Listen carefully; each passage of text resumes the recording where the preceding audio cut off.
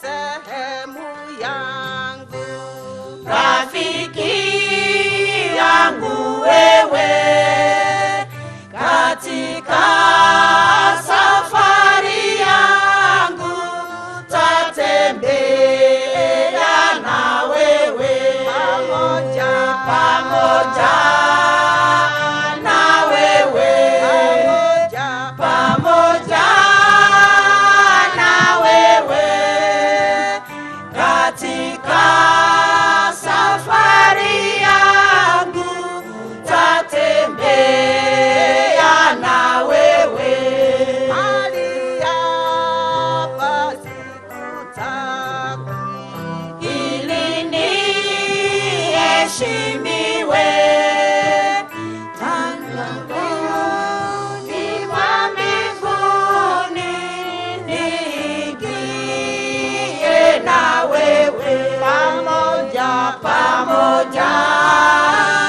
na wewe, pamoja na wewe, katika safari yangu tatembea na wewe.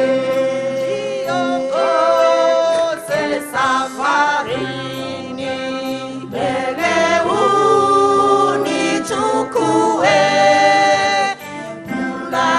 mlangoni mwa mbinguni niingie na wewe, pamoja na wewe, pamoja na wewe, mlangoni mwa mbinguni niingie na wewe. jiongoze Safarini mbele unichukue, mlangoni mwa mbinguni niingie na wewe, pamoja na wewe, pamoja na wewe, mlangoni mwa mbinguni niingie na wewe. nakutumaini sina, Ila damu yake Yesu, sina wema wa kutosha dhambi zangu kuziosha. nakutumaini sina, Ila damu yake Yesu, sina wema wa kutosha dhambi zangu kuziosha. kwake Yesu nasimama, Ndiye mwamba ni salama, ndiye mwamba ni salama, ndiye mwamba ni salama. kwa njia yangu iwe ndefu, Yeye hunipa wokovu, mawimbi yakinipinga, nguvu zake ndizo nanga. Kwake Yesu nasimama, ndiye mwamba ni salama, ndiye mwamba ni salama, ndiye mwamba ni salama. Damu yake na sadaka nategemea daima, yote chini ya kisha Mwokozi atanitosha.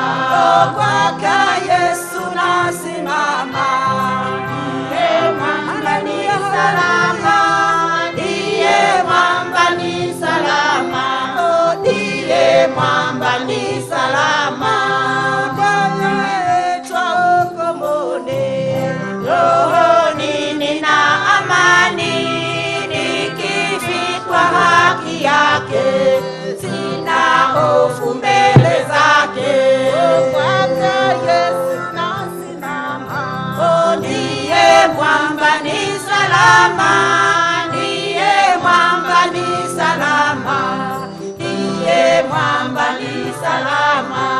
Asante sana kwaya, asante sana, asante sana. Kwa hivi sasa namkaribisha Bishop wetu wa siku ya leo. Karibu. The Lord be with you all. And also with you. We are gathered here as people of God to acknowledge that God is the author of life. He is our source, sustainer, and destiny. We are gathered here also to celebrate the life of the servant of God, Honorable Joe Nyaga. We are gathered here to learn from the Word of God, to pray. We will do the first part of the service. Then we have a time to share tribute and speeches. And thereafter, we will proceed to the graveside. Let us pray. Almighty God, indeed, you are our source, sustainer, and destiny. We thank you, God, for the gift of Joe, who has lived with us those many years. When he was an infant, he grew. You have walked with him, even serving the church, the communities, the nation of the Republic of Kenya, and in many other places. Yes, we are gathered here with sadness, but also thanking you for how he has been a gift to us and to the humanity at large. Guide us in this service, that at the end of it, we shall continue acknowledging you to be the Lord and Savior of the world. In the name of God, the Father, the Son, and the Holy Spirit, amen. Please be seated.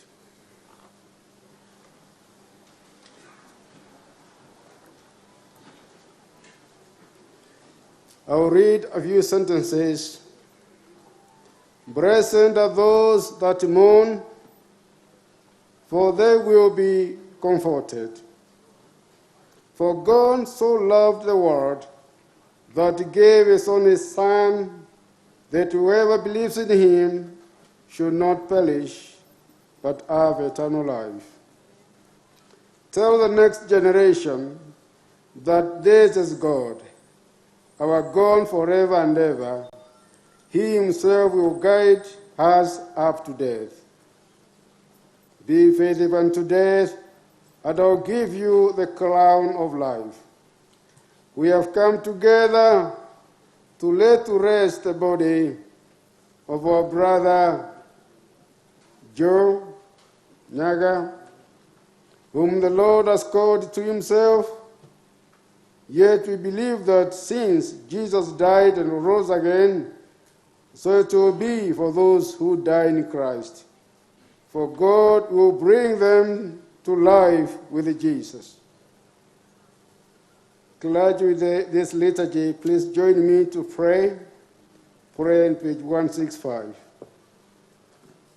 Heavenly Father, in your Son, Jesus Christ, you have given us a true faith and sure hope. Strengthen this faith and this hope in us all our days, that we may live as those who believe in the communion of saints, the forgiveness of sins, and the resurrection of eternal life. Amen. Members, there is a song that we are going to join, and I'm sure the Master of Ceremony will introduce it. It is Mondoireri, which will do just 3 stanzas. One stanza, you sing it, those who know it. Let us do only 2 stanzas. One is singing, the other one is whistling. And the reason for whistling, Master of Ceremony, you can explain to the congregation. Please start. You're going to be led in that song, just 1 stanza in singing, the other stanza is whistling.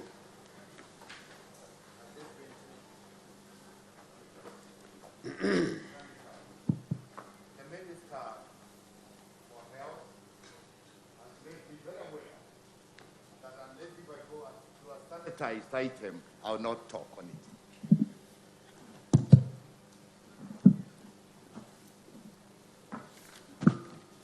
it. Thank you very much indeed.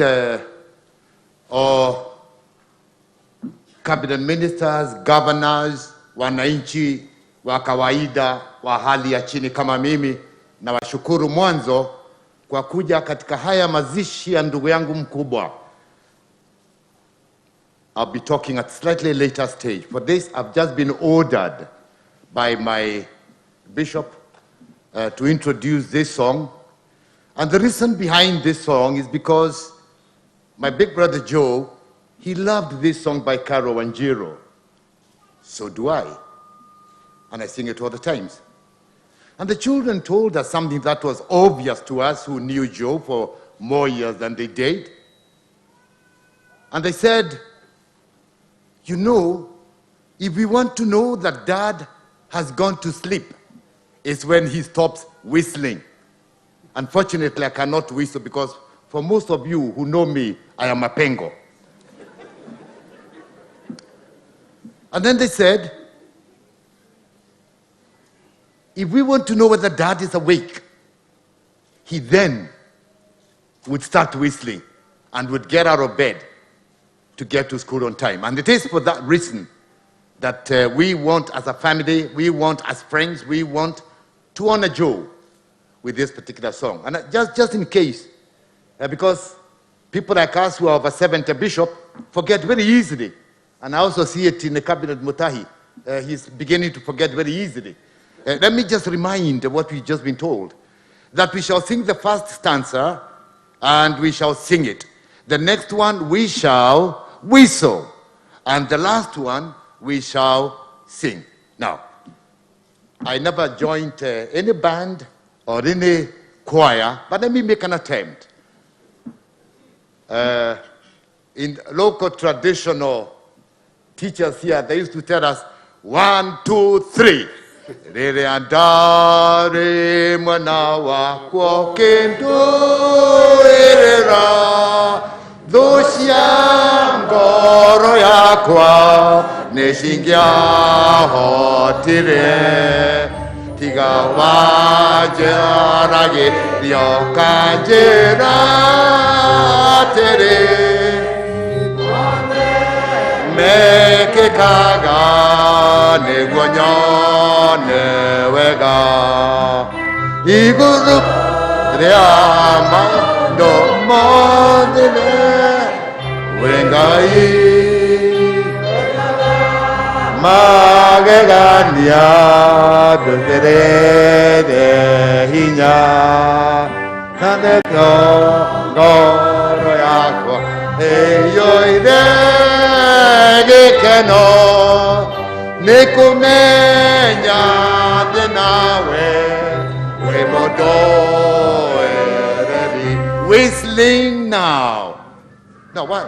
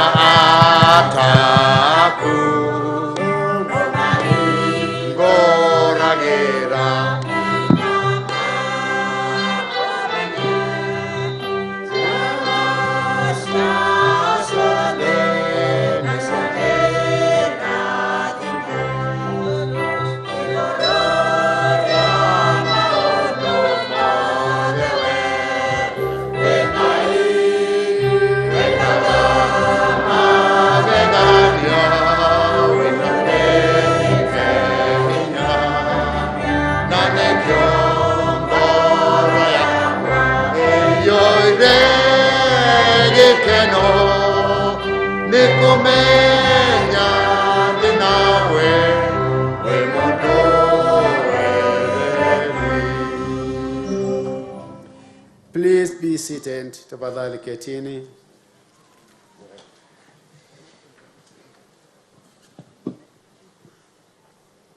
We are reading the litany. Ecclesiastes chapter 3, verse 2 to 8. Ecclesiastes chapter 3, verse 2 to 8. For everything there is a season, and a time for every matter under heaven, a time to be born, and a time to die, a time to plant, and a time to pluck, a time to weep, and a time to laugh, a time to mourn, and a time to dance, a time to cast away stones, and a time to gather them, a time to embrace, and a time to refrain from embracing, a time to seek, and a time to lose, a time to keep, and a time to cast away, a time to read, and a time to seal, a time to keep silent, and a time to speak. God bless you. We remain standing for the Psalms.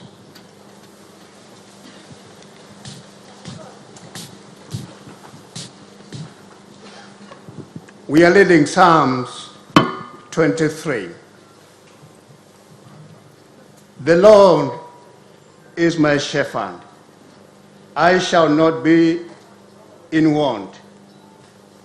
He makes me lie down in green pastures. He leads me beside still waters. He restores my soul. He leads me in paths of righteousness for his name's sake. Even though I walk through the valley of the shadow of death, I will fear no evil, for you are with me. Your rod and your staff, they comfort me. You prepare a table before me in the presence of my enemies. You anoint my hand with oil. My cup overflows. Surely goodness and mercy shall follow me all the days of my life, and I shall dwell. Please be seated. Tafadhali ketini. As we prepare to usher the person who is going to guide us in reading the eulogy, get our choir, Ngenge choir, to sing Musafiri. Please sing Musafiri for us. As the person reading the eulogy, Mr. Bill, prepares.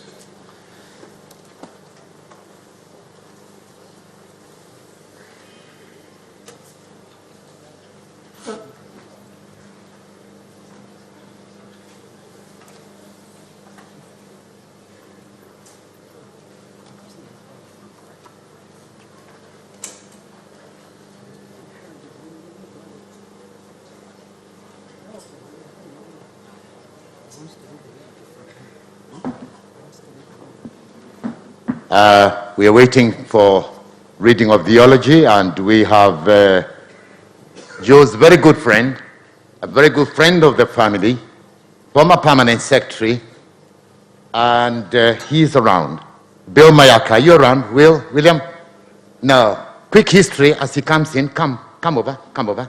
Quick history. When we were arresting my father at that place where we are going to arrest Joe, keep on coming.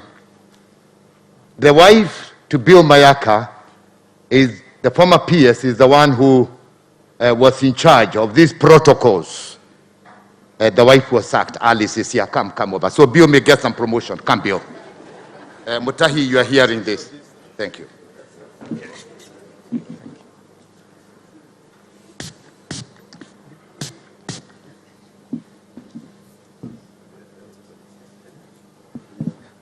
Stand up, social distance.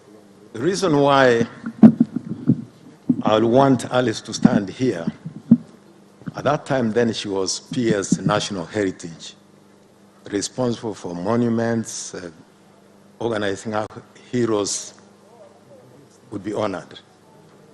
And of April 2008, I feel sad that we are back on another 19th, but this time a different year and a different month. Alice, you can sit. You did your bit at that time, and we recognize it. Thank you. Well, I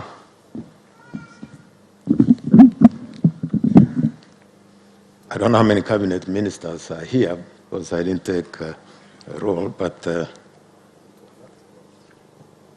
okay. Let me say this.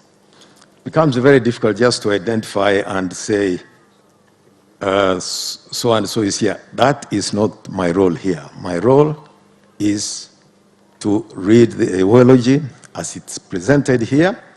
And please, I ask you one thing. Don't endeavor to follow what is in print. What I'm going to read to you here is something done by Joe Nyaga, my friend, himself. And I think this is the way he wanted it, and this is the way I'm going to do it. Those who knew Joe well knew how meticulous he was in planning his life. So much so that he had to have a say at his own funeral, which we are attending here today. Therefore, allow me to start by reading his own words, what he wanted to say to his family, friends, and beloved country. Now, most of what I'm going to present here will be coming from his memoirs. He had actually completed his memoirs, and it's in the print. And we hope that the memoirs will be launched sometime this year, preferably in August, because he even gave me a date of 6th of August. To my family, in my last days, I had a lot of time to reflect.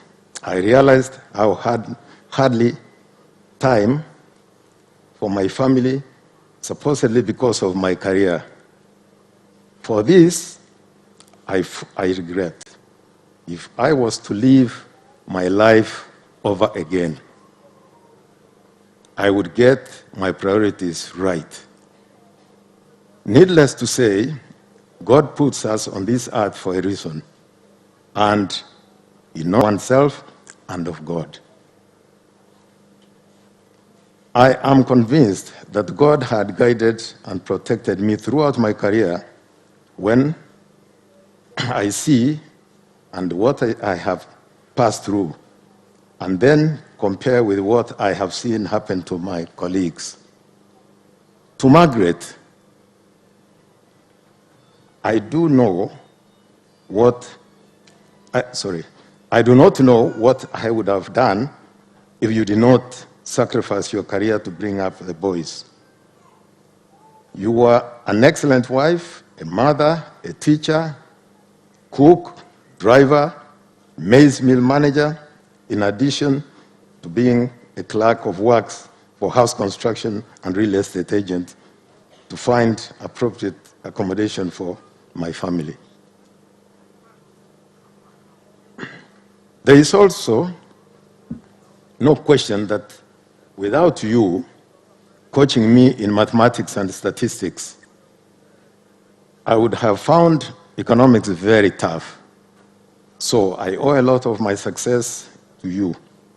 In addition to bringing up our family, as I was too busy in my work, you had a full life of your own, involved in setting up, marking of Form 4 exams at the examination, were head of mathematics division at the Kenyan National Examination Council, and also continued to work at the Red Cross volunteer at the Nairobi Hospital.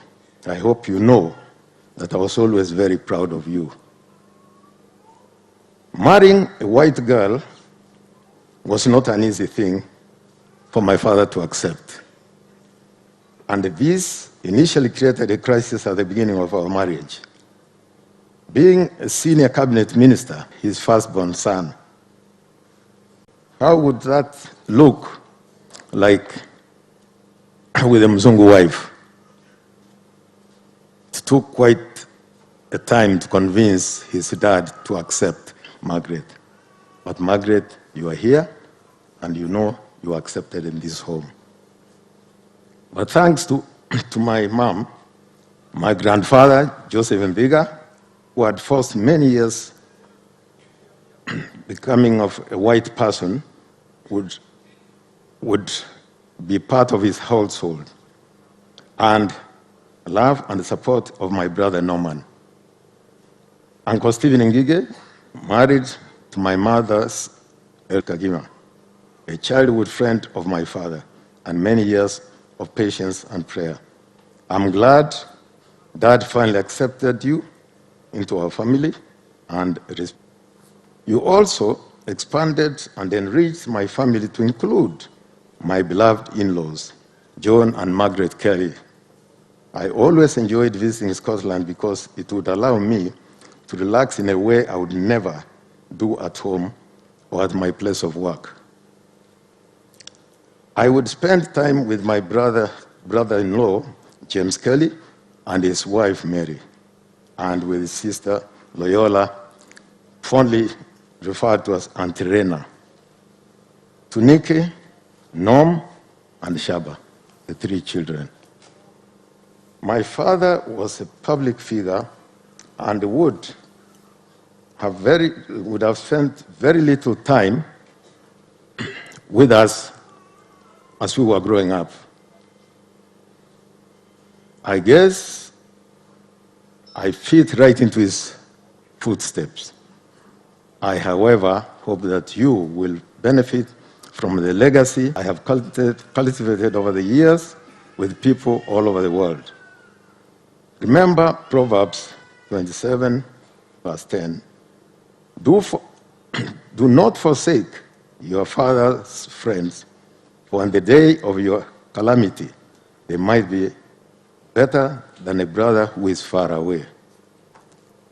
Remember, I also greatly benefited from Guka's political network when I decided to enter politics, as from a very early age. I participated in all my father's campaigns except for the one when I was away in the United States. I'm blessed to also have had Nick and Norm by my side during my campaigns. Nikki, I never forget how you took 3 months leave from your job to be with me on my campaign trail. Norm, although your aviation career made it difficult for you to be present, I always appreciated your love and support, and I thank you both.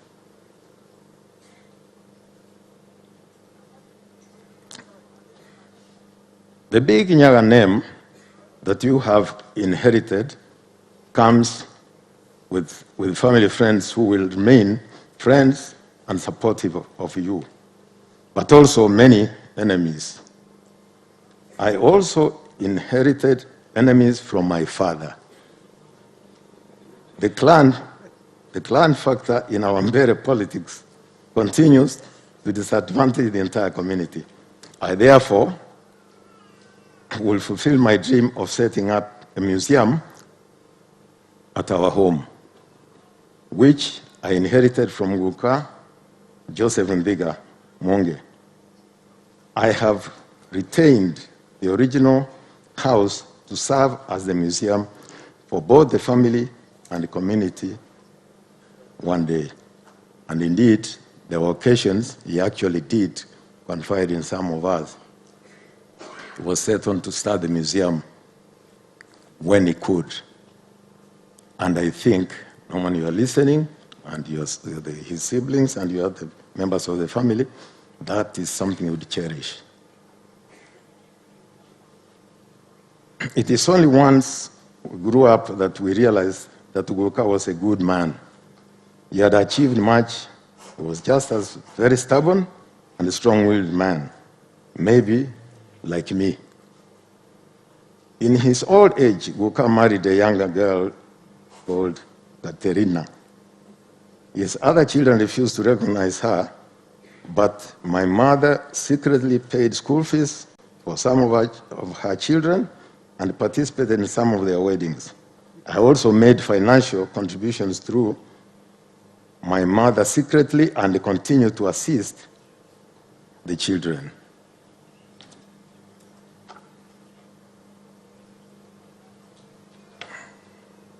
Norm, it is a shame we both didn't fulfill our armed forces dream. And I think this will be spelled more elaborately in his memoirs, why he had this ambition of going to the armed forces. I'd wanted to live vicariously through you, Mwaniki. It is not now time for you to join politics. As my eldest son and the eldest grandchild of JJ, I think you should think about the career. Our father used to write letters to our mother often, and we loved hearing his news. While at Alliance, we regularly communicated with Dad through letters, even though he was just around the corner in Nairobi, and I lived in the US. When I lived in the US, he wrote numerous letters in Kikuyu. I still have many of these letters that I received, which should be added to the museum.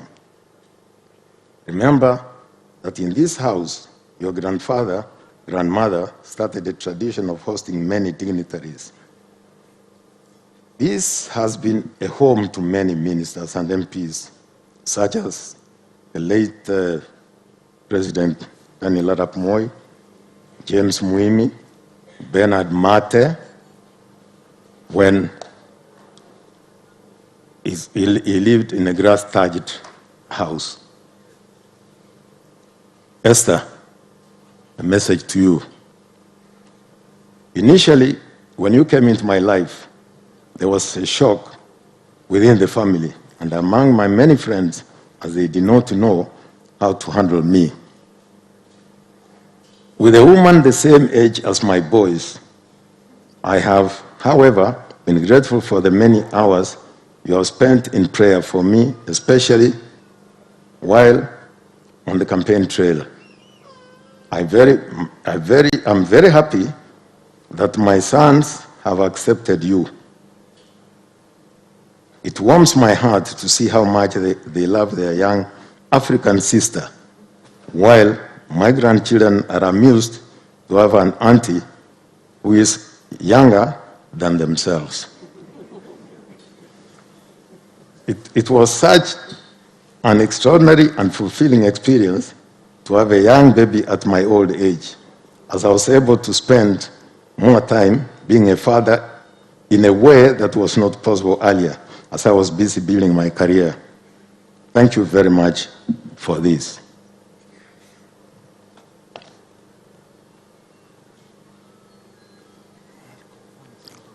My sister Mary Mbiro,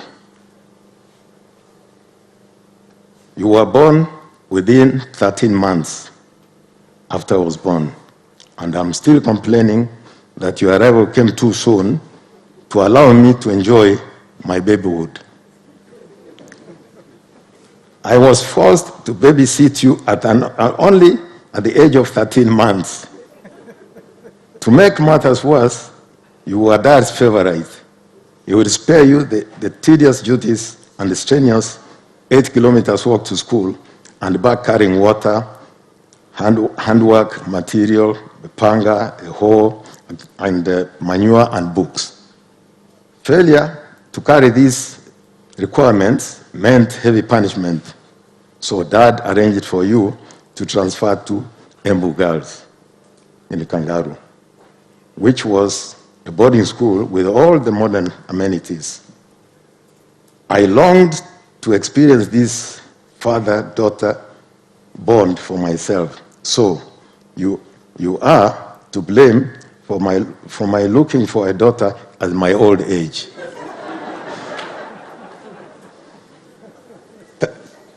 Thank you also for giving me a long life friend. You always had many friends, and several of them, especially Sally Koske, with whom you shared a desk in Form 1. Betty Mwangi Gikonyo,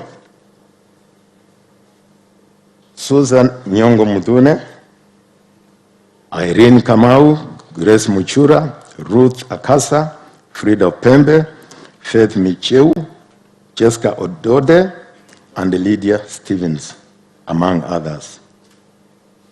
Norman Munene Gadakari Kingangi Nyaga, with all those names. I fondly remember how, during the swearing in of new MPs in Parliament, you were known to have most names. We were not the only ones with the siblings in Parliament, but we were most certainly the only ones who were in opposite camps. Although you are 3 years younger than me, you were always the brother ready to fight to protect us when we were younger. This quality of bravery is what, in your political life later, became the best known. For the younger natives who did not have this history, were confused as to how two brothers would be in opposite camps on such a critical matter. Our political thinking is often not similar, but it does not mean that we are not good friends.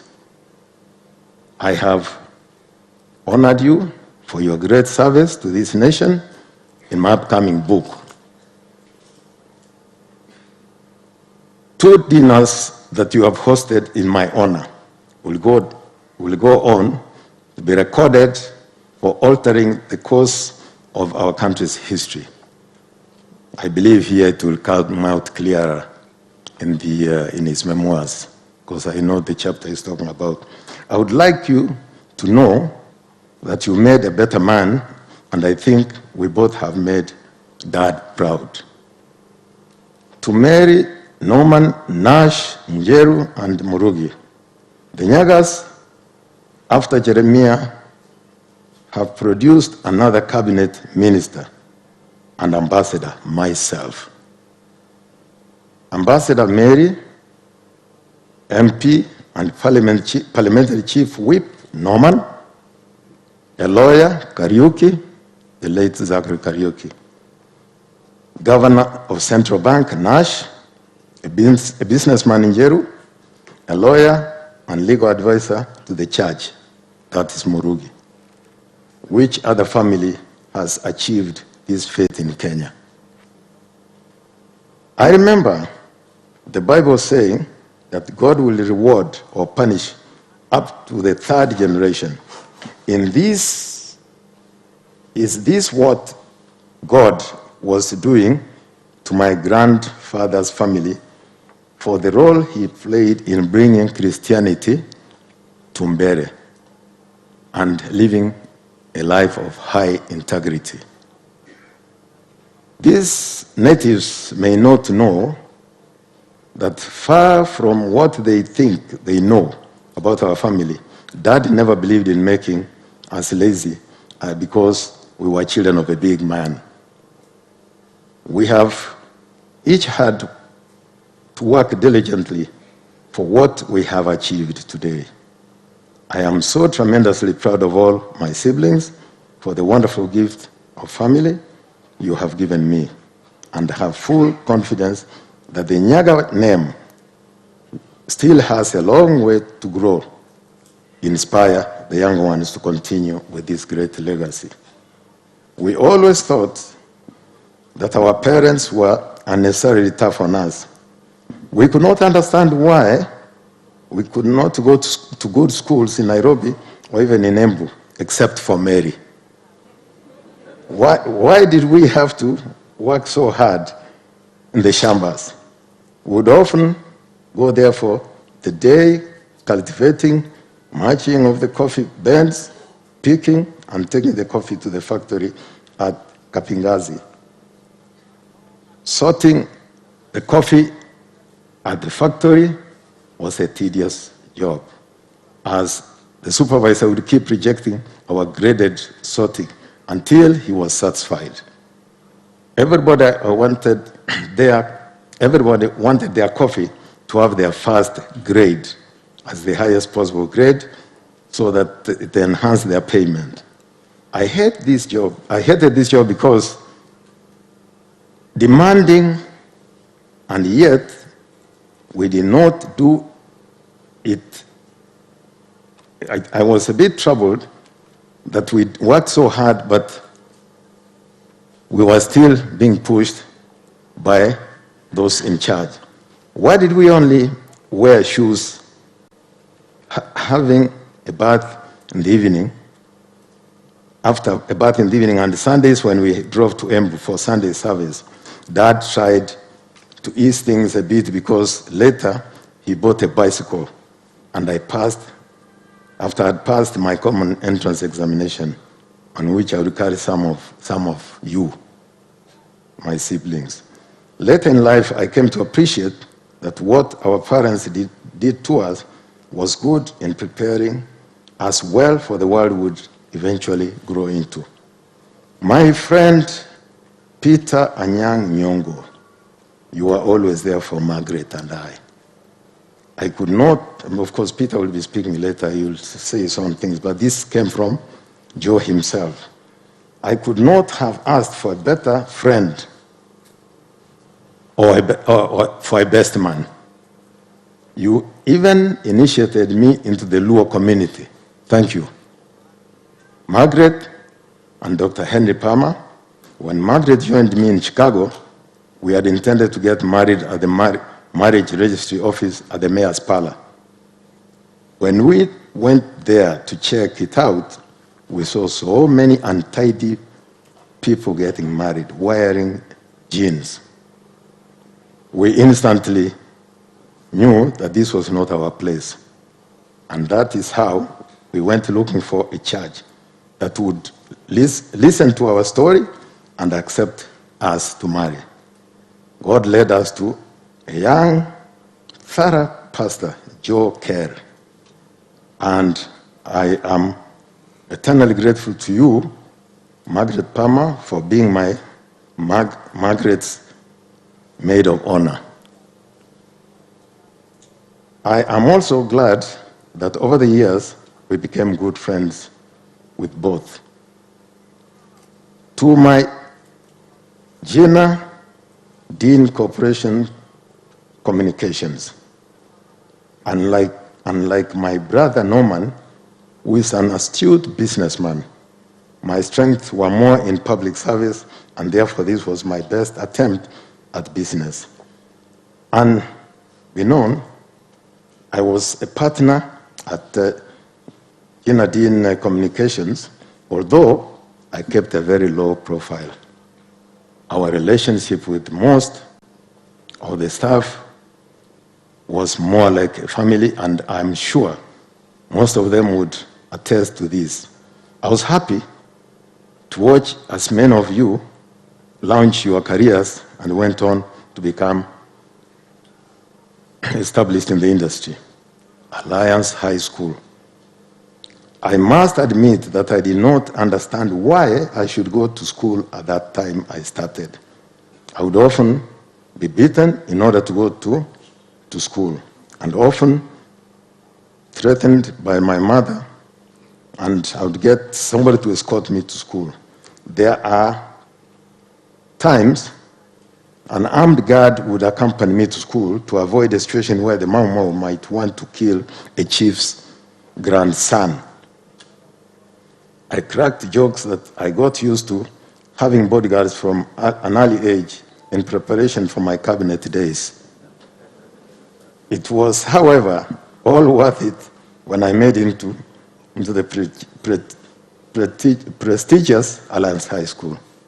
What I liked about my time at Alliance was that the school had a very strong Christian background. This has helped many of us who have passed through the school during close to 100 years. Secondly, we were some of the brightest brains in the country, as it took the best performers from various districts.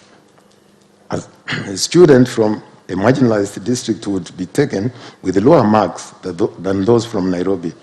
The argument was that had the boy been in Nairobi type of environment, he would have done better, and therefore, given a chance, he would quickly catch up. Thirdly, we were all equal. Most of us came from similar schools in the rural areas with limited facilities. There were so many important Africans before independence, as we were marginalized by the Europeans and Indians. The most senior Africans had been teachers, pastors, district officers until now. Those of us whose fathers just now begin to become big people never felt as being any different from others. We had come from very similar backgrounds in the village. Among us were children of B.A. Ohanga, Kireini, Duncan Ndegwa, Ngaire, Ngala, Sabwa, Ombaka, just to name a few. We never felt superior in any way, and the other children never threatened us differently. That is the alliance I remember. Now, dear Kenyans, I have had a dream of becoming president of Kenya since I joined politics in 1987. As a student of both political science and history, I have always known that anyone who goes into politics and goes as far as I have done should have these dreams. These dreams are not mere dreams, because my own father dreamed of being the vice president of this country after the death of Mzee Jomo Kenyatta in 1978. However, for other reasons he did not want to explain, he did not make it. The fact that he had courage to do it in those days when political space was very limited clearly shows that he was a brave man and a dreamer. I have been blessed with many dear friends who have helped me on my spiritual journey. I wish to single out such distinguished men as ACK Bishop Eliud Wabkola, who I worked closely with while he was Bishop of ACK Bungoma Diocese, and then as chairman of NCCK, and later as our Archbishop of Kenya. I have preached, worshipped, and fundraised in his cathedral at Bungoma a few times. Life has taught me over the years that even as I live a Christian religious life, there is much more to life that we can learn from people who don't share our faith, and that can make us better people. I have therefore strived to strike a balance between being spiritual and being religious. Sometimes a very difficult concept to put in words. I am aware that many people did not understand me on this.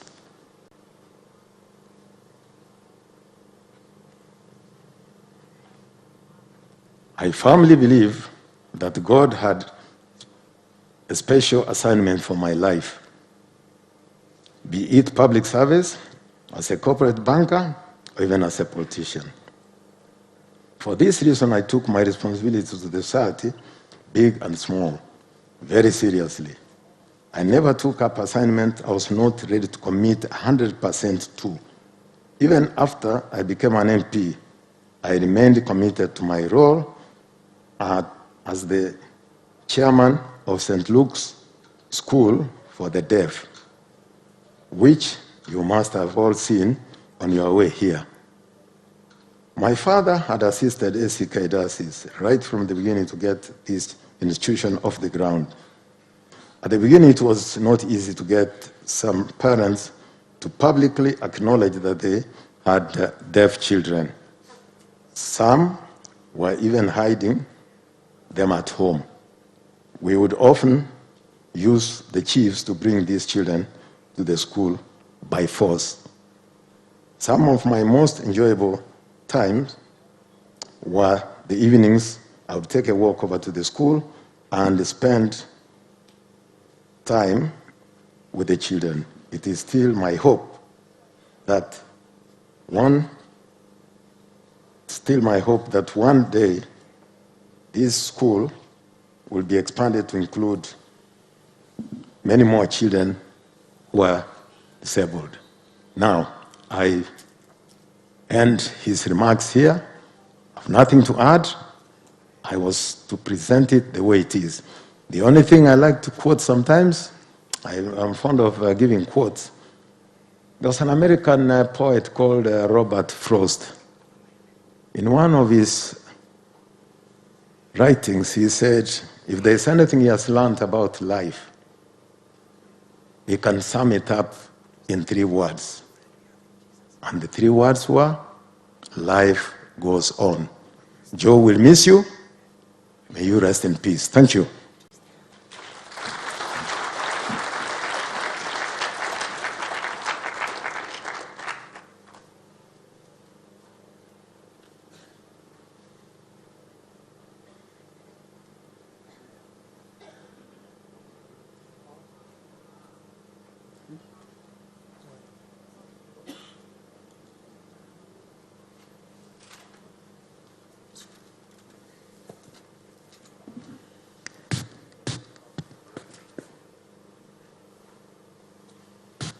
After the presentation given by Genge Choir,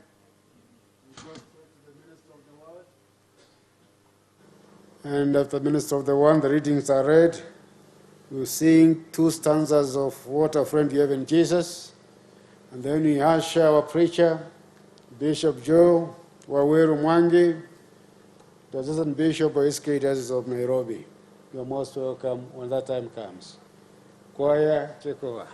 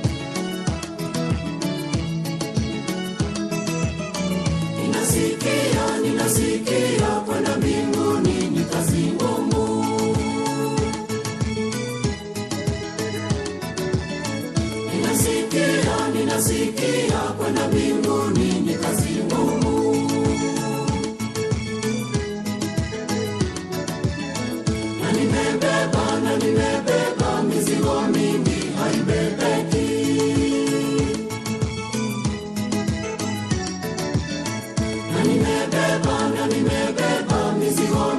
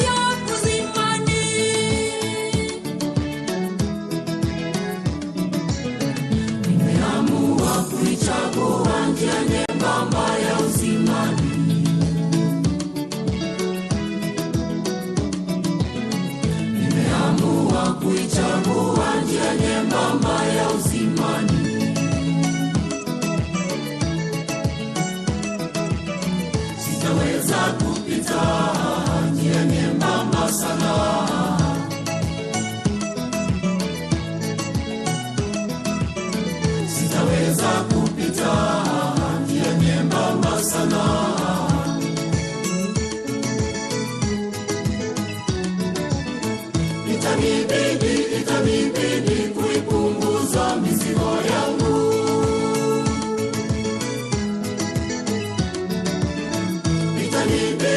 Itanibidi kuipunguza mizigo yangu.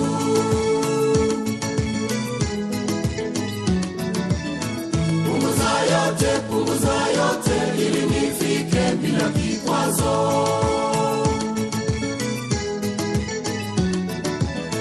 Punguza yote ili nifike bila kikwazo.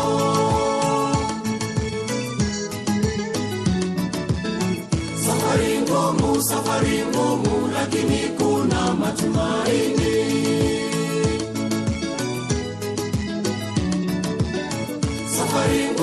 Safari ngumu lakini kuna matumaini.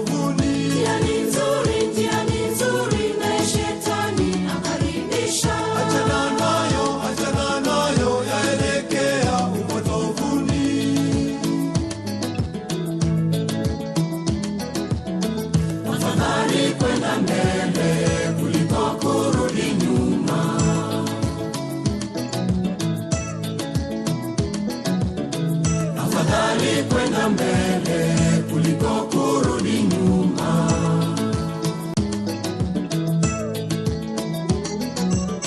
Ninaona mji mpya, Yesu atukaribisha.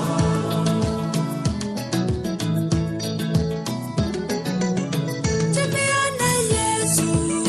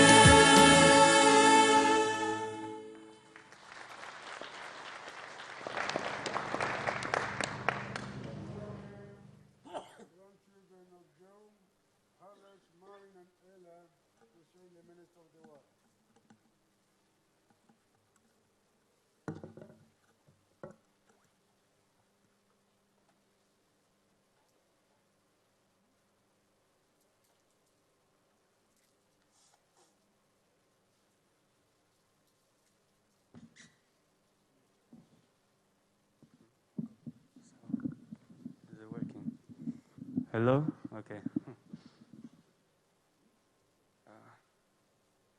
So I'm going to be reading Deuteronomy 34, lines 1 to 10, the death of Moses. Then Moses climbed Mount Nebo from the plains of Moab to the top of Pisgah, across from Jericho. There the Lord showed him the whole land, from Gilead to Dan, all of Naphtali, the territory of Ephraim and Manasseh, all the land of Judah as far as the Mediterranean Sea, the Negev and the whole region from the valley of Jericho, the city of palms, as far as Zoar. Then the Lord said to him, "This is the land I promised on oath to Abraham, Isaac, and Jacob, when I said, I will give it to your descendants.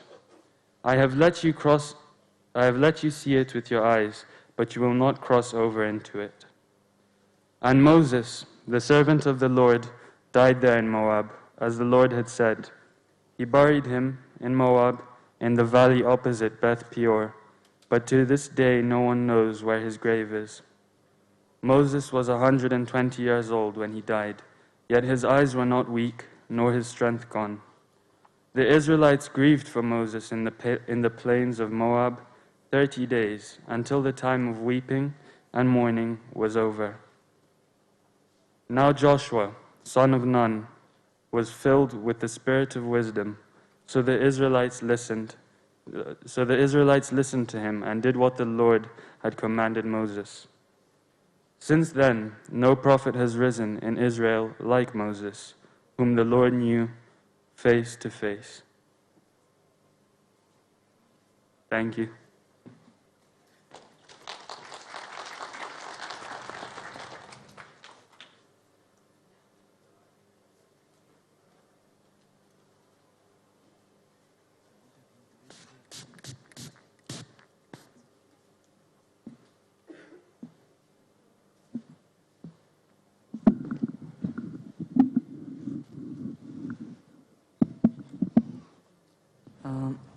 I'm going to be reading Acts 13, verse 36 from the Bible. Much shorter. Now, when David had served God's purpose in his own generation, he fell asleep. He was buried with his ancestors, and his body decayed. Thank you.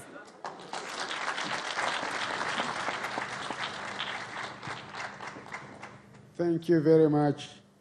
Shall we rise and sing 3 stanzas of What a Friend We Have in Jesus? Please, tafadhali tusimame. In our programs, it is at the back end of our program. You'll find it. What a Friend We Have in Jesus. Iko kwa program. Check in your program.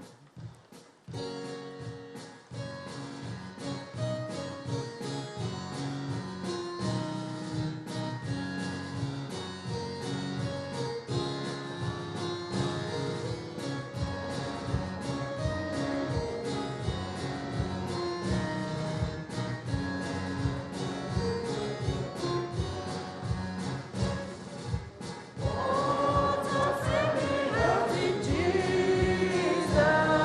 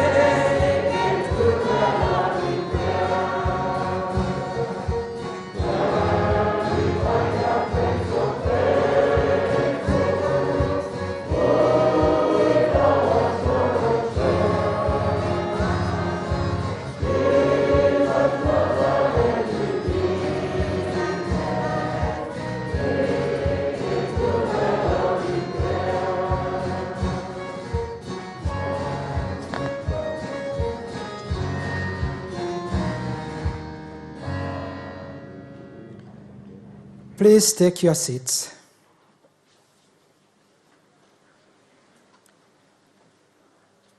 Let us pray.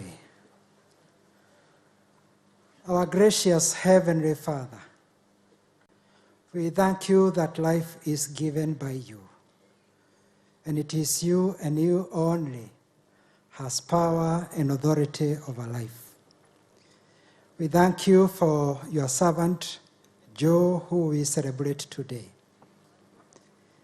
And as we reflect on your word, thinking about our lives and also thinking about his life, we pray that you speak to us in a way we are able to comprehend what is your will and what is your plan for our lives, and help us to walk in it. Use me for your glory, for your honor. And this prayer I make in the name of God the Father, God the Son, God the Holy Spirit. Amen.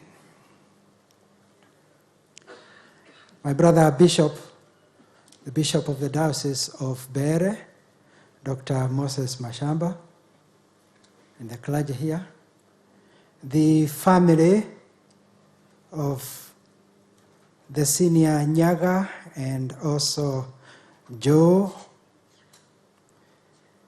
the Speaker of the House of Parliament, of the National Parliament, the Governor, Cabinet secretaries who are here, and as Kenyans say, all protocols observed. Good afternoon. My name is Bishop Waweru. I'm the Bishop of the Anglican Church, Diocese of Nairobi. I take this opportunity, my brother Bishop, to say thank you for giving me the honor to come and speak to this congregation. The church became devolved and also organized probably before the government, and therefore in the Anglican Church a bishop cannot go to someone else's diocese without the authority of that bishop, and more so to speak. And therefore, for allowing me to speak, I want to say thank you. I also want to say a big thank you to the family of Joe Nyaga for giving me this honor to speak. And I will mention the reason why. I want to bring condolences from His Grace, the Archbishop of Kenya, the Most Reverend Dr. Jackson Ole Sapit. He had desired to be here and to be with his family. He knows them. And immediately Joe rested, I informed him, and the wish of the family to be with them, but he had another commitment which he could not quite avoid, and therefore he requested me to bring his condolences, which I already did to Dr. Norman. Please, family, accept the condolences of the Archbishop of Kenya. I also bring the condolences of the retired Archbishop, the Most Reverend Dr. Dr. Eliud Wabukala, who I also spoke to and spoke with. And he had initially planned that he would come and possibly speak as a friend to this family, because you even heard in the memoirs he was being mentioned. But somebody in the family died, and therefore he had to attend the funeral today, and he requested me to also bring his condolences. Please do accept his condolences. Many of you will know that the senior J. Mwaneki Nyaga was one of the earliest educationists. He taught my mother in Kahuhia during those 40s when he was teaching there. And as a staunch Anglican, he also became a leader in the Anglican Church. And so this family have been brought up in the Anglican Church. They are blessed that they have 3 bishops, if I could say so. Here in Bere, they have Bishop Masamba as their bishop. And occasionally, because of their connection with the St. Paul's Cathedral in Embu, they have Bishop Morethi as their bishop. And because many of them reside in Nairobi, including Norman, who is my neighbor where I live, They are also members of the Nairobi Diocese. And so last week on Thursday, I had just come from a funeral in Nanyuki together with my wife. We got home just after 7, some minutes to 8 o'clock in the night. And Dr. Norman, I think it was Murugi who tried to call me first. She tried to call me several times, but because of the network on the road, we were not able to talk. But when I got to the house, even before I had undone my shoes or even removed the jacket, Norman called me and he told me about Joe. What would you want me to do? I'm told that we need to stand and welcome, I think. Tusimame tumkaribishe Mheshimiwa Naibu wa Rais William Ruto. Asante.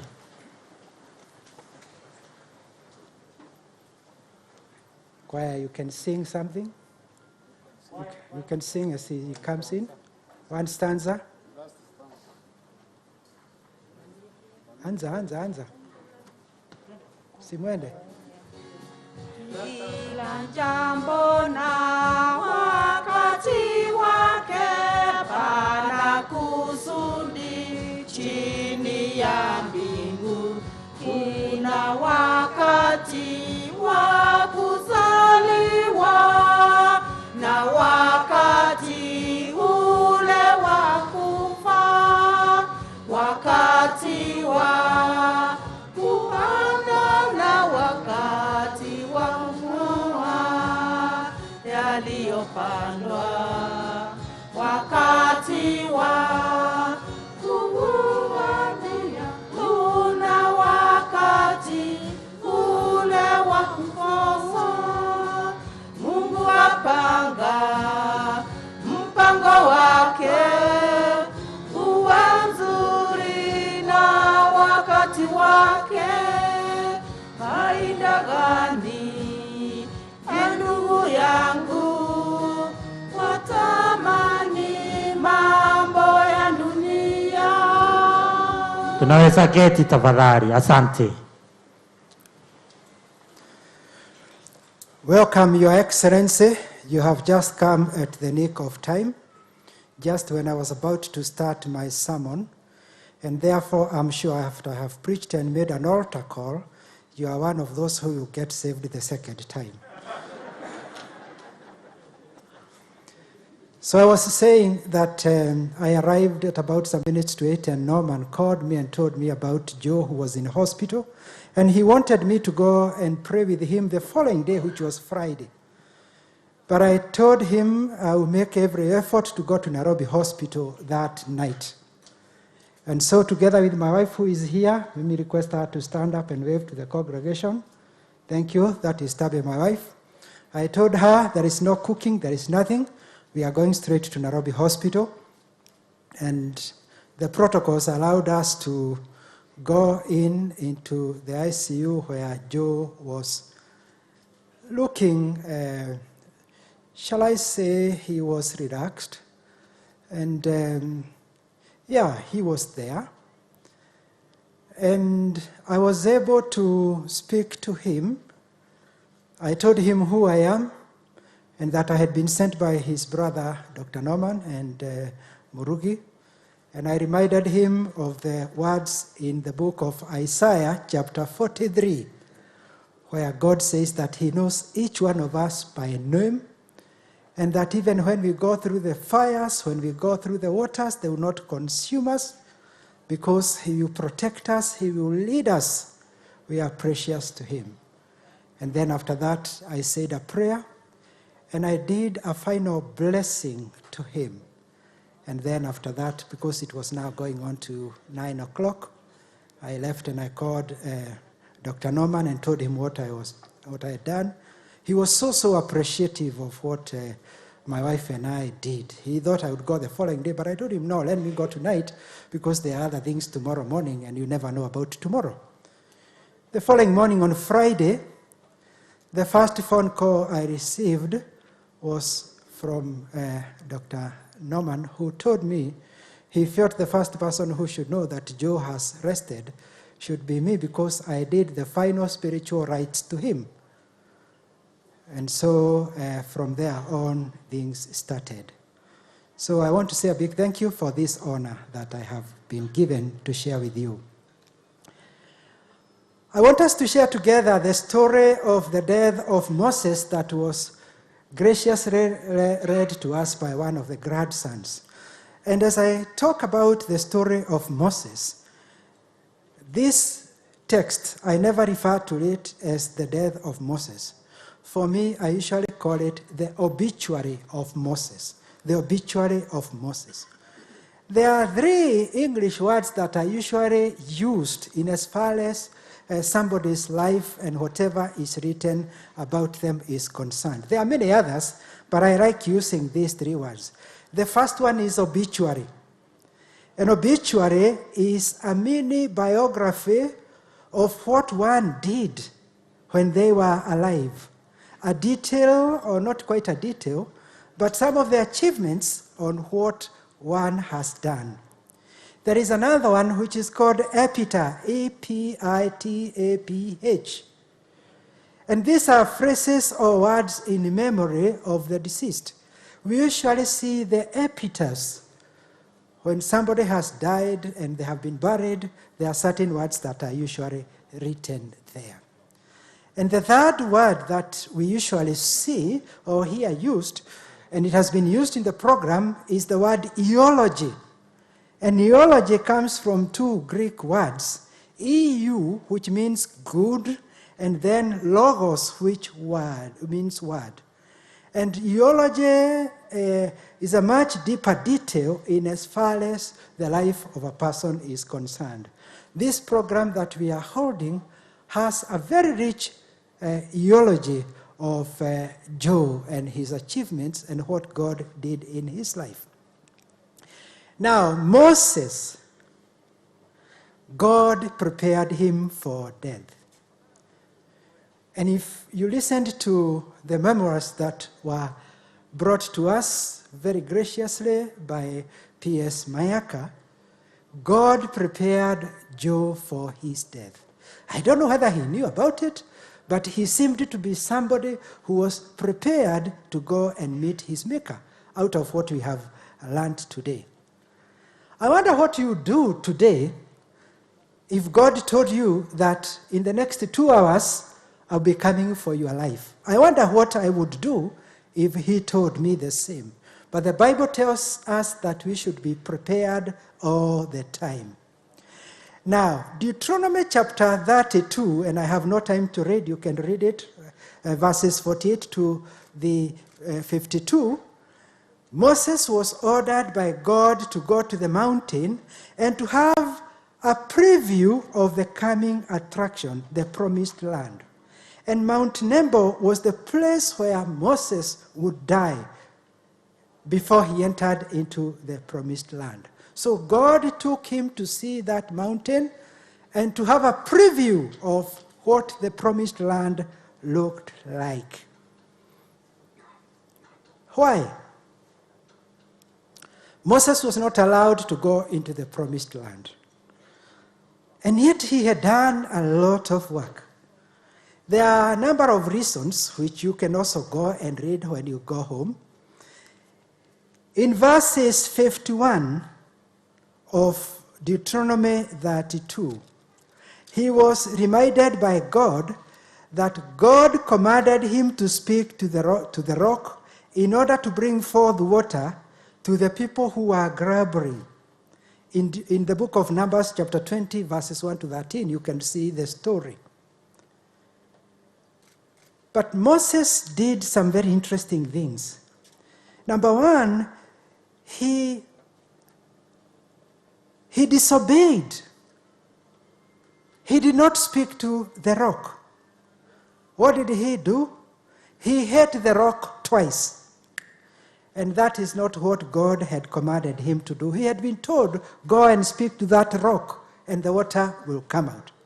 But in his anger, in his fury, he went and hit that rock twice. He also arrogantly, together with his brother Aaron, suggested that it is not the Lord who had brought them to the water, it is he and his brother who had brought them. This was out of anger. However, there was a time when Moses was meant to speak to the rock, to hit the rock, I beg your pardon. In Exodus chapter 17, verses 6, that was the time that Moses had been commanded by God to hit the rock. So what has the hitting of the rock and speaking to the rock to do with his not entering into the promised land? The first time in theology is because the speaking to the rock was to talk about the coming of the rock of ages, Jesus Christ, who was smitten on the rock, or on the cross. So the first time, the speaking of the rock was to talk about Jesus who was coming to die on the cross.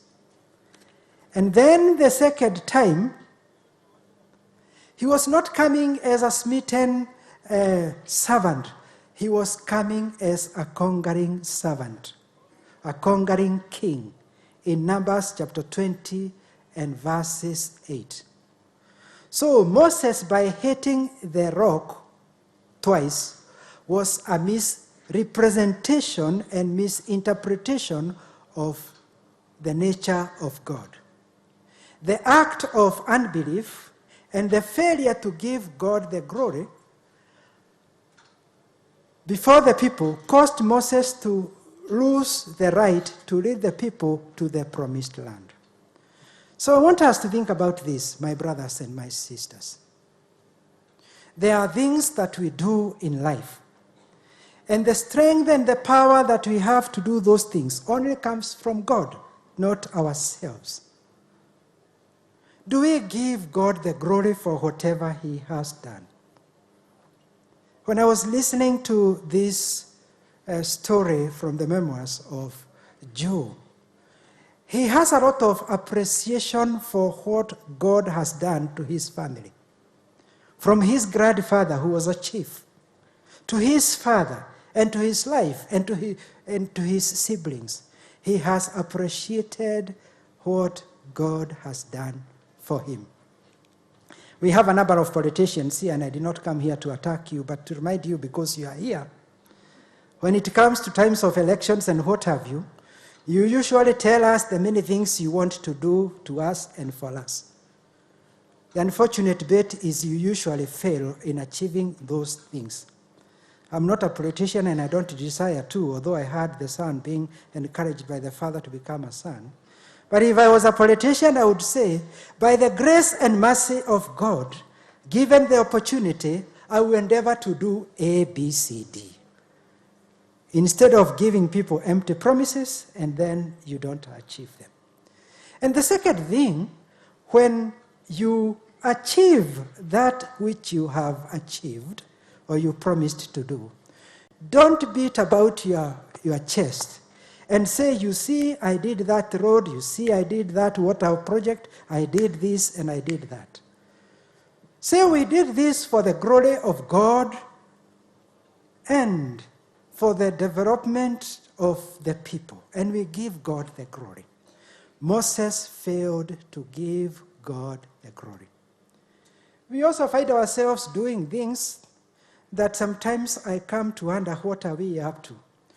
Occasionally, I see us even changing our Christian songs because we want to do a song that will praise this politician or that person.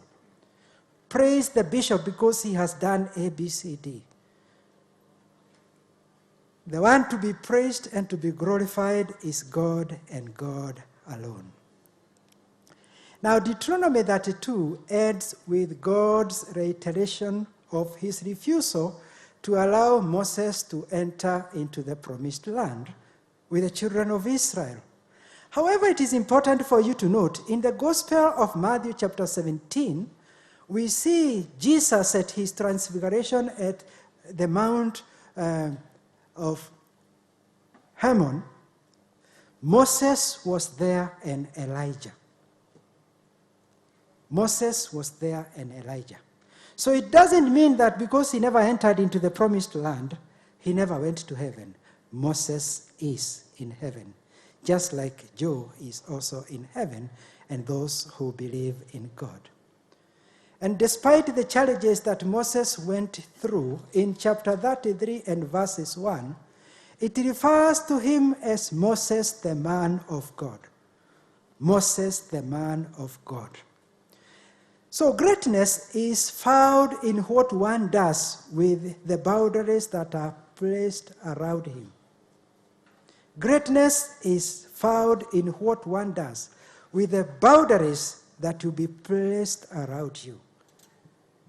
And once again, in the story of Mheshimiwa Joe, the boundaries that he has had, he has been able to use them from when he was a little boy, aged 13 months, to now when he is looking after a daughter who probably could be almost a granddaughter, and he is able to adjust and do things in life that are related to that. Moses never complained that inasmuch as he had done so much for 40 years, he would now not enter into the promised land. He didn't. What did he do? In chapter 33 that I have referred to, he blessed the people. He became a blessing to the people. I wonder how you would handle your situation, as I said earlier on, when you are told that you'll be leaving this universe. Maybe there are family members who have not treated you very well. Maybe there are friends and colleagues who have not treated you very well. The human nature is to condemn and to curse people and to say all manner of things about them. But for Moses, before he died, he blessed the people. The story we are hearing here about Joe is a story of blessing his family, from his siblings to those who are of his own blood, his own children, his family. He has recognized each one of you. To friends, to politicians, and the people of Bere, and the people of the nation of Kenya. He's not cursing anybody. He is actually blessing you.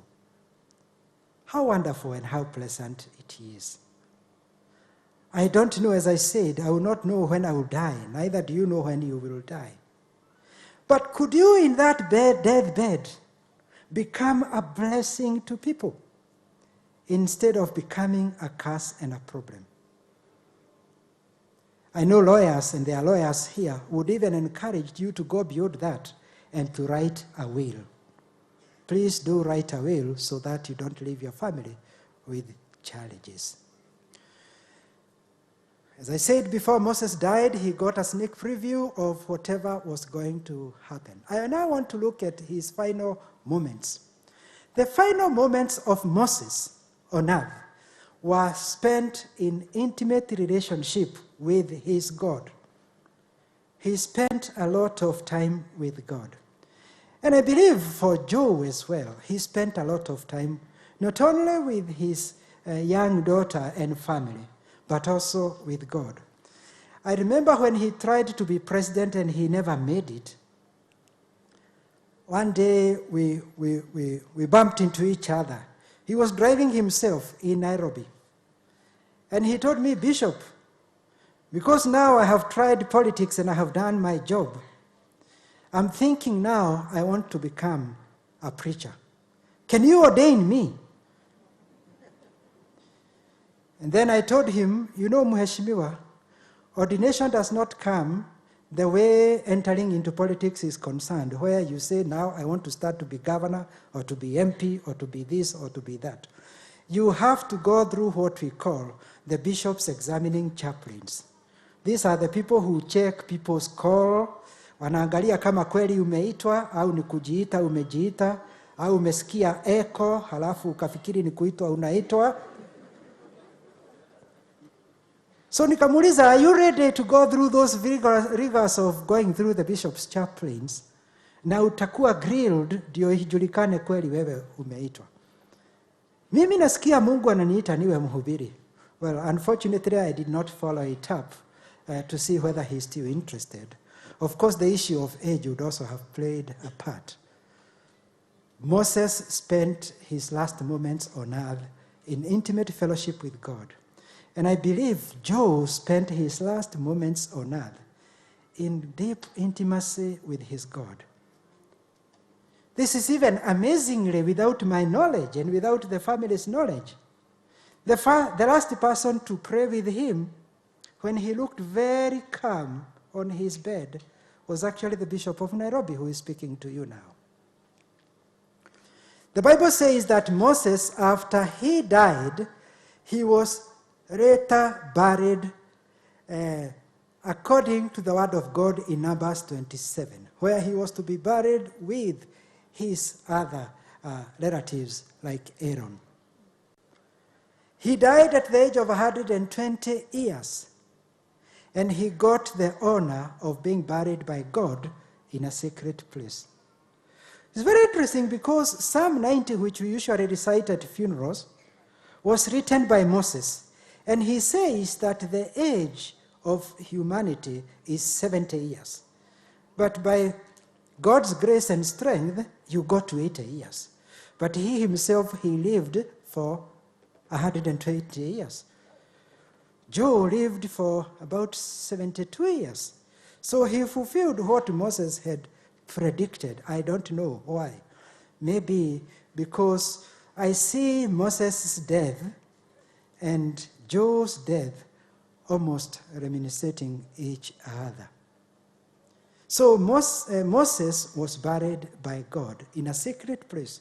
We read that nobody even today knows where his grave is. Why this? Why didn't God allow us to know where Moses is buried? Maybe because he prevented humanity to make his tomb a shrine, and instead of worshiping God, we start worshiping Moses.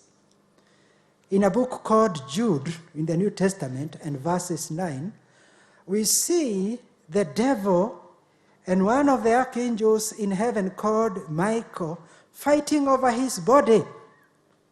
Because probably the devil really wanted a shrine to be built for Moses, and then Moses will be maybe in the next place of God.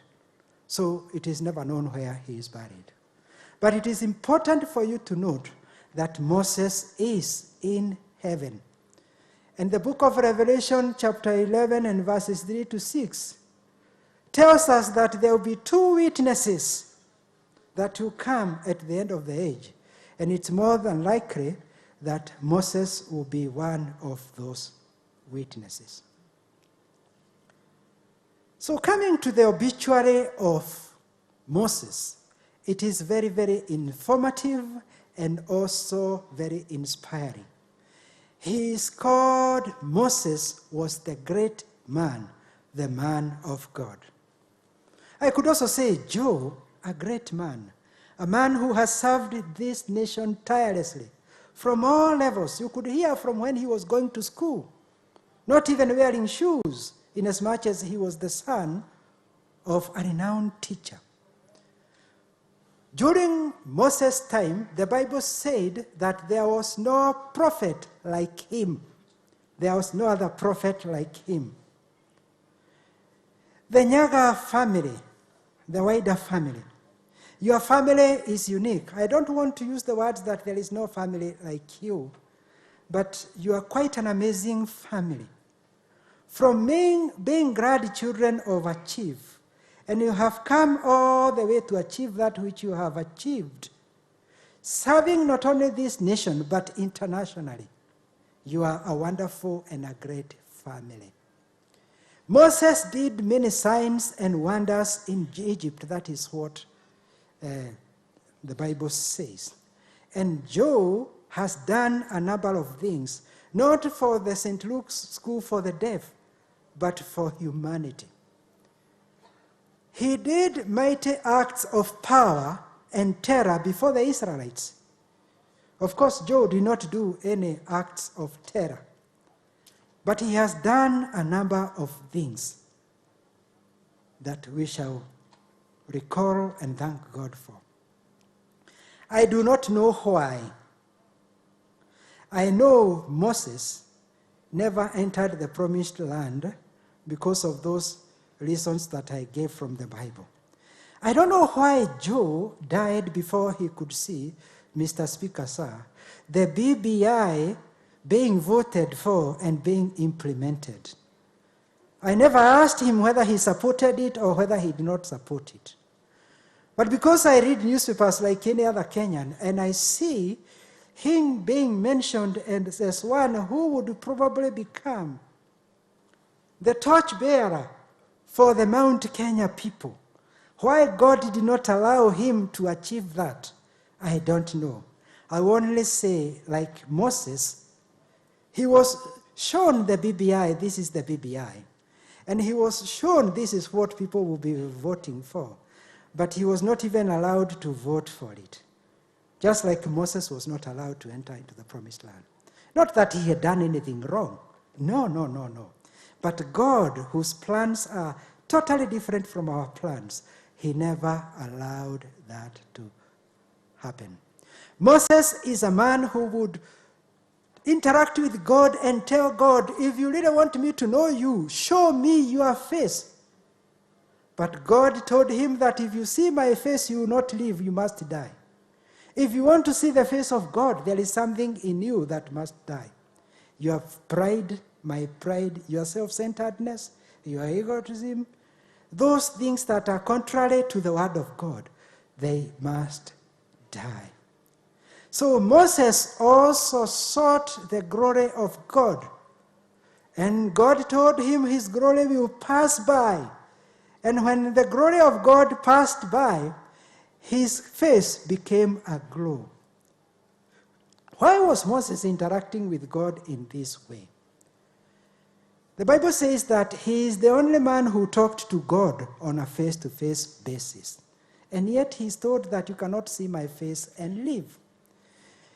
It is just like in modern days when you are using the modes of making phone calls today, other than the Zooms and whatever is going on.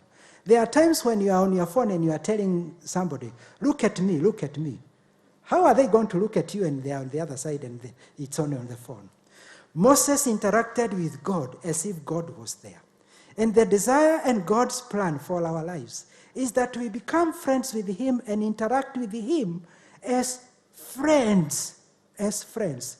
The relationship between us and God should be that relationship of friends. And I can see Joe, in as much as he has left us, the memoirs that were read to us, it's like he's interacting with us. He's interacting with his family. He's interacting with his friends. He's interacting with us as a church. And I believe that is how he interacted with his God. My friends, when you interact with God, do you interact with him as a friend or as a judge? When you make your prayer to God, do you make it to a friend or do you make it to the big brother who is out there? Because you and I, as it was said by one politician, upede usipede, we are all going to die. What will you want in your obituary? What will you want in your epitaph? Start putting its contents now. We shall be reflecting on them when you leave. I know you shall be reflecting on mine when I leave. In the name of God the Father, the Son, and the Holy Spirit. Amen.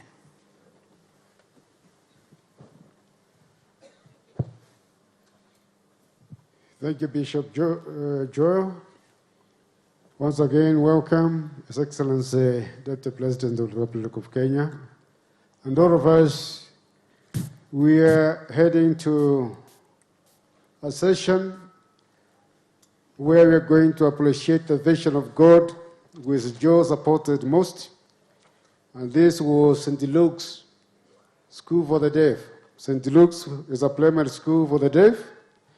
And I remember last Sunday I was in their church, and they challenged me. I was told, Bishop, Somebody gave us 100 chicken because we want to keep chicken for commerce and because we put up a structure for it. The same person asked them if they are able to put up a structure, he could provide 300 chickens. But they also told me they need a classroom. So our offertory today is dedicated. It's dedicated. The offertory we are giving, Sandaka Tunayotoa, is dedicated to St. Luke's Primary School for the Deaf, so that we can support them to keep chicken for commercial or for sustainability, as well as putting up a classroom. So we'll remain seated, and the choir will continue singing your numbers. And we have scouts, we have people who are ushering us, the scouts, who are going to correct what the Lord has will touch us to give. But I'll ask the Master of Ceremony also to announce the PBO in case one wants to use a PBO. Welcome. Asante sana Bishop. Kwa wale ambao wangetaka kutoa mchango wao kupitia paybill number ni lipa na M-Pesa paybill 7476485.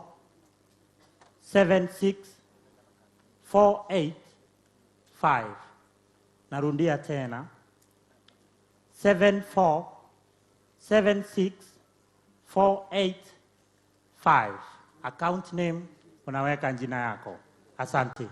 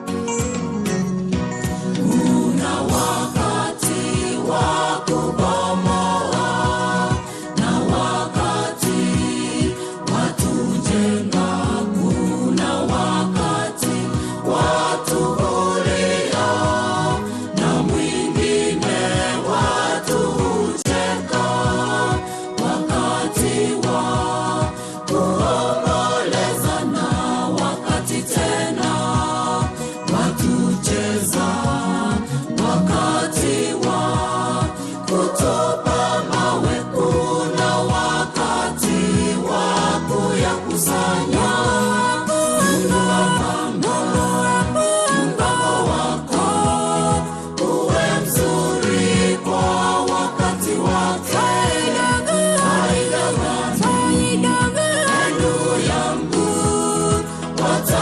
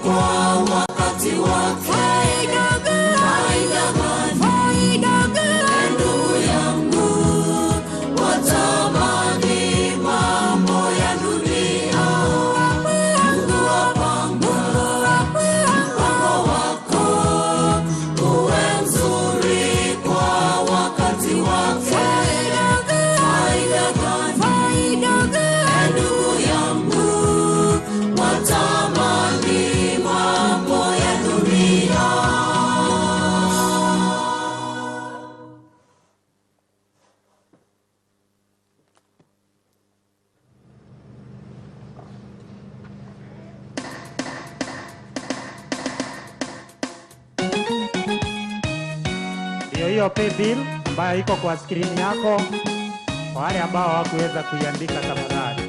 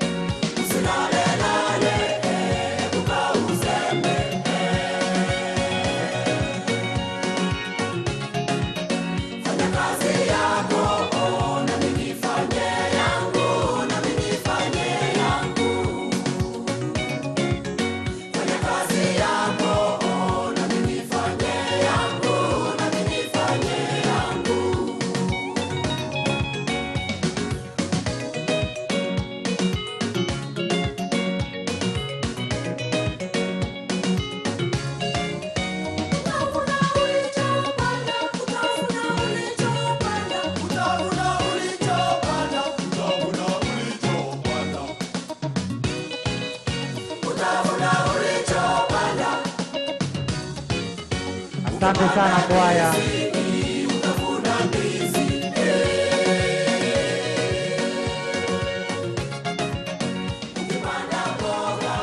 Asante sana kwaya. Asante.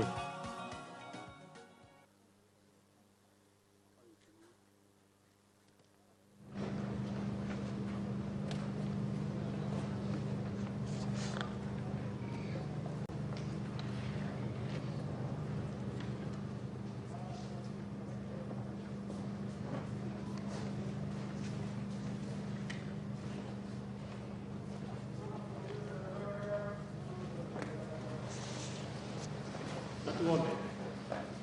Mwenyezi Mungu, tunakushukuru wakati huu kwa vile umetubariki na vitu vingi katika ulimwengu huu na katika maisha yetu ya kutusaidia katika maisha haya. Tunakushukuru kwa ajili ya hii sadaka ambayo tumetoa, ikiwa ni sehemu moja ya mengi ambayo umetubariki nayo.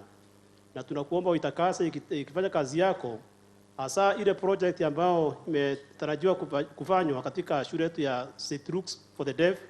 Mungu, tunakuomba hata hiyo kazi uibariki. Bariki sisi sote na utubariki hata katika zile kazi ambazo tunafanya. Katika jina la Yesu Kristo aliye Bwana Mwokozi wa maisha yetu. Amen. This while we are standing, we want to sing just two stanzas as we welcome the family of the late Nyaga, or the Nyagas, so that we can pray for them and bless them. After that, we proceed to the program of tribute speeches, and then thereafter we go to the graveside for burial. So, what a friend you have in Jesus. Again, what a friend you have in Jesus. First and second stanza as the family of Nyaga, as we come close here, we pray and bless you. Then after that, we go to tribute and speeches. What a friend we have in Jesus. Those with this program, which is at the back, but those who can watch the screen. What a friend we have in Jesus. Whoa.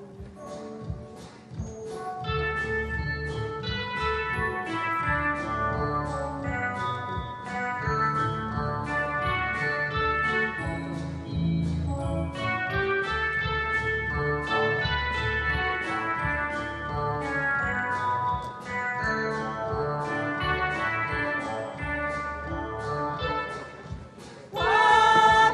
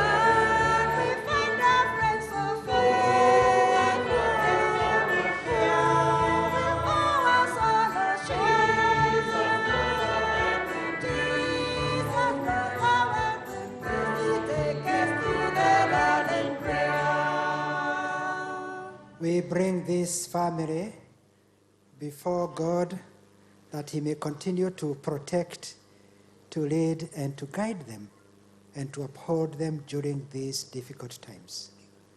Most gracious God, your wisdom is beyond our understanding. You created us and you gave us life. We bring this family of Joe before you, that you may deal with them graciously in their grief, so that they will be not overcome by the demise and the sorrow of their father, the husband, uncle, brother, and grandfather. We pray that the Holy Spirit of God, who is the Comforter, will minister to them, that they may not be overwhelmed this time, and that you will grant them that peace which surpasses all understanding, that they will be able to meet the days ahead. Almighty God, it is through the death of your Son, our Savior Jesus Christ on the cross, that your love overcame death for us. And it is through his burial and his resurrection from the dead that you restored us to eternal life. We thank you for the life of Joe.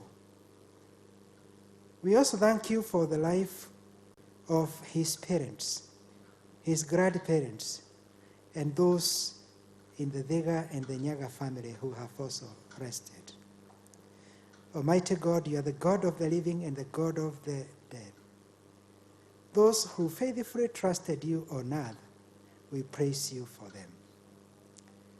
Father, we want to thank you for who this family have been to Joe, for Margaret and for Esther, and for us to see them holding hands together,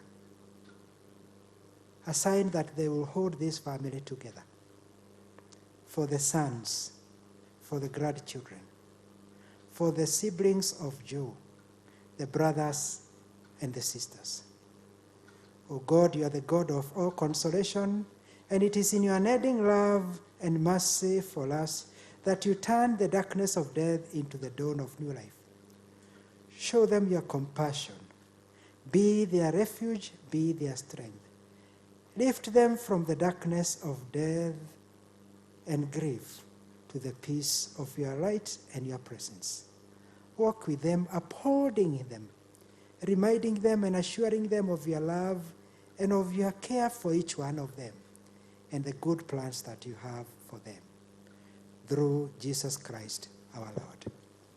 Amen. Shall we bless them, bless the family? I request you to stretch your right hand towards them as part of our blessings. And may the blessing of God the Father, Son, and the Holy Spirit be with you, and be with all the friends and the congregation at large from now and forevermore. Amen. Asante. Tunasema asante. Tunasema asante. Tunasema asante. Ewe Mungu. Please be seated. Tafadhali ketini. Asante sana Bishop. Tunaenda hiyo ni nyingine, na kwa hivi sasa nataka kumwalika Mheshimiwa Norman Nyaga akunje atuongoze. Nimetengeneza juice za concoction, sasa atupeleke hapo pengine, na nikienda kuketi taenda tunongonezane na Chief of Asra. Hii ndio aso yangu. Asante.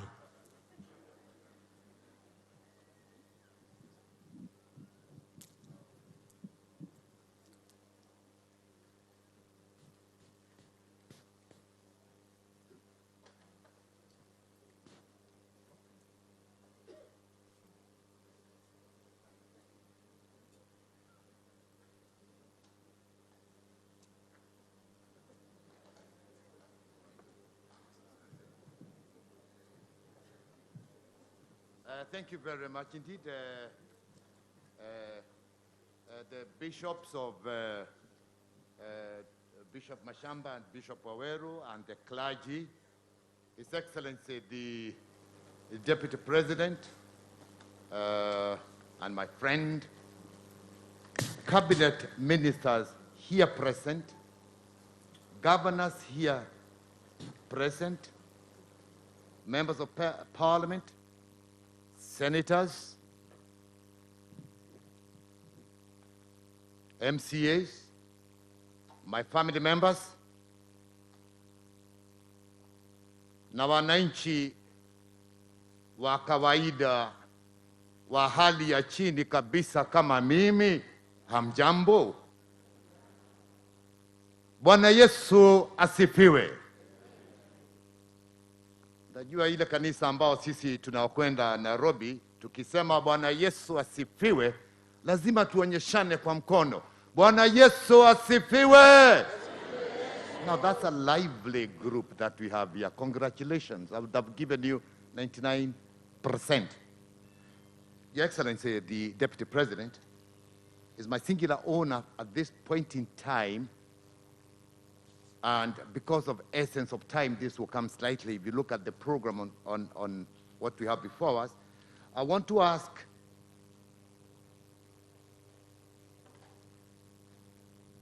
the firstborn of Joe Nyaga, the one who is named after Jeremiah Nyaga, my father. Keep on walking, keep on walking. If you look at him, the height is the same as the father. He's going to have a big stomach like the father very soon. He is going to build as he grows. Mwaniki, the floor is yours. Thank you very much, Uncle Norman. As my uncle has introduced me, my name is JJ Mwaniki Nyaga, firstborn son of the man most of you knew as Joe.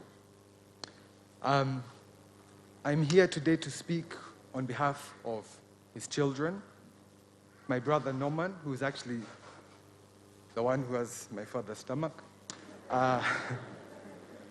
my sister Bathsheba. I can't see her in Kimberley, we call her Shemba. I don't know if she's here. As well as his grandchildren, my own children, Alex and Merlin, my daughter Ella, as well as Sakai, Sean, and Frahal, who all called him Buka. I'm also here speaking on behalf of a daughter who came to my father late in his life. Her name is Kirit. She was with me every step of the way through this journey, including to the end with my father. I will never forget the support she gave me. I'm 43 years old. I consider it a great blessing, the 43 years that I got to spend with my father. I could have happily have accepted a few more, or many more, but I also recognize I'm lucky. Others have 13, others have 23, others have 3. So I'm very grateful for the years I got to spend with my father,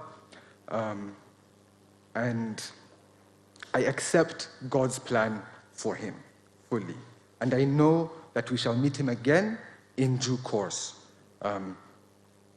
with his own father, grandfather, and many others who have gone ahead of us. I thought, as a way of giving a tribute to my father, I could share a few of the lessons that I learned from him, or he taught me, over those 43 years that I got to spend with him. So, if you will forgive me, I have 5 of them that I would like to share. The first one, I think, is a very important lesson for every man, which is how to iron a suit. As you can see, I've taught my own sons the same lesson. Many may not know this, but our father would not allow people to iron his suits. That was a criminal offense. And our Sundays as children involved watching him all afternoon ironing his suits for the week and the shirts, whistling, listening to BBC World Service, shortwave. A very happy man. I actually want to apologize to my father Mzee, because I ironed the suit that he is wearing and the trousers. Hapa nyuma sijafanya vizuri sana. So nitaendelea kupractice Mzee and get better. Thank you.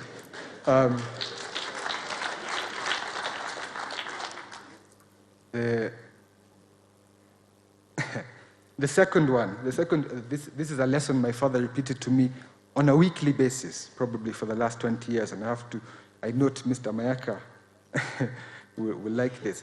My father made it very clear to me every week, as did my godfather, Professor Anyang, a few days ago, that there was no such school in the Republic of Kenya as Alliance. That school does not exist, and I heard this every week. The school that exists in Kenya is known as the Alliance. And as you will have heard from his memoirs, the school is very close to him. Thankfully, and some of the responsible parties are here, thankfully since 2013, every week since when my father would say this to me, I was able to respond to him, because I think he was a bit disappointed I did not follow him and his father to that school, to the Alliance. But since 2013, I've been able to respond to him that St. Mary's, tulifika State House, kabla ya the Alliance. So we enjoyed that very much. Thank you. Yeah, I also had to represent my school. Thank you.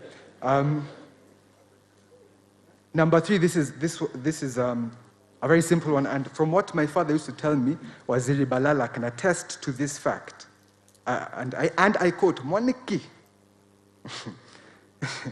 Mwaniki, come, if you're going to a place where there's going to be tear gas, because my father had an interesting career.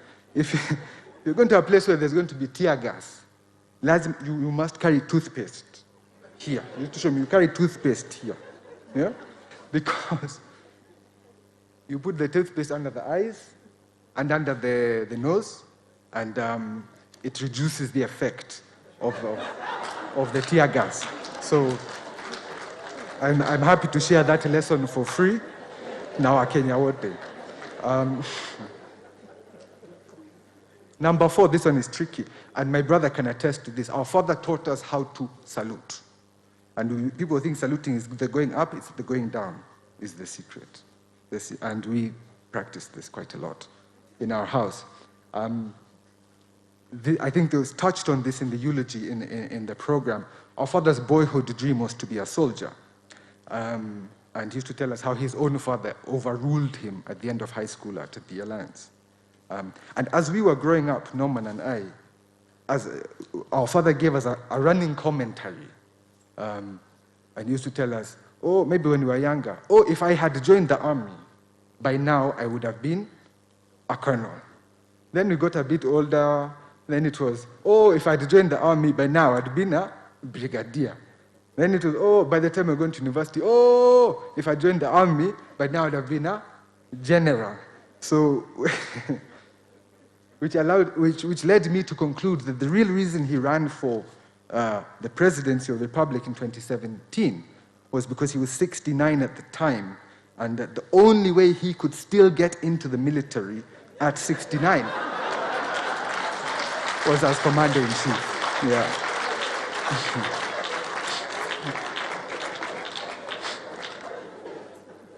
The last lesson I'd like to share with you all today is in many ways the most important lesson. It's also the hardest to put into practice. However, given that this lesson is an official Nyaga family trade secret, I cannot share it with you today or my uncles would kill me. So we can meet in Umaya tent. Thank you. On a slightly more serious note, and I see Waziri Kagwe with us here. My father was a very strong man, physically strong. He was 72 years old. He walked 10 kilometers every morning at 5 a.m. Myself and my sons tried to keep up with him, and we were defeated. The truth is that COVID took him in 4 weeks.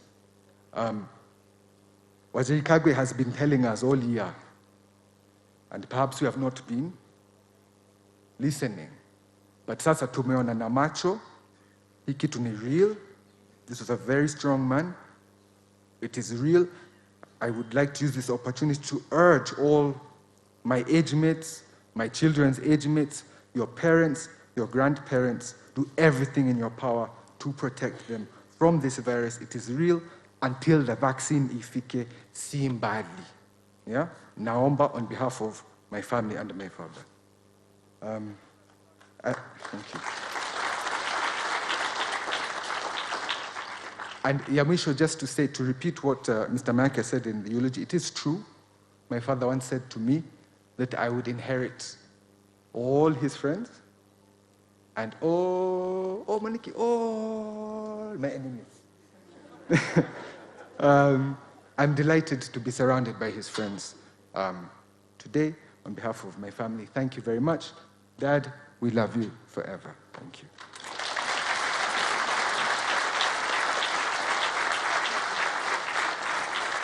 Thank you. Thank you, Maniki, for your nice words. I'll just do one example. Alex and Merlin and Ella, just stand up. Just stand up. Joe was very proud of those Muzungus. The boy he named after me called Norman, for those who may be willing and ready, he is still single, free to mingle. He's a pilot in Japan. Joe's wish on that young man called Norman was that Norman should get a girl from Southern Sudan, so that when they get children, the grandchildren will be blue dark blue. So, Maniki, that is something, if you see Uncle Nash, he will help you out. They'll pray for you so that you can go to the South Sudan.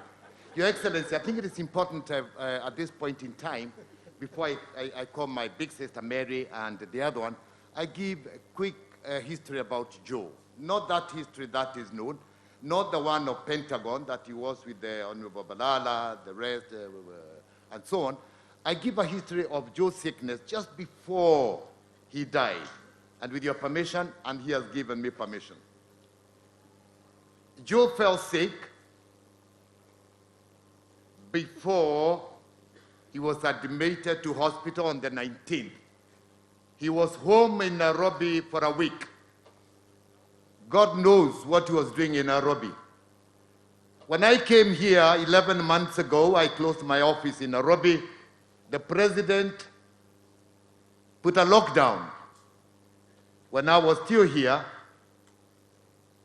11 months down the line, I'm still sitting in Mbere, and I had not gone to Nairobi until this dear brother of mine took me to Nairobi.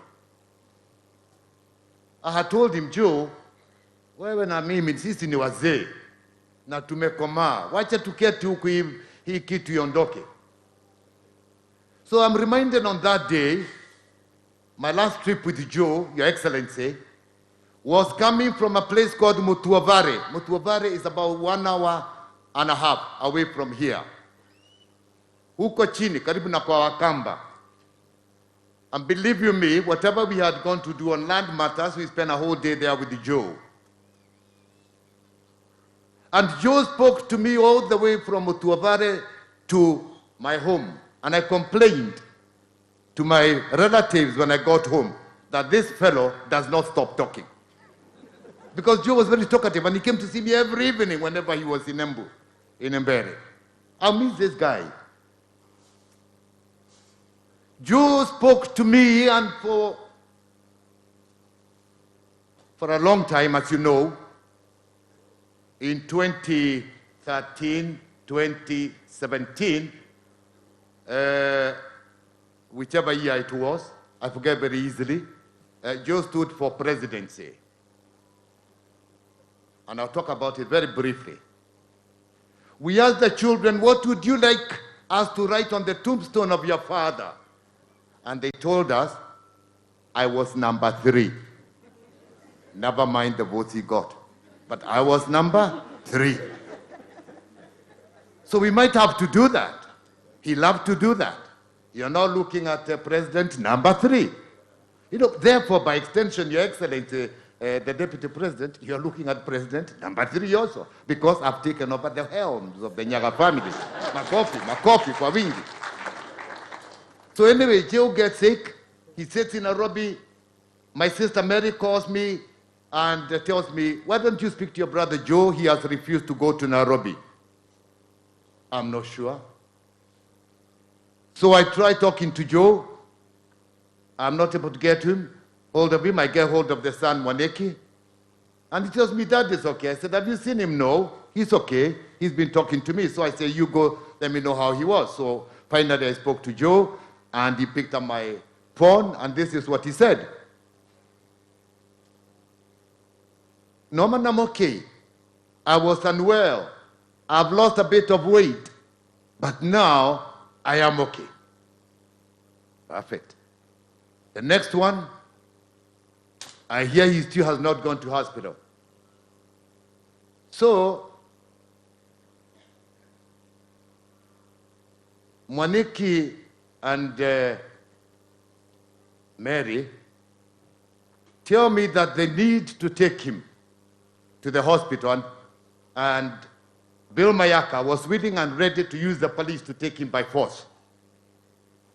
I was talking to Professor Nyang' Nyong'o, and he said, I wish that Saturday I knew before I went to Kisumu, I'd have forced Joe to go to hospital. Lakini ya Mungu imefichwa sana, Professor. Hata wewe utalazwa hapa siku moja. And you know, I keep on saying by extension, because Professor, you're older than me, you go there before me. So anyway, my madam calls Joe, and Joe complains. I'll never tell anything to Mary because Mary has no secrets. Why did she say I am unwell? Please. The whole world keeps on calling me to find out about me. So, I mean, if an adult tells you that, with all due respect, Your Excellency, wouldn't you just know that this man is well? In fact, at that time, I would have called him a dude. He's well, just for you to know I know a bit of American. So I let Joe. To my surprise, on a Monday, in the evening, I'm called and I'm told that Joe is extremely unwell. And he needs to go to the hospital. Well, he has already gone to the hospital, so I follow that. And I'm told not only is he sick, actually this man is sick from this animal called COVID-19, the one that we are told is abnormal by the CSUs here. And you come and tell us later how abnormal this thing is. Sasa watu wa mbele mtajionea, yeye mwenyewe, abnormality is here. So, there's nothing we could do. Here it happened.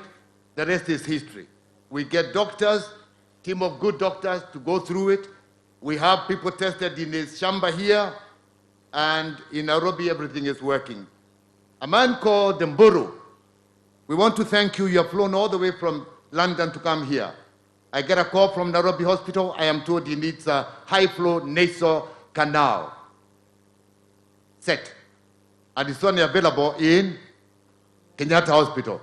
I call Mutahi, CS, and Your Excellency, the reason I call Mutahi, just Mutahi, sometimes I forget, is because when I was a tiny little boy, I used to give him pocket money, this one, before he became a rich man.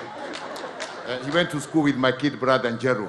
Now he's a big man, he orders me what to do. So anyway, so I speak to CS Mutahi, and Mutahi tells me, I'll call you back. But he doesn't know what I want. So I said, I'll break all protocols. So I called the CEO of Kenyatta National Hospital. Trust me, Your Excellency, with my mouth, I can't get anything. Anyway, he gave me this cannula. It was taken to Nairobi Hospital, and Joe was using it by 9 o'clock. And for the next 3 days, it made him survive. Then I get another call from the doctor, and he tells me, this man now needs to go to ICU because things are serious. So he goes into ICU. We are following. I am writing to many people, giving the reports and so on. And we all think Joe is going to be okay. And we are even thanking our God, that Joe is going to heal. Until one Wednesday, 2 days before he died. And I think that was on the 8th. Your Excellency, tangu mimi nije hapa, mimi sijaweka suruali kama hii ambao ninaweka. Nilikwenda hapa Embu, nikashonesha hii suruali ya inaitwa kipande. Hiyo. If you look at me, I'm a truly native of Mbere here. I got us in the shamba, and I got this information. Joe is very unwell. We did a chest X-ray on him, and 97% of his lungs, post-COVID, are gone. So now, this is after being moved from COVID ICU to normal ICU of Nairobi Hospital. They used within 2 weeks, or just about 2 weeks, Joe had healed from COVID. And that's why he was moved to ICU, and my family continued on to see him in hospital to encourage him. But the lungs were over-destroyed, 97%. So this is what they said, the doctors. We need the family to come to us because we have to make a decision on Joe. Either he lives in a ventilator or the family thinks otherwise. You know, the doctors are telling us either switching on or switching off, forgetting that it is unofficial, it's unlawful. Isn't that so, JB? Mombere? Neguo? It's unlawful. So, I tell the doctors, you know, I'm affiliated to over 500 hospitals worldwide. Now the DP knows. I can actually take Joe to Chennai in India, where we can do a bilateral lung transplant. He can survive. If at all his brain is okay, then they said, we are going to do that tomorrow. 2 hours later of our conversation with the doctors, Joe got the first heart attack, cardiac arrest. Couple of hours later, another cardiac arrest, but all lasting between 4 and 5 minutes. CPR, no defibrillator was used on Joe. Then I said, things are serious.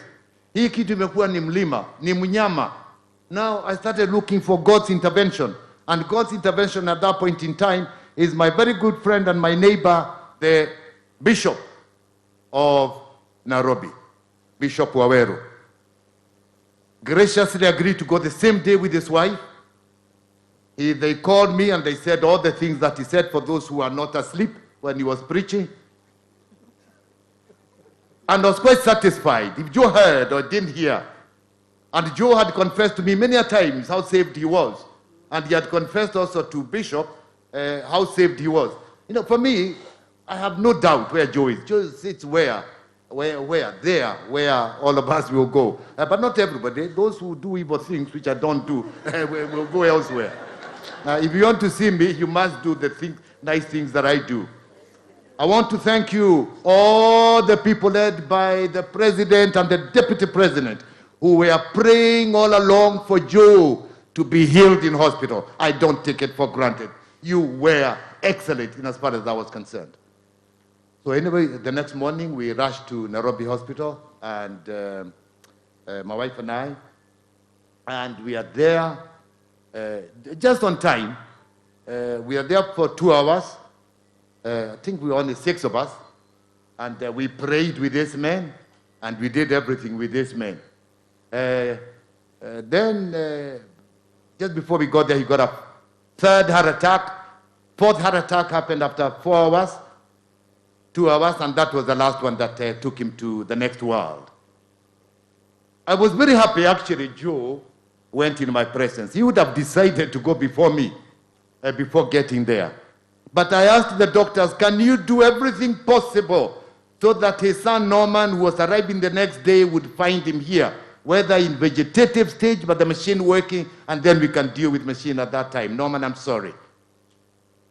That by the time that happened, it is history we give you. But for me, Professor Nyang' Nyong'o and Cicely Kariuki,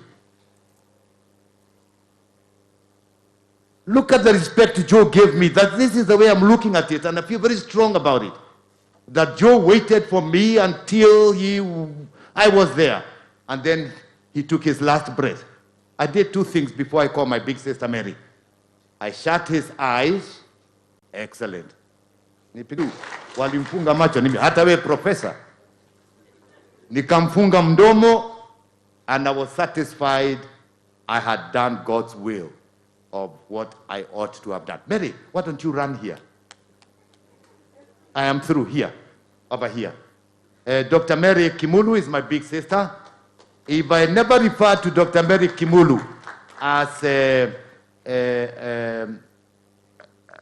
my big sister, I get into a lot of trouble.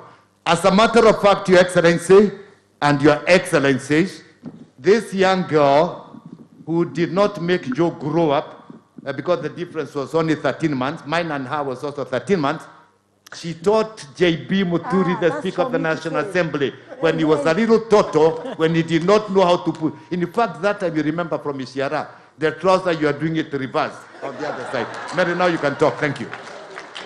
You know, I did not ask him to do my speech.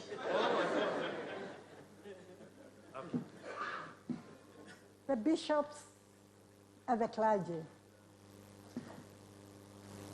Our deputy president. You know, one day I called you vice president when I was quite new to these things.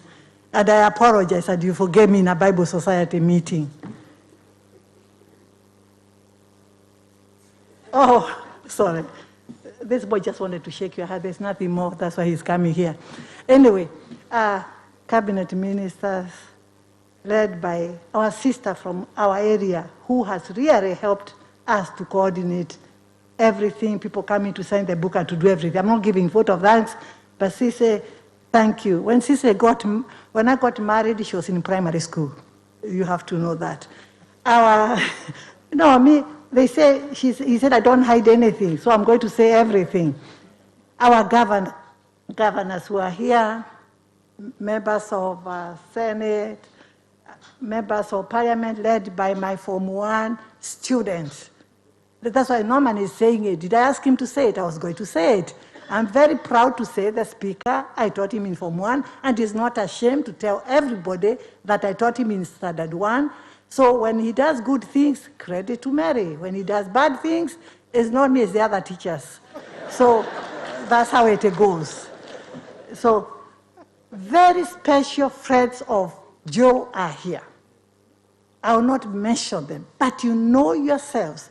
We were there when we took him to the mortuary. We were there when just after he passed away. You stood with us in Nairobi the whole week. I'm not giving vote of thanks, but thank you, thank you. Very many senior people are here, I cannot start saying. Joe never felt anybody was lower than the other. Everybody was equal. He came to my gate, you'd ask my watchman there at the gate, not that I live in a house, I live in a flat, but you come and ask the securities, who is the chairman? And before he goes, they got something. They told me, poor chairman has gone.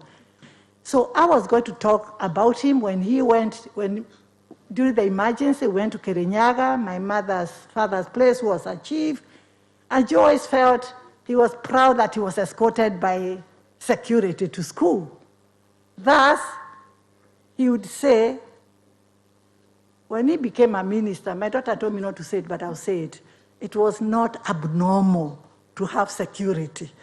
But because I was given security that was not mine, I learned how to love and respect everybody and know everybody in this world would need security. That's the lesson Joe learned from that, and it harbored him. The second one is, I had written my speech, but Mwaniki has embarrassed me because we don't read speeches, Mwaniki. We went to a scout meeting in Nyeri, and we were both chief commissioners at one time. And when I went to speak, everybody went away. When Daddy went to speak, everybody came. In the car, I was very upset. I said, Dad, just because you are a minister and old, that's why they listen to you. He said, no, Mary, you read your speech. So I've tried in my life not to read speeches, but this is not a normal time for me. So it's a bit difficult for me to do. My family, you made a mistake. You say that I represent you. How can I do? Nash, stand up and I see your family and people can see you. Nash, where's your family? That's former Governor Nash, Tracy and Jude. Norman, because you want to take over, you are number one. You might be older, looking older than me, but you are number 3. In our family, we talk with the numbers. Joe number 1, Mary number 2. No, Norman number 3. So, but anyway, it's okay. Jero, where's your family? Jero, by the way, Jero is very special today because the Minister of Health was your best man. So you are very proud. He keeps on telling me that. And when I call you, remember he's a best man. I used to come and see you in Kahuya when I was doing teaching practice. I don't think I gave you pocket money, but I visited you. Murugi and your family. I'm not going in any order. That's number 6. The one who stood. The one who stood before him was number 5. Number 7. Where's your family? Rachel, the lawyer. That's Rachel and her family. And Baka is number 4 with Z. I'm leaving you there because I'm going to mention Z somewhere. It's not because you are last.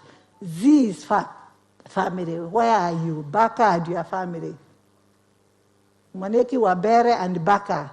And the one who likes to take my age, Norman, family. Where are you? Norman's family. There is Norman's family. Kimurus, we are the only ones with a different name with Rachel. Kimurus, that is my grandson, named after me, even if it's a boy, because they said in Kisi they can call somebody Biro. So he is also Biro, and after my husband, he represents 2 bodies. This bodyguard is Sakai. And then, where is the other? Where's my family? Model, Uni, Adam, and Mama Adam is also in the group here. Wonderful mother to give my daughter to. That's the family. They asked me to represent them. I cannot represent them. I can only tell you, every 2 weeks, Joe came to my house. One day, Norman came to my house. My husband died 23 years ago. Norman asked me, do you lock the door like a goat and stay alone? I say, I love it. I'm okay. Joe did not call me a goat. Joe came every 2 weeks, once a week, to sit next to me and hear what I had in my life. My husband died 23 years. And Joe, for 23 years, has been the grandchildren. This boy in his French school, he did his family tree. My madam, sorry. He wrote his grandfather was Joe when he was 5. So, Joe is a very special person to my life. And thank you for letting me speak. Because of the time, I want to say 2, 3 things Joe did to me that I remember that I'll never forget. When I started dating at Alliance, the boys would tell Joe, give us the name of your sister. He will not give. He said, if you write to her, they were in her father's desk. So he hid. But Z gave all the boys. They were at Alliance, I was across. Then I get a few boys who liked me except Professor Nyang Nyong. I was asking why, and he was across, and the sister was my classmate, and Sare, why he never approached, even Wako, and I used to admire for 5 man, but they never saw me. But some nice ones saw me. And to go for dates, I had a condition from Joe. You come at Church of Torch grounds. You sit there where I can see you, and he sits here. So I was supervised.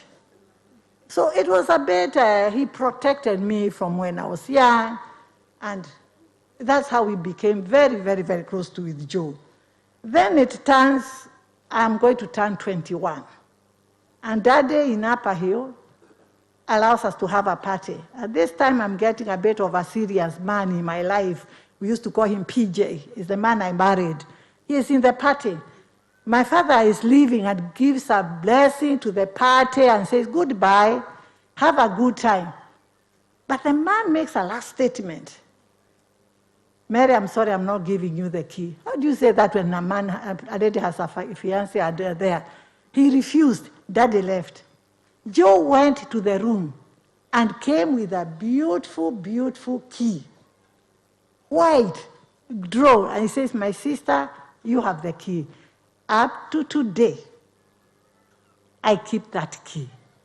And I will never, never throw it away. But whoever, Mayaka, I don't know, Mwaniki and Norman, can you correct that book of your father a bit? I was not privileged. In Kangaroo, I slept on wooden beds. I ate mesa beans with those insects. I don't know what you call them in English. Busha, whatever in English they are called. But Rachel and Jero were taken to Nairobi Primary School. And later on, they went to Limuru Girls. I went to Alliance. Is that being privileged than Murugi and Jero? There, I think there is a little mistake that he said that. I was on a take, my father loved me. The mother died when he was young. I was named after the mother, so the mother had come back to life. So obviously, I'll tell you why Joe told Professor Kamau he wanted a baby girl. It's because when Daddy got sick, I held his hand for 2 weeks. Then went to Paris, he died. And Joe said, I wish I could have a baby girl to do what Mary did to Dad. Professor Kamau confessed that to me. That's what Joe said. So I know why the love of Sheba, and Sheba has been a good friend for Joe. So Joe is not my brother. Joe is my friend. You can see, Bwana Deep, if you don't think I'm smart, I'm wearing at least purple and yellow. The reason is look up and see. Purple and yellow. Those are Joe's colors. And because he came to the university, Margaret, my English is not very good. I tried to write Kellogg's. What did he do? Is that what it's called? Those who are in America with him in Chicago. And he is so proud of that university, Kellogg's. And he wanted those colors. So as a family, you don't see any car with a red ribbon. We put his colors.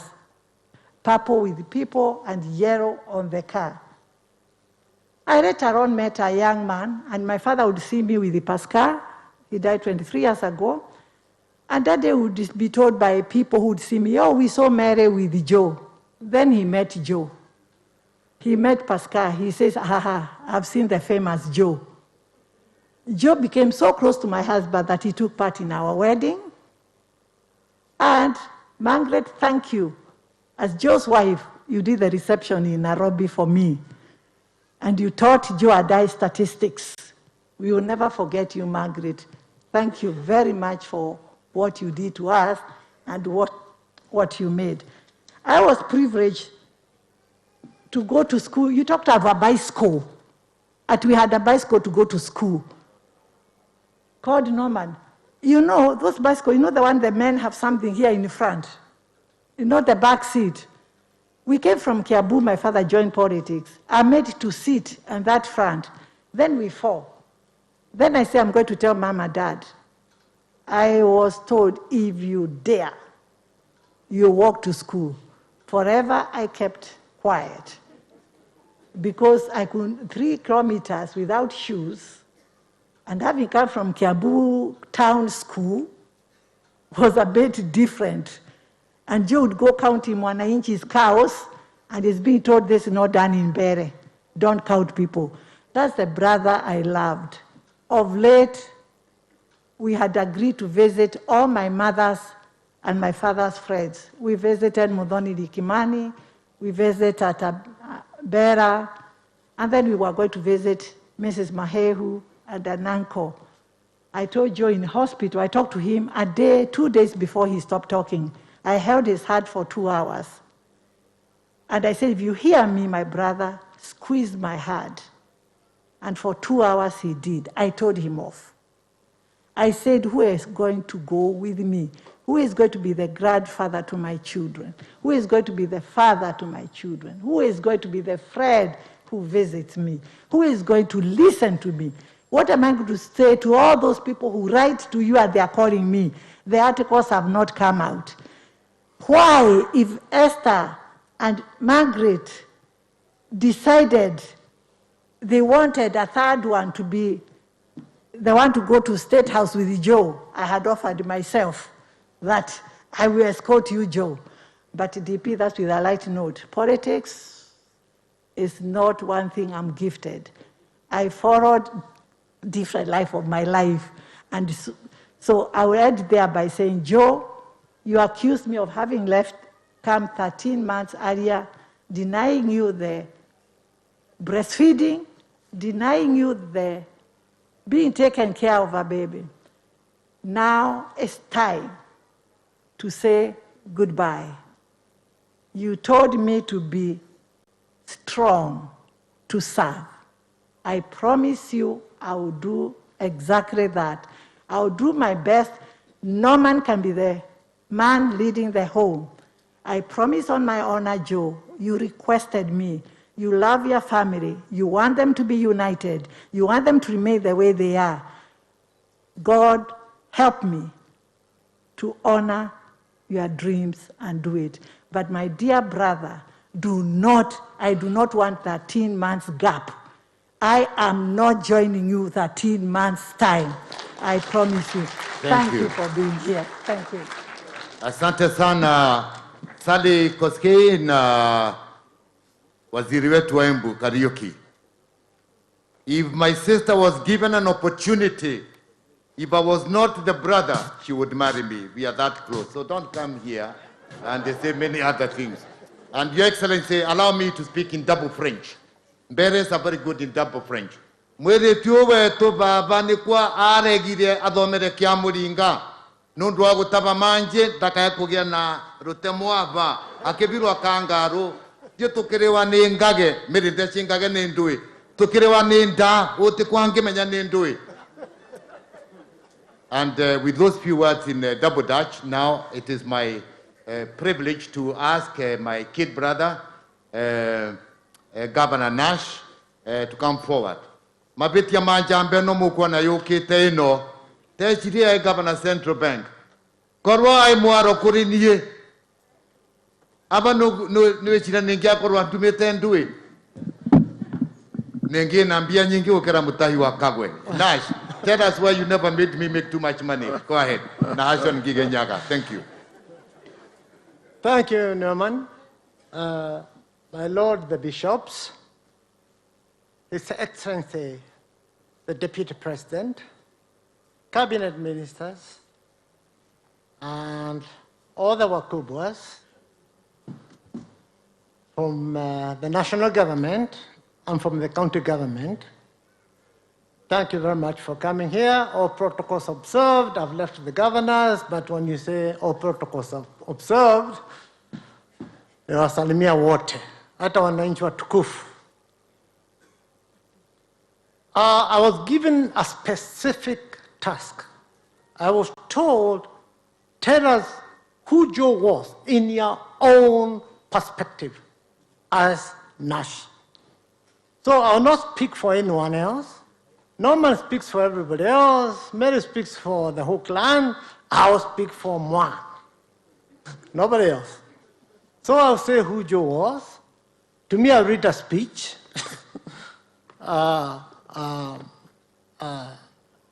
Mimi siya mtu wa mastori mingi. I'm specific to the point. I don't want to forget who Joe was to me. I'm unable to say everything about Joe. I keep on forgetting. I used to call him Uncle Joe. I don't know why. I think all the kids call him Uncle Joe. So I always called him Uncle Joe.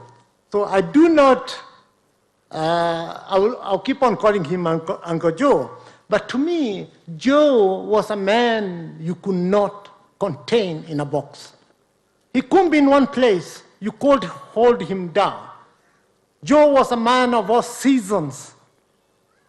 Joe did everything you can imagine.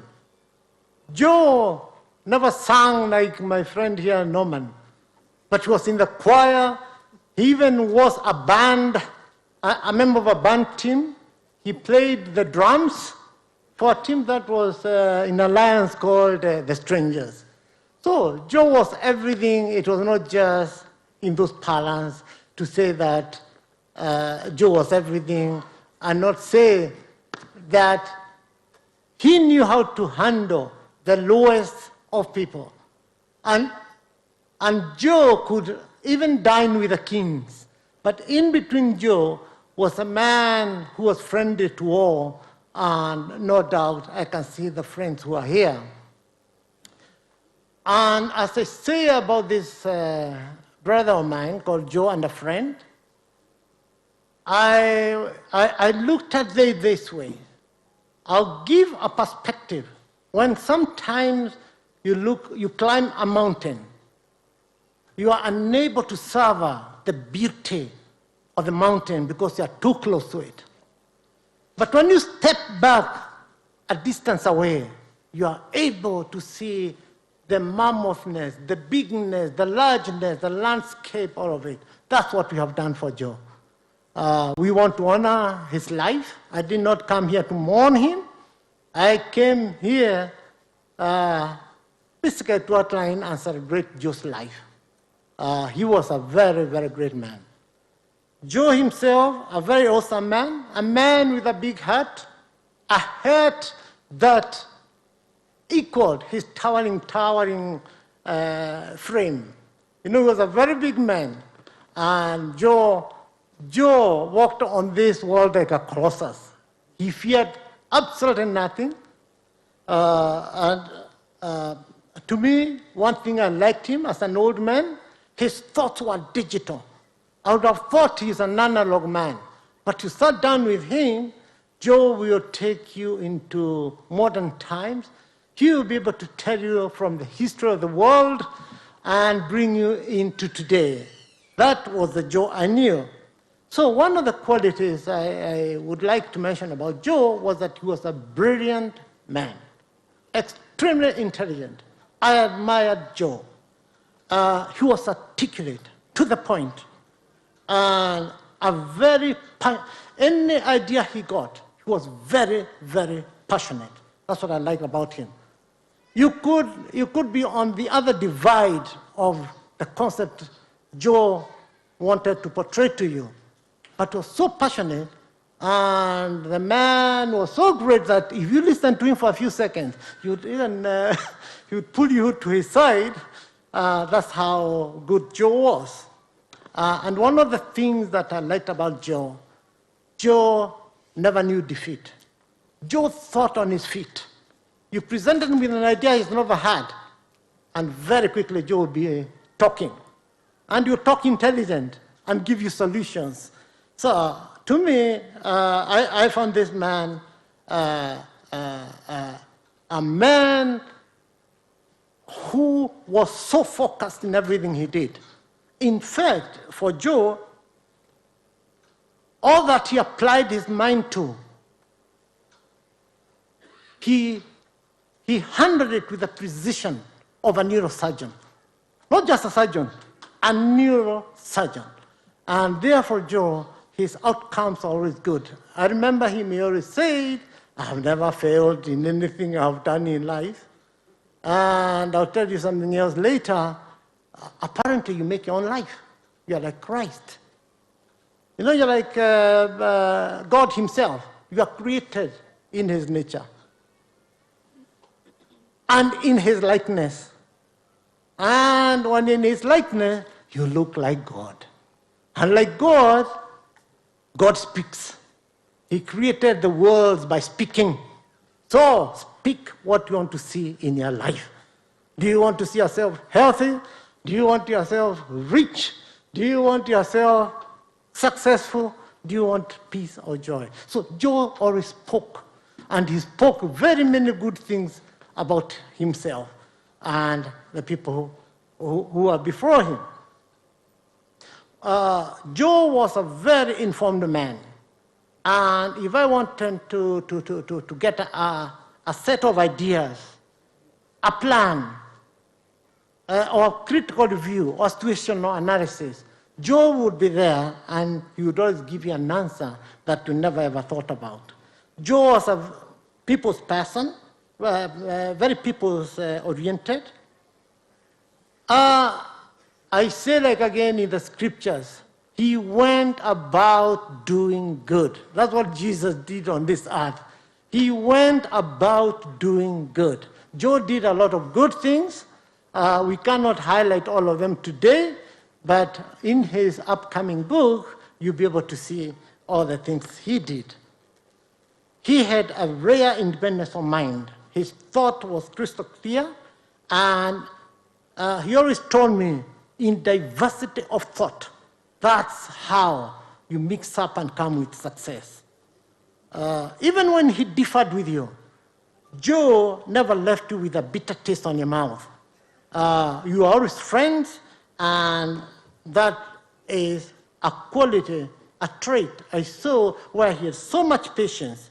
He was a diplomat par excellence. Joe focused on the big picture while defining and putting in details. Joe focused on the big picture. He would always tell me, don't deal with storms in a teacup. Don't sweat over small things.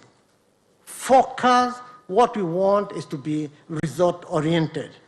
Joe was generous to a fault. Even as he lay at the hospital bed, he was still sending Moneki to handle some church harambe in Kirinyaga. That was Joe. Very generous and brutally honest. I would want to say why I admired Joe. I admired Joe so much that I actually wanted to copy him. I wanted to duplicate, if not clone myself into a Joe. Joe did everything that I admired. Joe went to the Alliance. I had to go to the Alliance. No doubt about it. Whatever it took for me to go to Alliance. So I followed Joe to Alliance.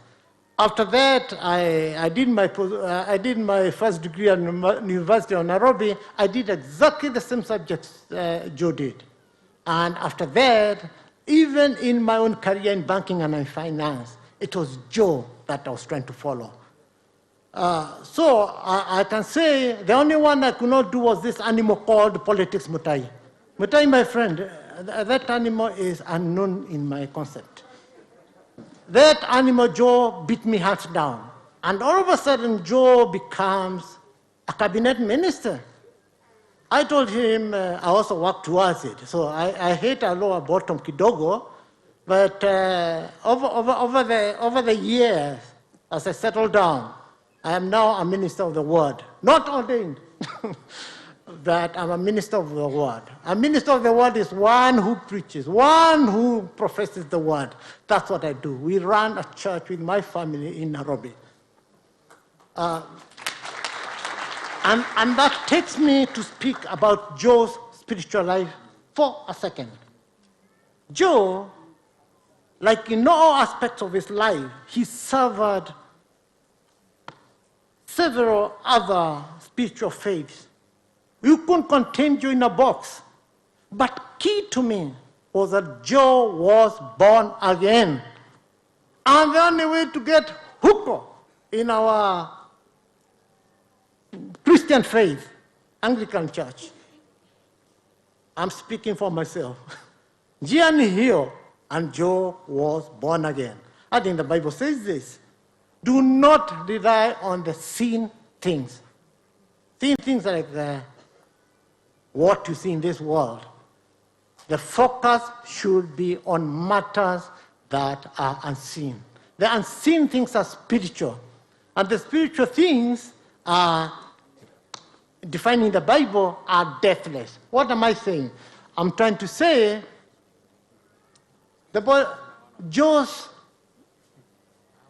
Joe has already moved over to heaven. And his spirit is in heaven. Joe, what he has done, he has just relocated home. And he's back in heaven, and I'm saying, what will be in timing later on? That is not the Joe. That his heavenly suit, his spirit, which is Joe, is in heaven. Thank you very much. So long, my friend Joe. So long, my brother.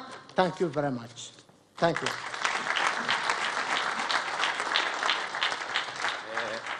Asante sana. I'm looking at the time, and I can assure you, the family would have loved to feed you. But this friend of mine who I used to give pocket money called us to the office and said, absolutely no food with COVID. So Mutahi, you get the beating. I now want to call the next person, Professor Anyang' Nyong'o. He is under the family tribute because this man is part of the family. He was Joe's best man in Chicago. But I must tell you, Professor, as you walk there, you are not very important to Joe more than me because Margaret, sitting over there, brought a friend of hers, and I became the best man. Unofficially, we wore those good things that you wear when people are getting married. But officially, Christian-wise, Professor became the best man. His Excellency, Peter Anyang' Nyong'o. Thank you very much, Norman. May I apologize to Minister Kagwe that I will speak without Barakoa. I find it easier. And I think I'm far enough from you not to get COVID from you. Your Excellency, the Vice President, the family of Joe Nyaga, and all friends and relatives gathered here today, I think I want to say good afternoon. Before I speak, I just want to make one correction that Bill Mayaka and Alice Mayaka would like to make. Bill reminded me that Alice was not actually sacked. After the saying goodbye to Mzee, JJ, there was the forming of a coalition government where there was a big reshuffle in government. Some seats or some positions were axed, some were recreated. It is in that process of reorganization that Alice suffered axing, not dismissal, because there was a whole government exercise not targeted at Alice herself. So I hope that that will be corrected in the annals of history and that a clear perspective will be received. Secondly, Norman, let me apologize too that the Prime Minister Raila Amolo Odinga could not come, but he sent me a message to be read to the family in memory of Joe Nyaga. It's a very brief message, which I will read before I give my own elegy to my dear friend Joe Nyaga. We are here today to bid farewell to a decent and a truly honorable man. In life, Joe Nyaga was a true representation of what all of us wish to be: good citizens of the Republic of Kenya, able to build the type of country we all wish to have. He was non-tribal while respectful of the unique cultures of our dear vice citizens, proud of our country while recognizing and pointing out its failings. He was God-fearing and deeply proud to be born again. This was a status that he never shied away from pronouncing to his friends and foes alike. One of the things that struck anyone who came face to face with Joe was his graciousness, his smile, his reassuring presence, and his honesty.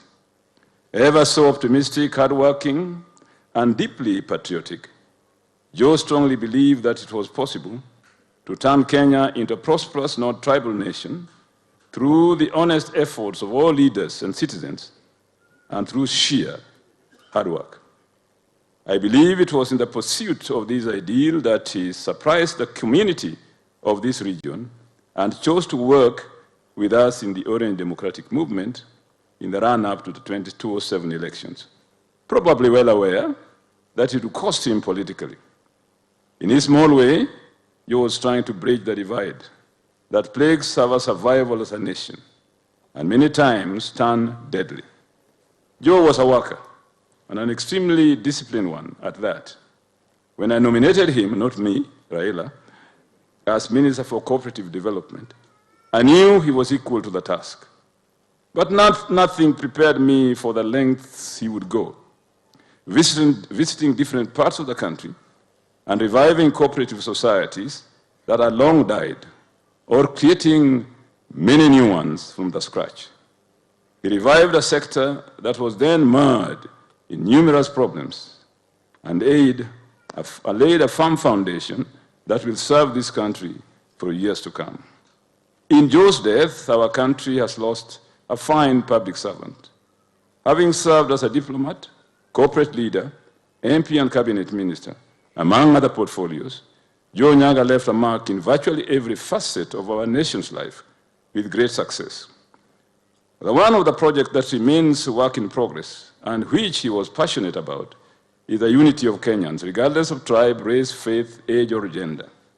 I recall that soon after my handshake with President Uhuru Kenyatta in March 2018, Joe was among the very first people to come to my office with the encouragement that it was the way to go and that we needed to walk the whole distance. That remained his message to me until his timely death. In Joe's death, we have lost a patriot of our nation. I have lost a friend and a counselor. May his soul rest in eternal peace. Raila Amolo Odinga, EGH, December 19th, 2020. Norman, I will hand you the physical message when we leave here. Ladies and gentlemen, when I was sitting here with Sisi Mbarire, and then Sisi saw in the program, or heard, I don't know where he had it, that I was godfather to Mwaniki. He looked at me, she looked at me and asked, "Is that real?" I told her, "Yes, it is." And we laughed because she couldn't believe, in honesty, that I can be a godfather. I think Sisi, that was rather discussion. But as you can see, as roguish I am, I have been a godfather to an extremely well-disciplined and well-brought-up child. I'm proud of Mwaniki. And I'm proud of my role as a godfather, which is the only role I've played in life worth talking about. And I hope that somebody will look at me and say, "Come and be godfather to one of my siblings or one of my children." That's an application which I extend to everybody. It's a job that I clearly welcome, seeing how successful I have been with Mwaniki. Now, ladies and gentlemen, like Nash, I am going to read my speech. It's not very long, Norman, but since this is today's, can you give it to him? Give that to, yeah. I know why I'm giving it to him. Today is Joe's day. And having lived in this world for 72 years, I hope you will be patient enough to listen to us talking about our friend. I was asked to talk about friends of Joe, and there are many here. Friends from the Lions High School, Amos Wako, sitting over there, Sally Kosge, sitting somewhere, and many more that I've seen in this congregation today. That's the reason why I'm wearing this tie, this dear Lions High School old boys tie. And by the way, when a vice president, deputy president, men never grow up. Men are always boys. It's only women who grow up. If you want to know that men never grow up, just ask a man what relationship they have with their wives. And the wife will tell you, your socks is smelling. Where did you leave your underwear? Men are always boys. That's why the connections and relations we make as boys last so long in life. It is therefore with a very heavy heart that I write this piece as a tribute to my friend Joe Nyaga, who passed on this month in Nairobi after a short illness. A gentleman with a tremendous sense of humor. He was great company and a friend in need as well as friend indeed, in the true sense of that famous saying. He had friends across race and color. He was omnipresent in Kenyan politics as a parliamentarian, minister and diplomat, he made a mark in history. I first knew the Nyaga family through our late father, the Reverend Canon Hesbon Shimei Nyong'o, who used to tell us stories about his days in Nanyuki during the Mau Mau. In 1953, my father had been posted to Nanyuki as a young Anglican clergy serving the King's African Rifles. We were not expected to visit father, nor did he ever come home for holidays for the 3 years he served in the army. But he made many friends within the church in the Mount Kenya region, and one of them was Jeremiah Joseph Mwaniki Nyaga, Joe's late father. The others were the late Bishop Obadiah Kariuki and the Reverend Sospita Magwa, both of whom he had known during his training as a clergy at St. Paul's Theological College, Limuru, now St. Paul's University. These names were familiar to us in the many stories father told us of his exploits as an Anglican priest serving in a war zone. From the very beginning, many ties bound us together. Hence the title of my tribute, The Ties That Bind. In 1962, my late brother Agre and I joined the Alliance High School when the legendary headmaster, Edward Carey Francis, was heading the Alliance High School on his last year of service. 2 years after that, Joe joined the same school. Agre and I felt we were meeting someone we had known for a long time, if only from the stories father had told us about his father. The years at the Alliance were full of joyful experiences, which may be remained printed in our minds, sometimes even romanticized, as nostalgia became the pastime of men rapidly being swallowed by adulthood and its many earthly responsibilities. Great ties that bind. The school motto at Alliance High School was strong to serve. It was instilled in us in hymns of redemption songs and songs of praise twice a day, morning and evening, except Saturdays. The sermons were not devoid of it either, nor was speech days and pep talks that teachers engaged in when disciplining a boy who, for some reason, might have behaved contrary to school rules and the school motto. We were fully involved in extracurricular activities such as drama and music, while also walking hand in hand in the famous valley with girls from the Alliance Girls High School. We didn't do anything more, as Mary, Joe's sister, can testify to that, since she was in the same class with my sister, Susan. So if they thought we were looking after them, we also feared they could report on us. Great be the ties that bind. Joe was a singer of no mean repute. He belonged to a band called The Strangers, together with Abdallah Baker, Ben Swai, and the retired Bishop of Butere, Michael Sunday. Their own revival band at the Alliance High School ecosystem was the Strollers, where Joe Mungai, Sami Mwangi, Ben Mumo, and Jojo Ngaya styled themselves as the Beatles. One can therefore understand why Joe grew up the way he did, why he was such a stickler for decency, discipline, honor, fairness, work, punctuality, public service, and civilized behavior. Joe was a civil man, but always relaxed and self-effacing in many ways. He not only stepped into the footsteps of his father, JJ, but lived up to the spirit of the Protestant ethic that the Alliance High School instilled in the boys. Great be the ties that bind.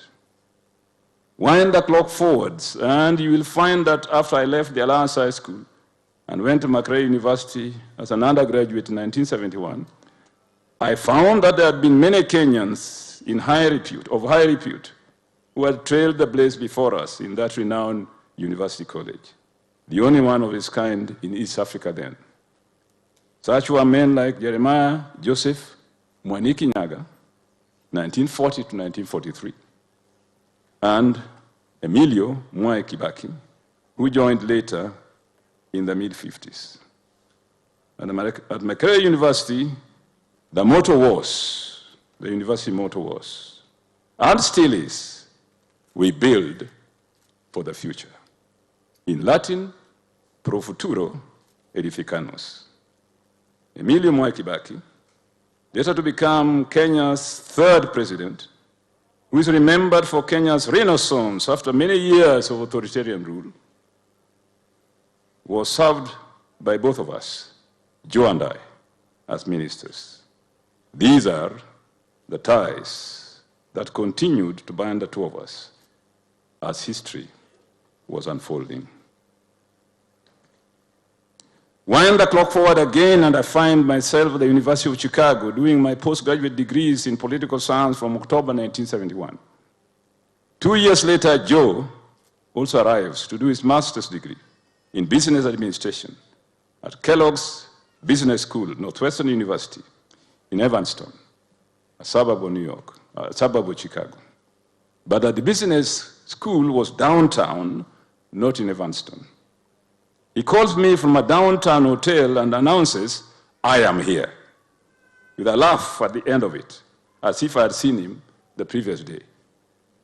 So I go to fetch him and insist he quit the hotel to stay with me in my 2-bedroom apartment in Hyde Park, the south side of Chicago, where the University of Chicago was and still is.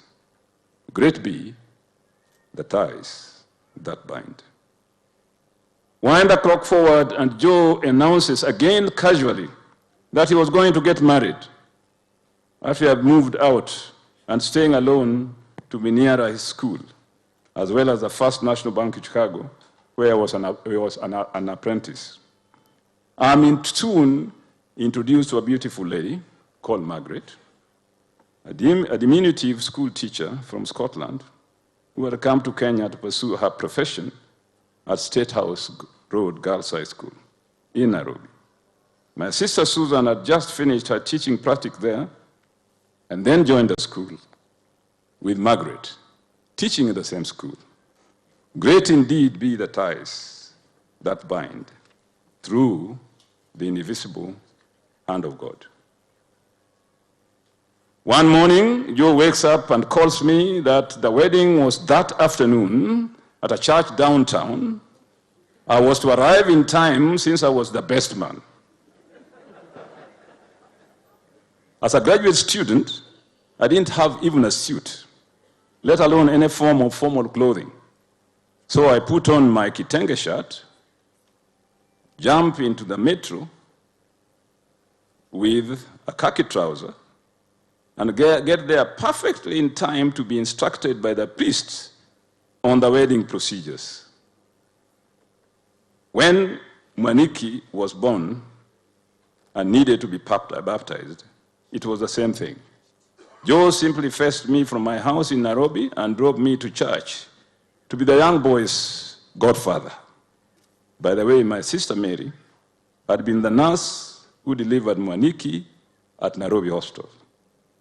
She seems to have specialized in delivering the children of VIPs because President Uhuru Kenyatta, when he came to my mother's funeral, reminded us that Mary's was the nurse that delivered their firstborn at MP Shah Hospital. Great be the ties that bind.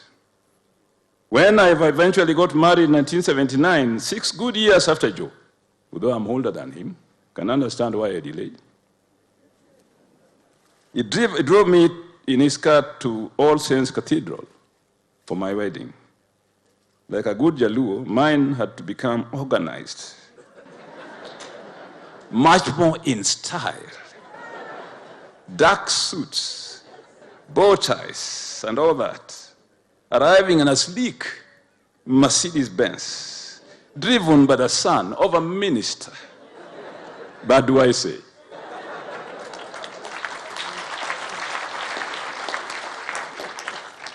Joe insisted that the first night Dorothy and I had to spend for our honeymoon had to be in the new Boulevard Hotel in Nairobi. So there, he drove us. The rest is history. And that is how our honeymoon started. Great be the ties that bind. Much more memorable, however, were our years as members of parliament and subsequently ministers in the Orange Democratic Movement, ODM, and subsequently ministers in the coalition government. We toured the country together during the campaigns for the referendum, the party election, the great election, general elections. Some of the people we worked with are here, members of the Pentagon, the Deputy President, Najib Balala, ni Najibu, and Omwami Musalia Mudavadi. I was your Secretary General. I can still refuse to give you tickets.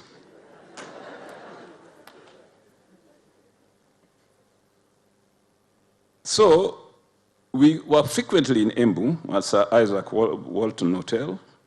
It was quite often that it was our scene of meetings and workshops, with Joe always telling campaigners to be as serious as Joe Nyaga, the only handsome man in town. A message he delivered with a serious face, hiding a naughty smile beneath it. That was the Vantage Joe. I speak on behalf of many friends who have similar stories to tell about Joe. He kept his dear friends to his bosom, opening up to them, encouraging them under difficult times, and being with them at moments of joy and sadness. And Bill Mayaka will testify to that. Those friends are here and abroad, like our former teachers at the Alliance High School, with whom he kept in close contact, more than any of us. Sally Kosgei is here, a dear friend of both of us, who can tell her own story and her own history with Joe. I'm sure Francis Mudaura can speak on behalf of all those we worked with in government who enjoyed Joe's company. And finally, fellow Kenyans, on behalf of Raila Amolo Odinga and the ODM fraternity, Joe would have thanked you today for the mission you sent us together during the settlement of the controversial elections of 2007-2008. With Joe, we met President Jakaya Kikwete on behalf of Raila. And I was thoroughly impressed by Joe's power of persuasion on our stand and points of view while insisting on the indivisibility of the Kenyan nation and the sanctity of holding together as East Africans.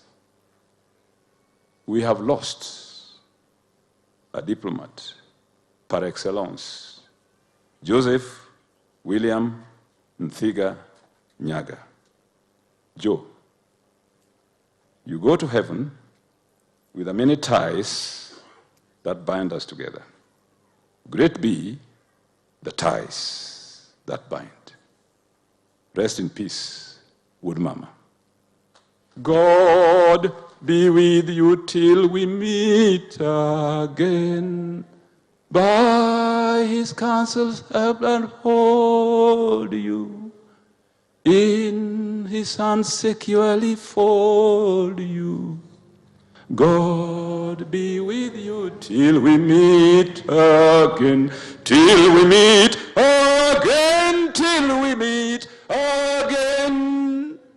God be with you till we meet, till we meet, till we meet again, till we meet again. God be with you till we meet again.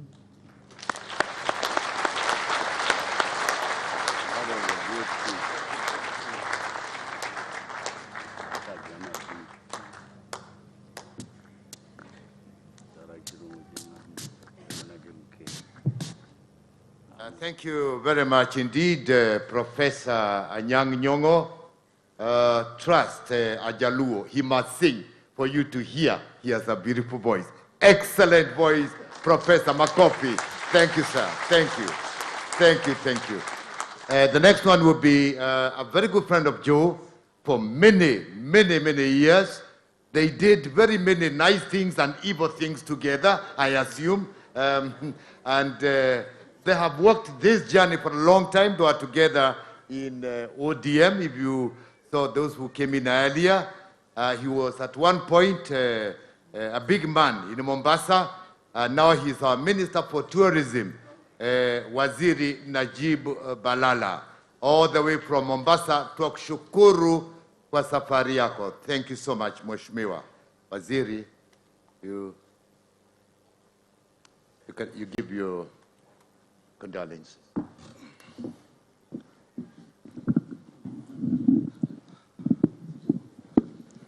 All is good, all the time. Your Excellency, the Deputy President, colleagues, the family of Joe, distinguished guests, ladies and gentlemen, Governor of Embu, the Speaker of the National Assembly. I wondered why Mary asked me to speak here today. The whole story was said by Professor Anyang' Nyong'o. But I realized everything I did, probably I copied Joe. He's a perfectionist. I'm a perfectionist too. He dreamed to be a president. I don't know if you have reached there. I have 20 years difference between me and Joe. But one time we were together in the so-called the orange and banana movement. And finally, when we declared that the orange will become a party, it was Professor Anyang' Nyong'o, His Excellency William Ruto, His Excellency President Uhuru Kenyatta, Raila Odinga, Joe, and myself, when we consulted and we said probably the orange must be a party. And that's why during the divisive referendum of 2005, I pray and hope this referendum will not be divisive, because the repercussion of a divided nation would be bad. I appeal that it must be a unifying referendum, or if none, no referendum, but a unity of purpose to build this nation.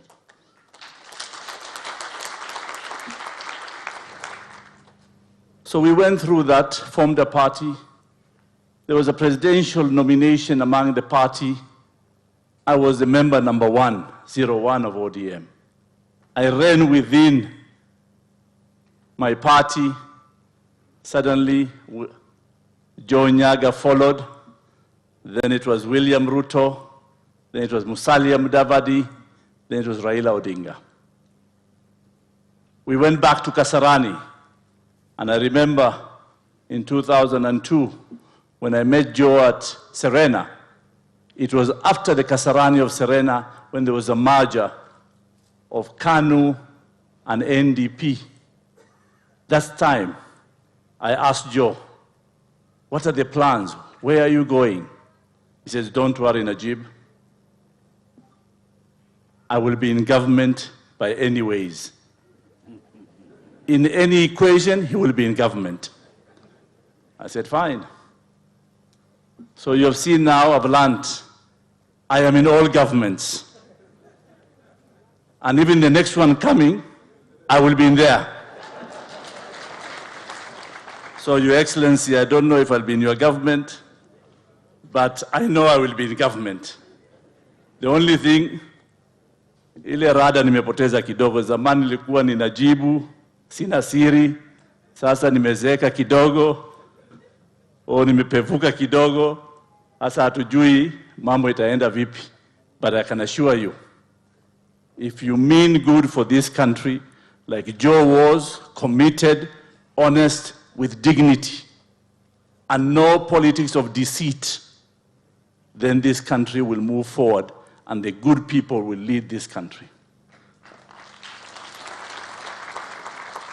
So when we were in ODM, Pentagon then, finally, and then crisis happened, we had to go to negotiations with the Kofi Annan and the group. And before Kofi Annan, John Kufur came. He was the chairman of African Union. He came to Intercontinental Hotel. And because we were young, we were literally vibrant, and we wanted what is right, not what is to be compromised. And I can tell you, John Kufur requested for the two of us, myself and Joe, not to attend the meeting because we were too straight in the discussions. We wanted what is right to be done. And then we were left out. Suddenly, it was Musalia Mudavadi who went upstairs, Raila Odinga and William Ruto who met John Kufur. Unfortunately, that discussion collapsed. And then later, Jakaya Kikwete came in as again the new chair of the African Union, and where then that the good things and the reconciliation happened. So you could see we came a long way. And before even the reconciliation, that's why, Mwaniki, you are talking about tear gases. We were all being asked by the same Secretary General of Mass Action to go on the streets. And yes, we were the young Turks. William Ruto, myself, Joe was behind us hiding.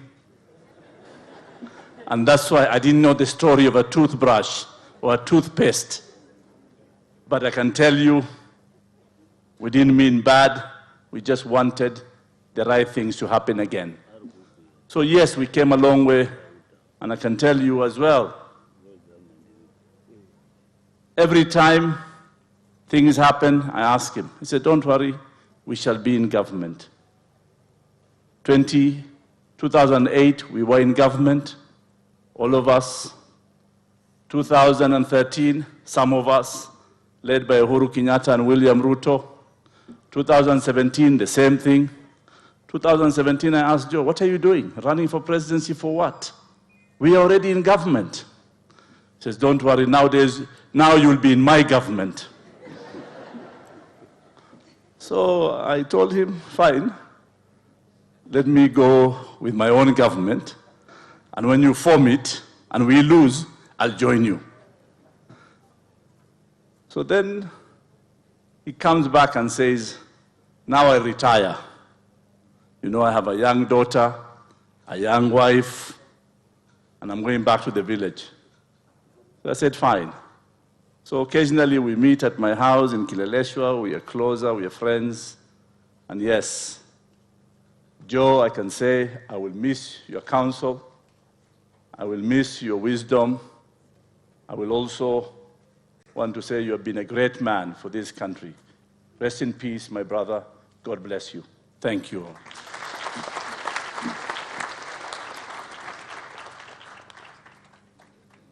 Asante sana Waziri Najib Balala, rafiki ya Joe. Sasa kuna mwingine ambaye ana safari ya mbali, alikuwa rafiki yangu na pia ni rafiki yangu, tumekuwa bunge na yeye.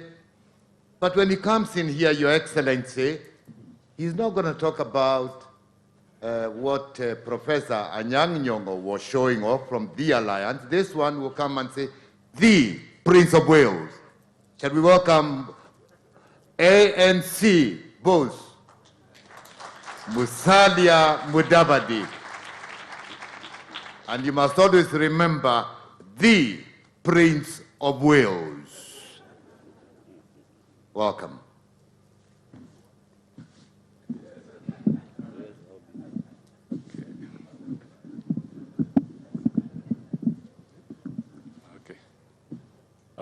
The family of the late Joe Nyaga, the clergy, the Deputy President, William Samoei Ruto, distinguished friends of Joe Nyaga, and if they are enemies, I also acknowledge you. I will be very brief because time is against us now. But the first thing is to really convey my deepest condolences as a friend and also on behalf of my family upon the demise of Joe Nyaga, a good friend, an elder brother. But let me just say one thing. The picture of the Pentagon that was there, it's in the program. That was quite a moment. We were at the Fare Park Hotel, and we were preparing to go for the ODM party nominations. Tense moment, but there we were. Now, I want to talk about this because it was a humorous moment as well. And Anyang' Nyong'o is here. You know, Anyang' Nyong'o was also the IEBC at that time. I can tell you those nominations were tense, exciting, but at the end of the day, after that nomination exercise, we stood together at that time and said, once you've gone through the process, and there's now an outcome, and at that time the outcome was that Raila had been nominated as the presidential candidate, we were left with two options: either to walk out and quit, or to unite and coalesce so that we can proceed to the next level. We chose the latter. We united at that time and we moved on. Why do I speak to this? I speak to this because Joe was a diplomat. Joe played a role in making sure that we remain together. Interestingly enough also, Joe was very witty, just like his brother, Norman. And I've seen the same wit coming through the son, and literally it seems to run through the entire family. Joe was witty. Joe could speak. Joe, by the way, understood the deep state.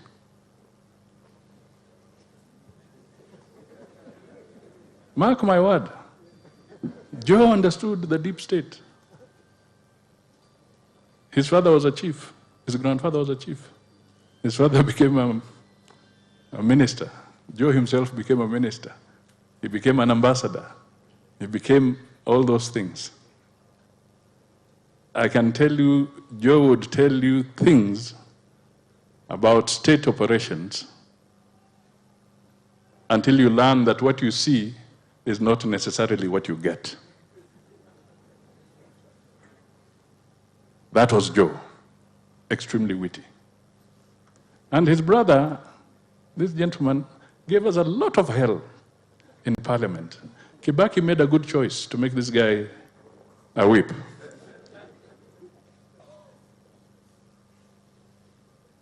Norman was perhaps one of the best parliamentary whips that we have seen in recent times.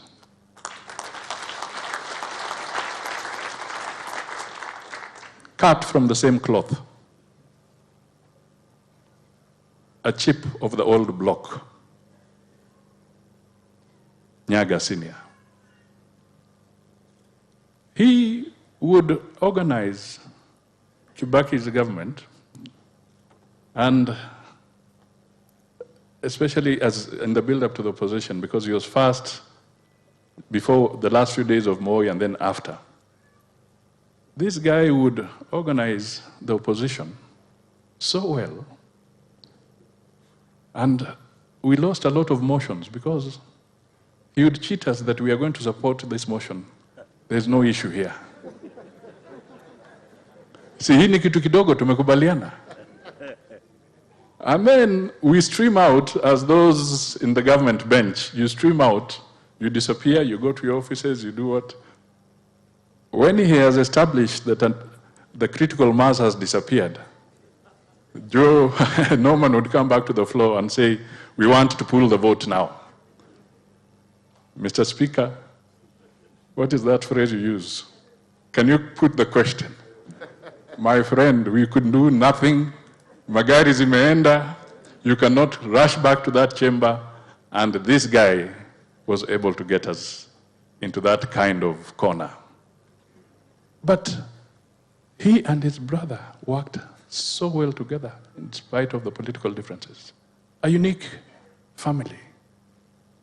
Very unique. You are brought up well. I can also take pride that I was in class with Rachel Murugi, that lady there. We sat on the same desk in Nairobi Primary School. She was brighter than me, by the way.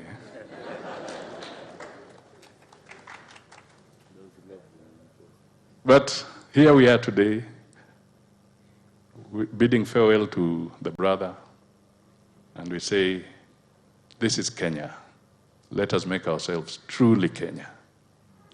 Let us unite. Let us not be divisive.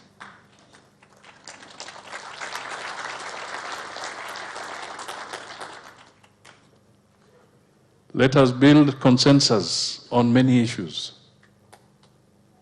Let us walk away from this notion that if you have a different opinion from mine, you've become an enemy. Let us make our civil service work, because the debate around the BBI has gone on and on and on.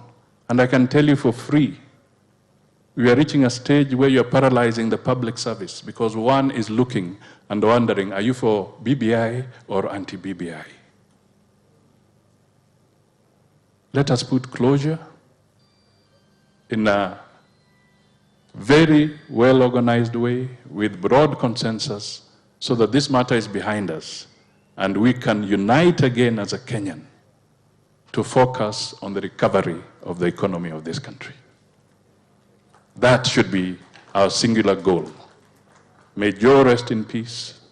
May his family also find grace in God. And may Kenya become stronger.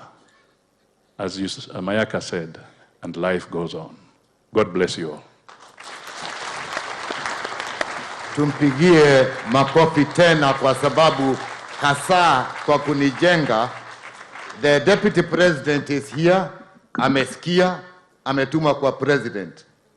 To my dear friends, the ministers, one of you is going to get sacked for me to come in very soon. That is the message that will go through. That's what I thought was said. Thank you very much, my schoolmate. Sasa, a friend of mine, I knew him many, many years ago. He had not joined government. We became very good friends. Would go eat food together. We traveled outside many a times together and built a very good, formidable relationship. We then went to Parliament together. Let me have this pleasure to then call upon, and I want to ask that those who have not spoken to excuse that Deputy President has a third occasion, function where he's going to, and therefore has asked that we give him an opportunity for him to come and give his condolences to the Nyaga family. Your Excellency, the Deputy President will invite the governor to invite him to speak. This man coming from Embu, you all know him, is our governor. He is commonly known as Shieko. Okay. Good afternoon. As usual, karibuni sana hapa Embu, Your Excellency, mawaziri, my colleagues, the governor, including the county attorney from Nyandarua representing Kimemia, the former speaker of Kirinyaga, and Githinji, and the Nyaga family. It's really a privilege, and we are very happy to be here to wish a very noble son of Embu a good send-off. And may I just say one thing or two before I call the Deputy President to address you, because he has another function, and say that one wise person said the most effective prayer and the shortest. In English, it has two words. In Swahili, it has one word. I want to go that route. That one, those ones are thank you. In Swahili, asante. Asante for your coming to this wonderful function to support the Nyaga family, a very unique family, as it has been put by the previous speakers. And asante sana for all of you, for those wonderful words you have given the family and the encouragement and the praise in praise of Nyaga.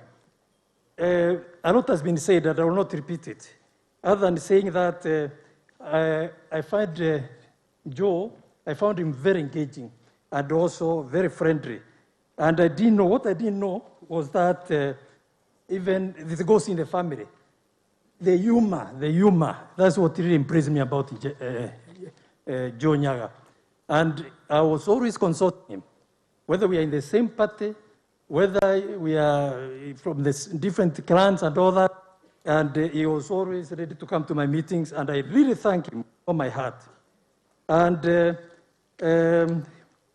mwisho kabisa, because I have no time, another very religious person put it this way: the most blessed life is one who supports others during his life. From the testimony we have heard,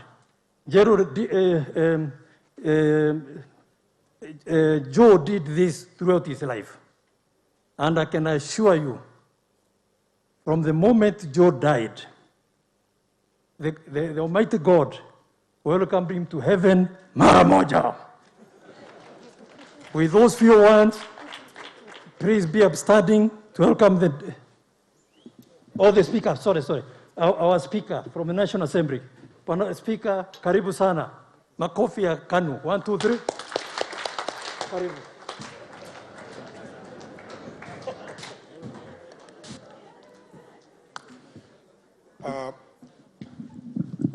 The family of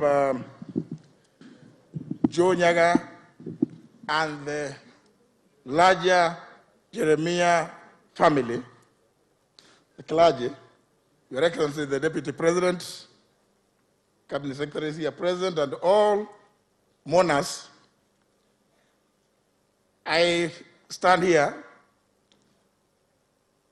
just briefly to say that Joe has walked some very interesting journey with me, but because of in the interest of time, I may not give you the story, because it starts from around the time when there was agitation for creation of districts.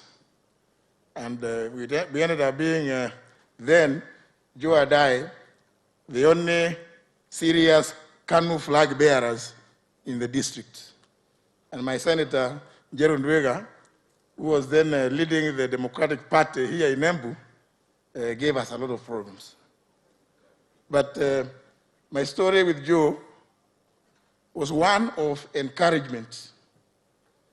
Because leaving the civil service in 1997 to go into politics, and in Embu on a KANU ticket was something quite unheard of. Nobody expected that to happen. And as fate would have it, at my first attempt, I didn't make it, but Joe made it.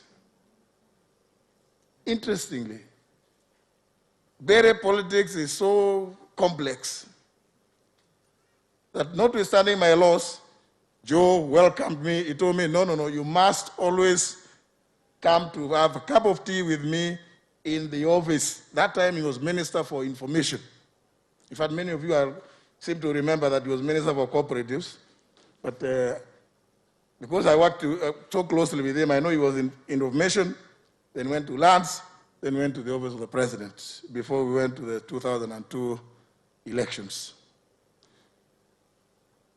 Joe went out of his way to demystify that complex Bere politics.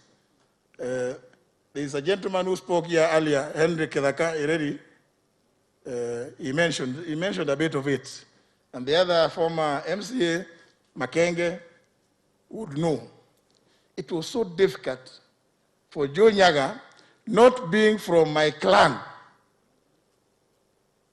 going out of his way, around the entire constituency, telling people from his clan, you must vote for J.B. Muturi. It was unheard of in the past, in this region. Very, very difficult time. And I remain eternally grateful to Joe.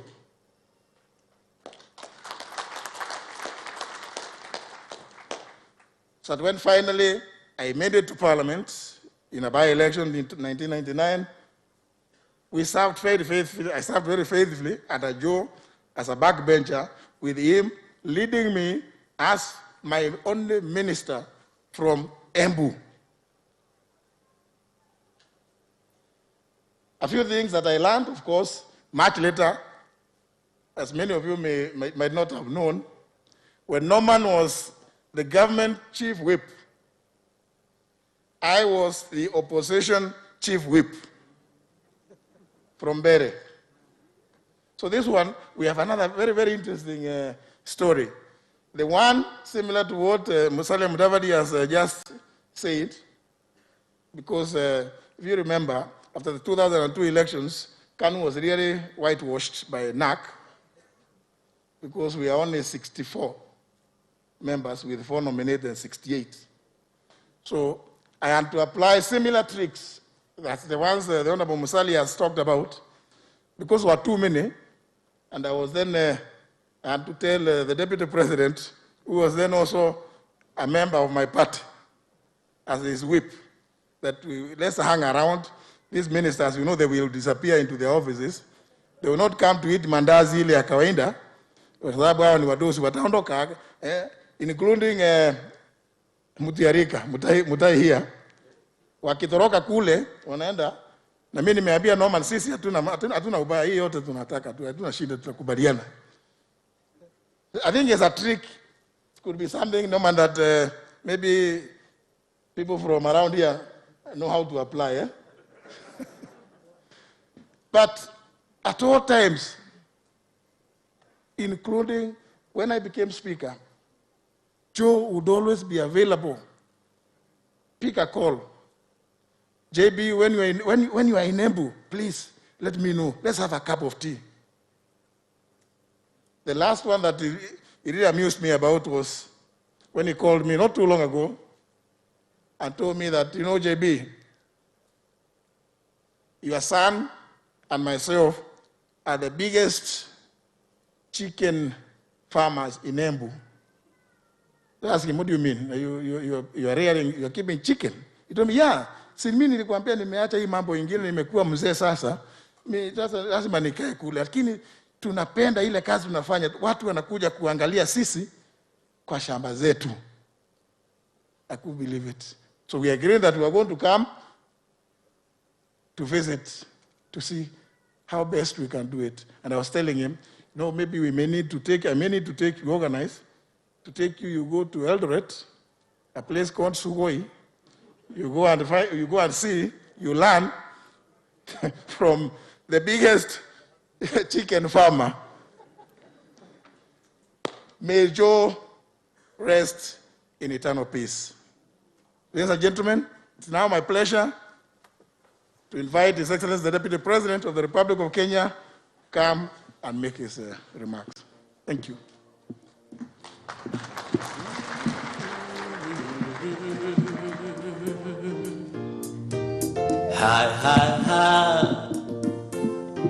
Tumeuona mkono wake Bwana.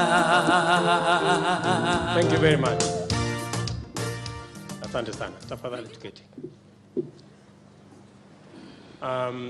Familia ya ndugu na rafiki yetu Joseph William Nyaga kiongozwa na watoto wake hapa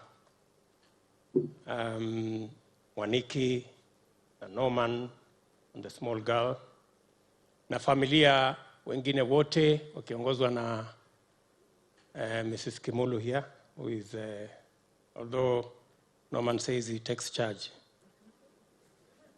I think we have been told who is number 2.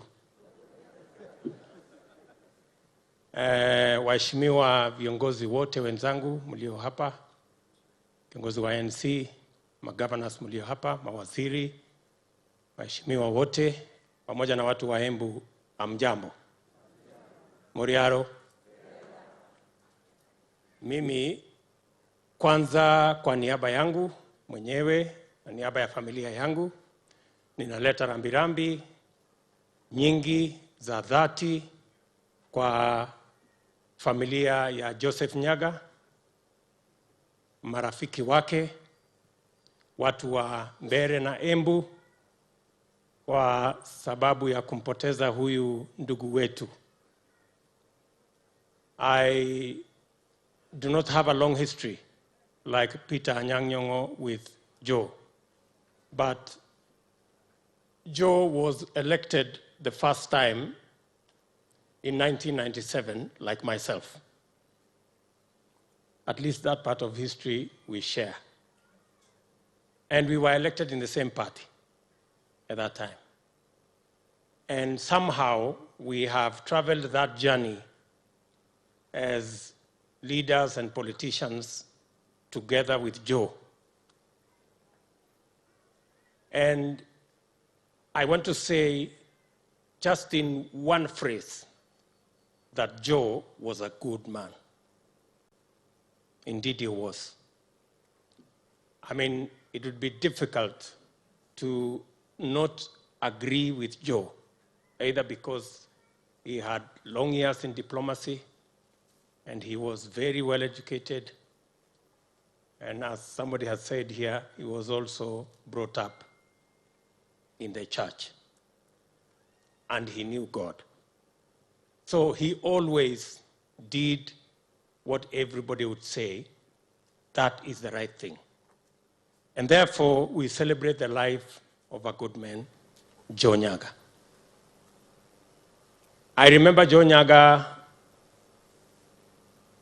because, as JB has said, the KANU days, we were all KANU members. And I remember one time, there was a KANU election here. And I think Joe was competing with Muturi. And the fellow who came to conduct the KANU elections, and being KANU chairman then was a very big thing, was Francis Nyenze. And Nyenze delayed in declaring who had won the elections. And Joe went to the microphone and announced that he had actually won the elections and declared himself chairman. And that's how it was, and that's how it became. Maybe JB may have reservations, but that's how it went. I also remember Joe when we teamed up together, as has been said by other colleagues here. Balala and myself were the younger of the lot in 2005, 2007. And to speak the truth is that during that elections, the referendum that time, the people who were actually in the opposition was Uhuru Kenyatta, myself, JB, and others. It is Raila and Anyang' Nyong'o and Balala who came to join us in the opposition. And they came to oppose the referendum that time. And we ended up in one party. And many people don't remember that this ODM, which has given us trouble, hapo katikati, we were members of ODM, all of us, including Uhuru Kenyatta, my boss. We started it together. But then, as politics would be, we subsequently had different paths. We became competitors, and the rest, as they say, is history. And that's where we are today. Again, we have a moment in our history when again we are forging the unity of the nation. And all of us, as citizens of this country, walking in the footsteps of Joe Nyaga. And I dare say that this family, the Joe Nyaga family, is a very unique family, very democratic, people who have free ideas. It's the only family that one member of a family is in the opposition and the other one is in government, and they are in very serious positions at the same time. I remember when Joe was a minister in Kanu, Norman here was the opposition chief whip. And many a times we were wondering, those of us who were in Kanu, what could possibly be happening between these two at home?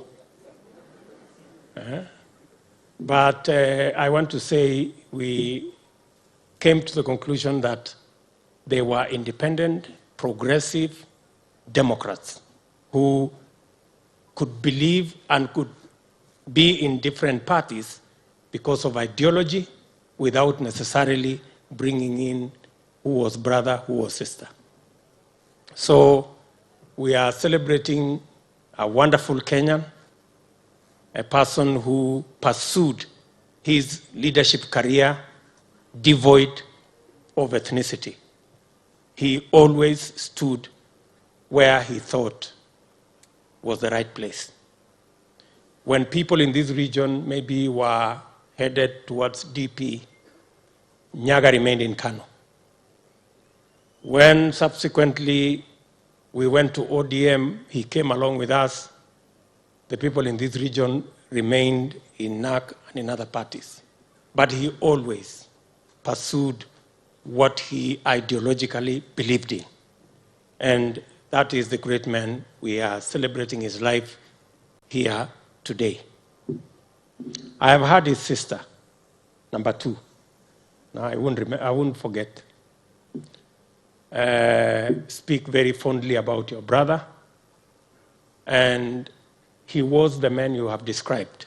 Maybe I would just help you with, I saw you had difficulty remembering the insects that accompany maharagwe.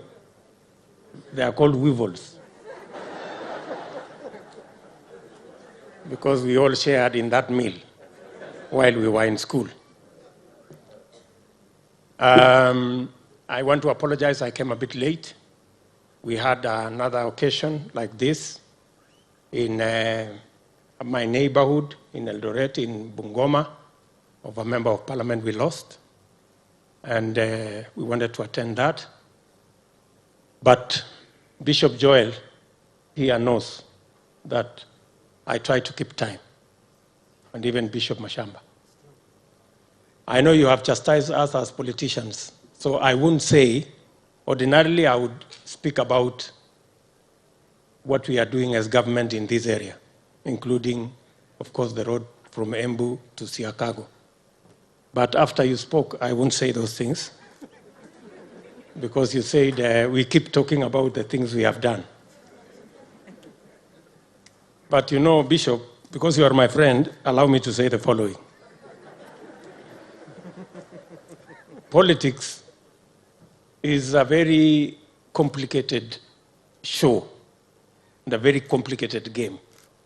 It is the only examination where if you get 50 plus 1, you get an A.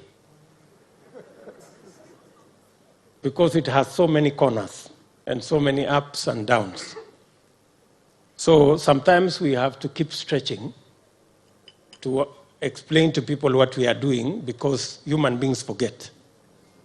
And it is not very different, Bishop, from the fact that we go to church every Sunday, even when we are saved, because it's good to be reminded that there is heaven to go.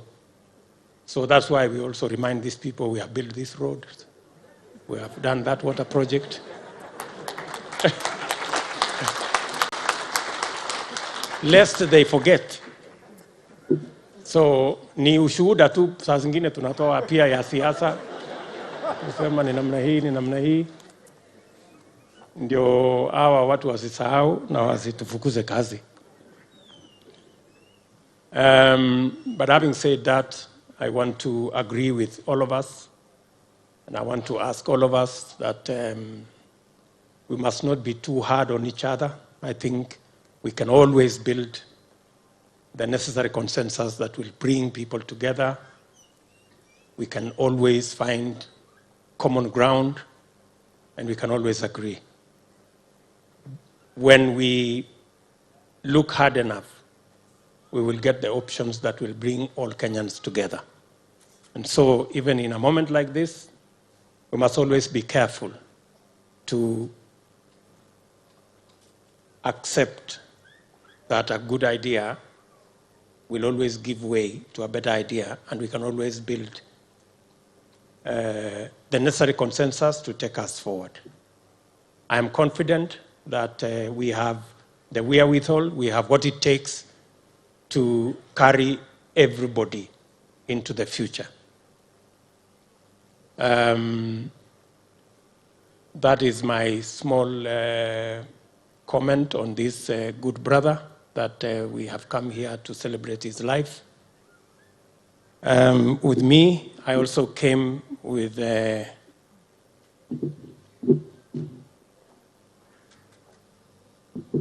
is also the statement of my boss, His Excellency the President of the Republic of Kenya, who is very well known to this family, was a friend of Joe, is a friend of this family, and you know him well. And before I read his statement, finally, we have many other people here. Maybe it's just good for me to recognize them. We have ministers in our midst. We have Minister Amina here. Tumpigie makofi. We have Minister Mutai Kagwe, as you have heard. We have Balala, at least has spoken there. We have a native of this county, Minister Sicily. We're happy. Asante sana. And then I don't know whether we have any PSS here. CASS, we have CASS here. CAS. Anyaga, mpige makofi. And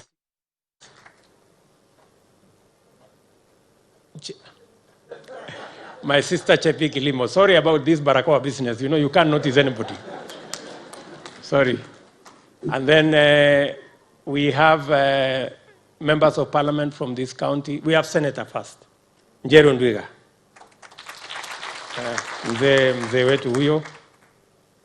And then we have members of parliament from this county. We have Seth Mbarire there, a nominated MP. We have the local member of parliament, Colonel Kingangi. We have James Mushiri there, not James, but we have John Mushiri Nyaga, who is a member of parliament for Manyata here. We have the women rep, Ms. Njiru. And then we have Karemba there, member of parliament from Runyenjes. And then we have Njagagwa. I saw him somewhere. Maybe he has stepped out. And we have all the MCAs, Busimameni MCAs, Santeni Sana. Those are the MCAs from this county. And then we have Rigathi Gachagua. And I think I saw Moses Kuria. Moses Kuria is there, and Rigathi Gachagua. And Sabina Chege, sorry. And of course, the Attorney General Emeritus, Amos Wako. His other name is Siswila, and he's also the headman of our village in Karen. So I'm going to read the statement of His Excellency the President to us. Message of condolence to the family, relatives, and friends of the late Honorable Joseph William Thiga Nyaga. It is with grief and a deep sense of loss that I send you this message of condolence and encouragement following the death of Honorable Joseph Nyaga. To the family, relatives, and friends of Honorable Nyaga, may the peace of our Lord Jesus Christ, which surpasses all understanding, keep your hearts strong and cover you during this difficult time. Honorable Nyaga, popularly known as Joe, was a social, humble, kind, generous, and courageous person. He was equally a hard-working gentleman whose diligence enabled him to shine in whatever task he put his hands on. Certainly, Honorable Nyaga's death leaves a huge vacuum among us that will be hard to fill, for he was synonymous with success and discipline. Honorable Nyaga demonstrated the virtue of consistency of purpose and exceptional dedication that saw him being sought to manage and oversee operations of key entities, both in the Republic of Kenya and abroad. And in all the places he served, he left an enduring mark of excellence. His unique ability to understand the challenges of the times and to use his skills to turn around both public and private entities to successful enterprises endeared him to those who served under him. His exposure to diplomatic and economic affairs, as well as international trade, earned him a diplomatic posting in Belgium and to the European Union before being appointed the Managing Director and CEO of Kenya Airways. We fondly recall how he successfully turned around the fortunes of the airline, making it the pride of Africa. At the opportune moment, Honorable Joe ventured into politics, where he extended his service delivery prowess by serving Kenyans as a legislator and as a cabinet minister. Indeed, Joe was a great person. He was a friendly leader, highly experienced in public service, and a very influential politician. What stood out most in my many years of interaction with him was his brilliance and clarity of mind when articulating matters of public interest. It is rare for someone to serve two administrations at the ministerial level, but Joe defied all odds. That because of his accomplishments and the trust that he earned from his appointing authority. It is in recognition of the distinguished service he rendered to the nation that he was honored and decorated by the state with the second-class Elder of the Order of the Golden Heart of Kenya. As a person, as a nation, we owe Joe a debt of gratitude for his long and distinguished service to the country and for his many accomplishments as a public servant. May you take solace from the word of God in Revelations 14:13, which says, and I quote, "And I heard a voice from heaven saying unto me, Write, blessed are the dead which die in the Lord from henceforth, yea, saith the Spirit, that they may rest from their labors and their works do follow them." End of quote. We pray to our Almighty God to rest the soul of Honorable Joseph William Thiga Nyaga in eternal peace. Signed, Uhuru Kenyatta, President of the Republic of Kenya, 19th December 2020. Asanteni sana. Thank you very much.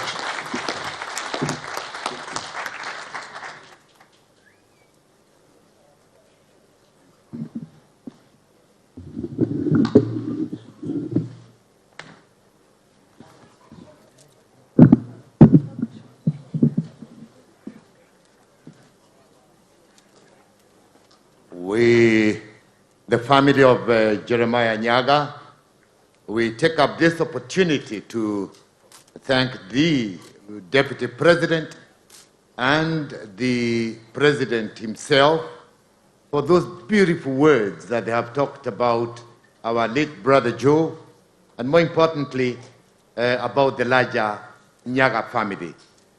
We do not take it for granted that you have come to represent the President, having come from all the way from Eldoret, and we are told yet you're going to another function.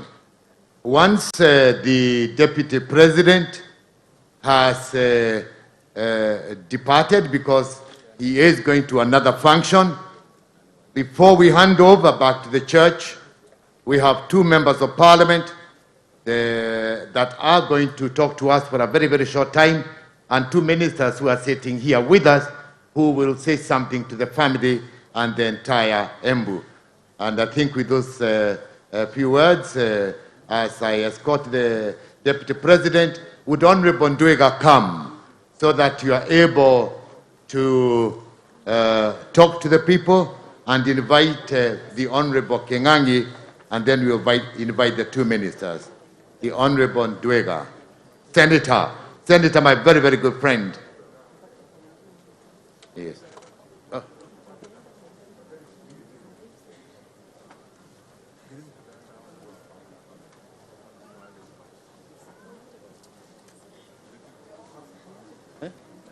Oh.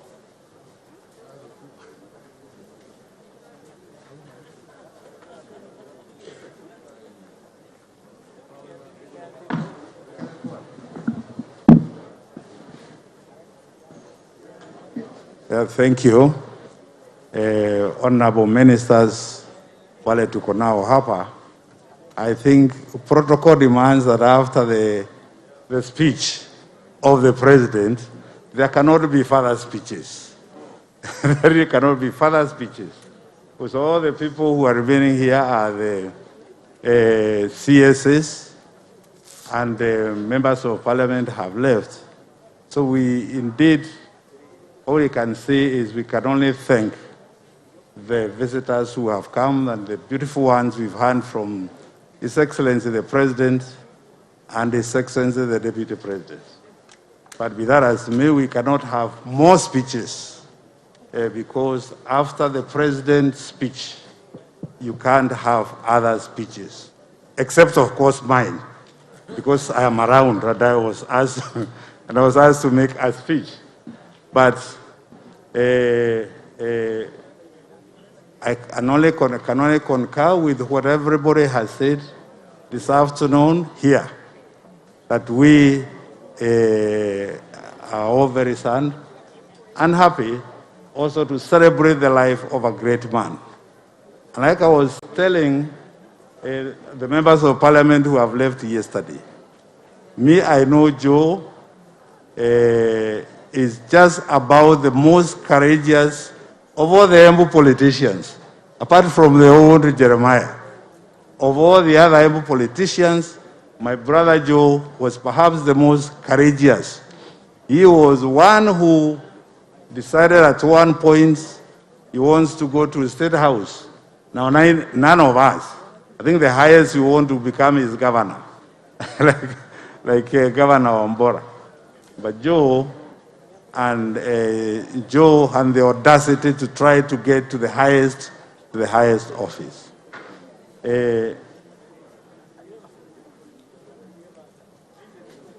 Now, I think we all have to be patient and wait for very good. I think now I have the powers and authority to hand over the mic back to the Lord Bishop so the clergy can take us over. And there will therefore be no further speeches. Thank you.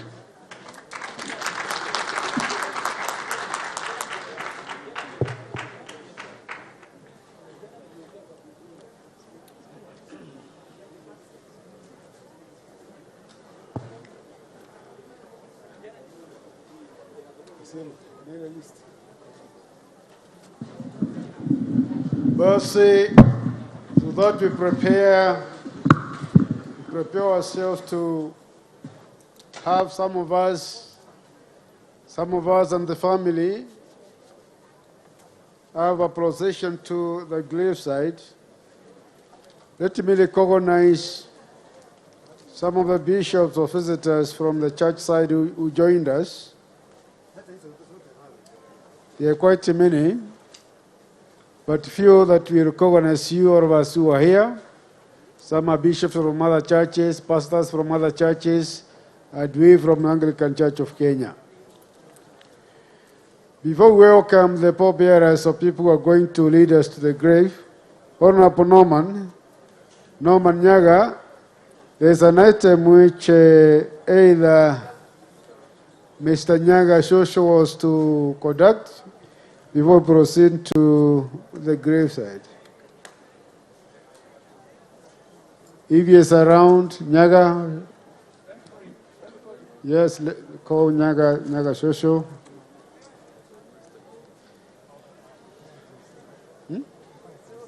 Yeah, choir, mwimbe tu kidogo. One that, oh yes, come. Yes,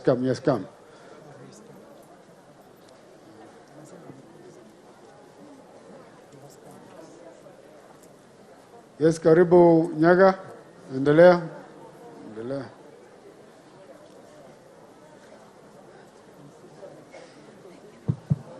Okay. The Right Reverend the Bishops, ladies and gentlemen, I am supposed to do a very small traditional function, which is passing of the responsibilities within the Nyaga family. Now, before I do that, I would like to sort of like put an insight on the whole Nyaga family where it came from. Long time ago in Bere,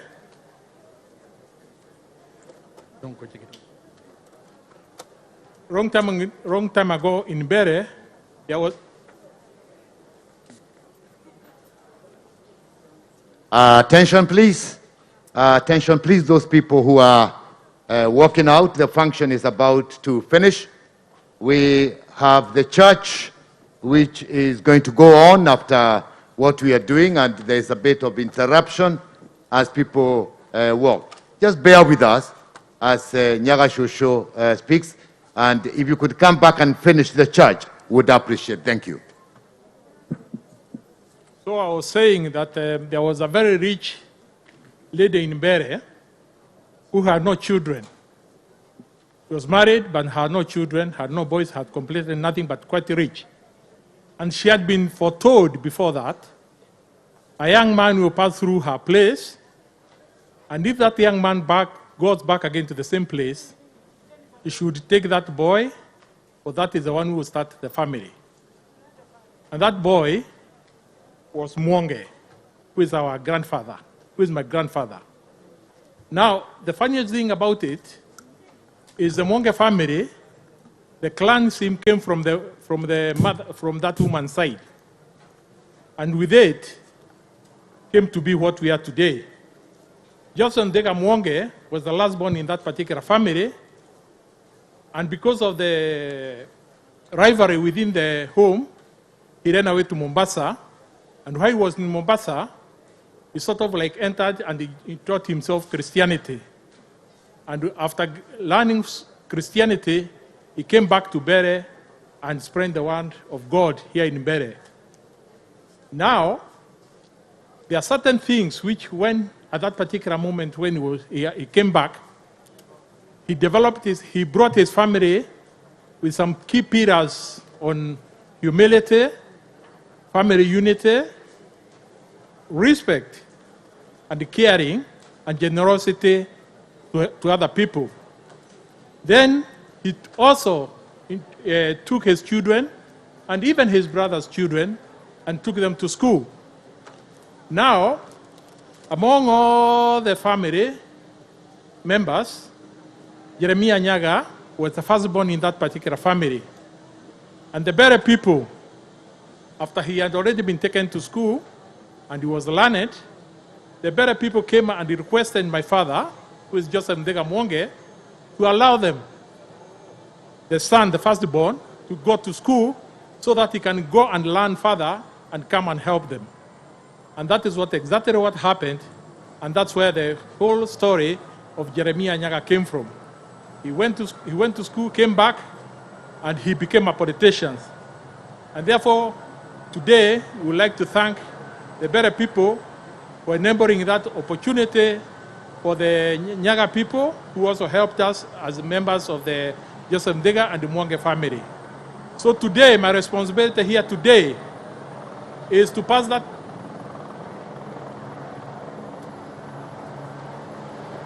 Just 1 minute, please.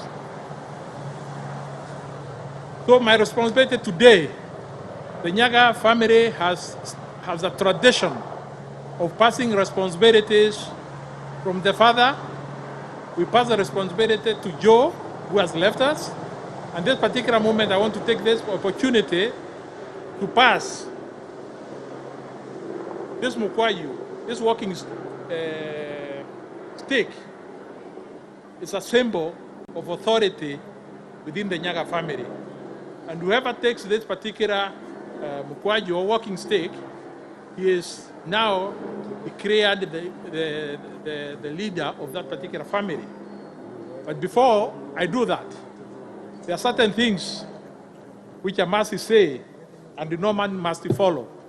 Number one, when you are dealing with a family, you must know that a family does not recognize how big you are. A family does not recognize who you are. A family only expects you to be responsible and to be able to guide the family. So, number one, you all know, and I know Norman, he has to tone down his language. As the new leader of the Nyaga family, from the political language he has been using to a more moderate and humble language, which you'll be able to ensure that people in the family are able to approach him, they are able to consult him, and they should not fear him. The next thing is, he must be patient. Because when you are a leader of a family, you expect people to come and see you. Whether you like them or you don't like them, they have to come to see you, and you have to listen to them. The other thing is, now that you are leader of the Nyaga family, you must also know, as an elder within that family, you are supposed to have to ensure other members, the other children who are the offsprings of Joseph Ndega Mwange, and also the Lanja Mwange family, you have got a responsibility to ensure that you listen to them, you assist them, and you take part in all the activities. Now, with this authority, Bwana Norman, you must know, with this authority, Norman, you must know that once you cough, apart from me, who will come to see you because I think you are sick, the other people, when you cough, they think you want to address them. And you must therefore be able to handle it. So please,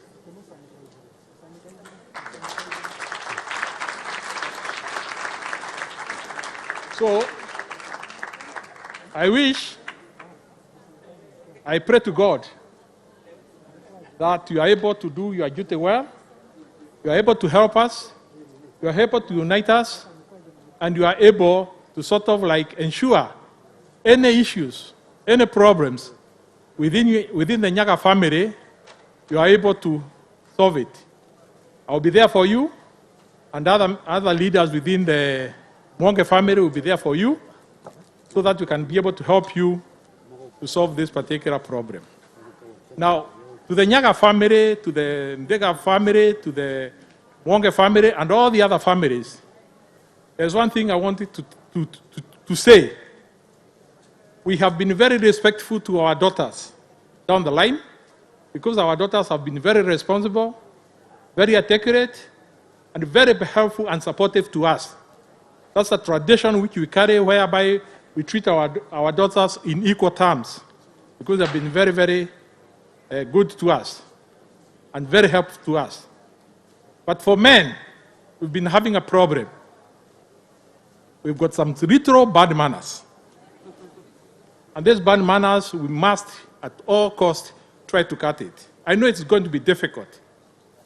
But as a family which was built on certain pillars of respect, Christianity, we must try to see that those retro bad manners do not go beyond to our generations to come. The reason why I'm saying like that is my father was very, very categorical about how, as a family, we must stay together, how we must protect each other, how we must ensure that the outsiders do not come inside and try to rock us from within.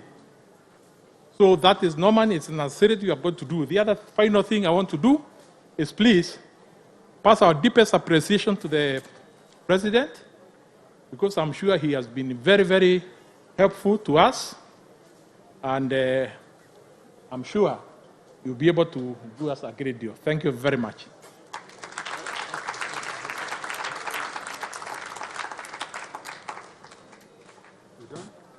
Finally, we want to make a vote of thanks. What is John Mbugua? But John, I can tell you, John Nyaga Ndega, my uncle, whatever you have said, I shall obey. John Mbugua will give the last vote of thanks before we then take it back to the church. John Mbugua is a family member. He gave vote of thanks during my father's funeral.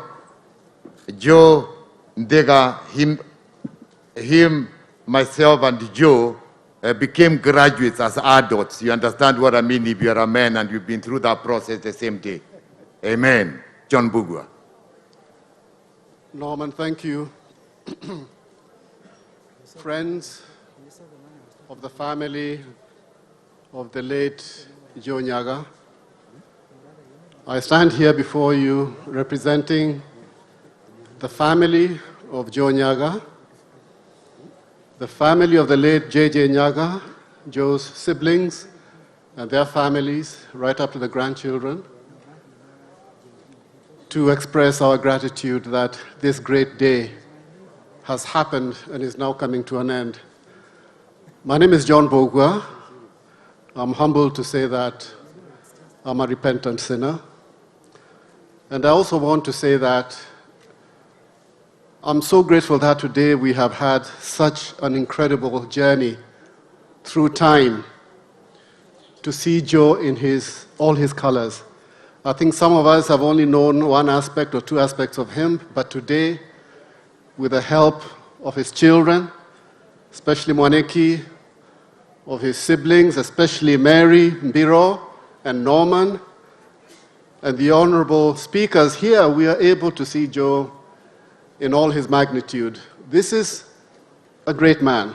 And when he died, this family here decided that he must be given a fitting farewell, as befits a man who has done so much, not only for his family, for his clan, for the counties of Mbeere and Embu, but also for us as the people of the nation of Kenya. So for me, it is a pleasure and a privilege to be able to offer a vote of thanks.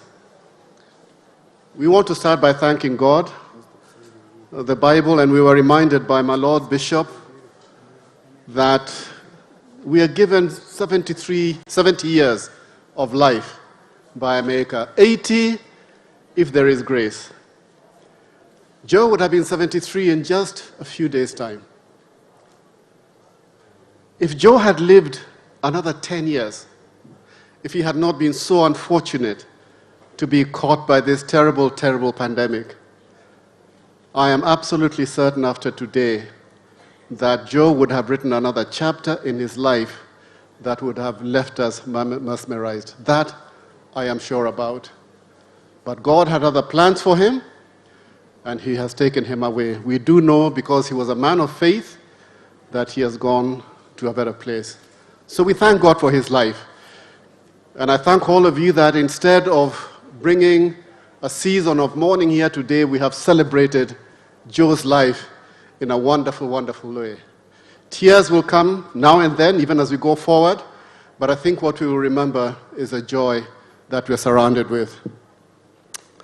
I want to thank the doctors and the nurses, especially, and the staff of Nairobi Hospital, and especially Dr. Eva Jenga, Dr. Munene, Dr. Nyale, Dr. Wafula, Dr. Soki. These are the people who did everything they could to give Joe a chance to live and to continue to go into the next phase of his legacy. But unfortunately, the Lord had other ideas. I've also been asked to thank, in a very special way, a lady called Sarah, who was the guard at the Nairobi Hospital ICU, because of the empathy and the helpfulness that she extended to this family when they wanted to see Joe. I want to thank Lee Funeral Home for very, very quickly making the necessary arrangements for Joe to be taken into the mortuary and looked after and brought here. I want in a very special way to thank our lords, the bishops, Bishop Mashamba and Bishop Waweru. The primary reason that makes this ceremony important for us is what these people and the leaders and the clergy of the church have done today, because Joe was a man of faith. This is one phase he would not have wanted to do without. This is central for Joe's burial today, that we have people to come and encourage us and speak to us about the Word of God and remind us that we are all pilgrims on the same journey, and we need to mind our relationship with God. So we thank you very much indeed for what you have done, and even the other work that we are going to do now in a few minutes' time. I want to thank the choir. I do not know what this choir is called, but I don't know whether, like me, I thought they sang absolutely beautifully. And we please give them just a hand of applause. Thank you very much for reminding us that even in a dark moment, we can sing with joy and praise to our God. I also want to thank the very many workers. There was literally an army of workers here over the last 1 week. We were here yesterday, and I'm sure some of them worked until about 7 or 8 o'clock at night, doing the roads and doing everything that needed to be done, with assistance from the government machinery, from the county machinery, from the chiefs, and all the other people who are put together to make sure that this happens properly today. And this includes the Scouts and Girl Guides and the students and staff of Reka Technical College, which this family founded and continues to support. I want to also thank the caterers and the event organizers who put this together. Wonder Joy.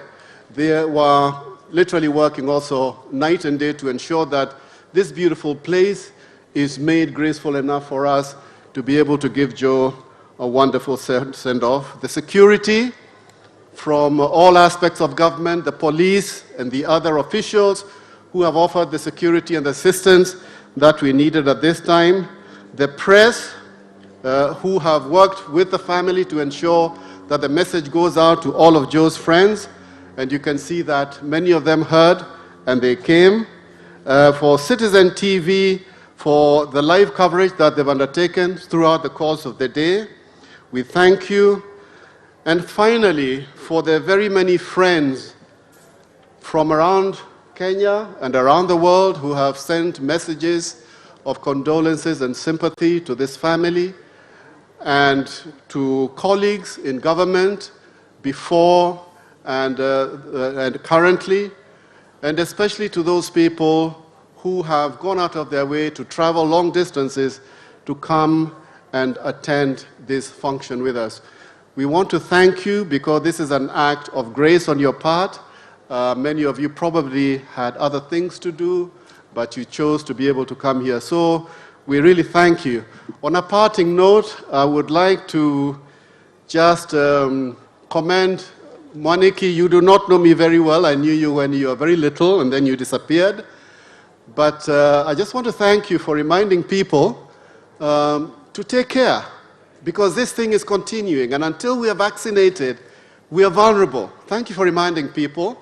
I don't know if CS Bwanakawe is still here. I hope that you will work with Mwaniki to start a new initiative.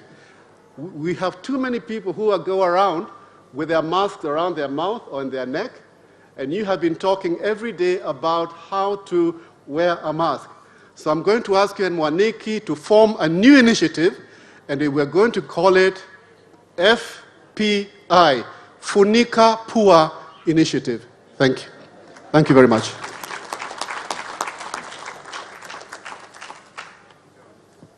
Pastor tusimame, please. I request you to start.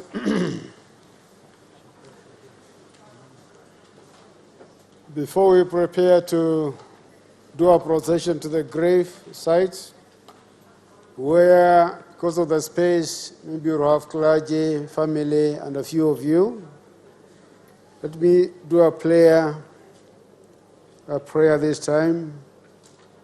Give rest, O Christ, to your servant Joe with the saints, where sorrow and pain are no more, neither sighing but life everlasting.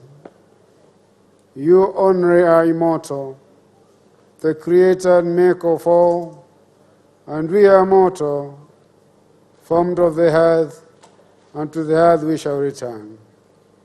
As you ordained when you created us, saying, dust you are, to dust you shall return. We all go down to the dust, and weeping at the grave we make our song. Hallelujah, hallelujah, hallelujah. Now, the pallbearers of all those who are going to escort Joe to the grave, we welcome you to come. We also welcome family members, please come. As they come, Norman, please come forward. Kuja na hiyo nini? Kuja na hiyo yaya. Kuja na staff.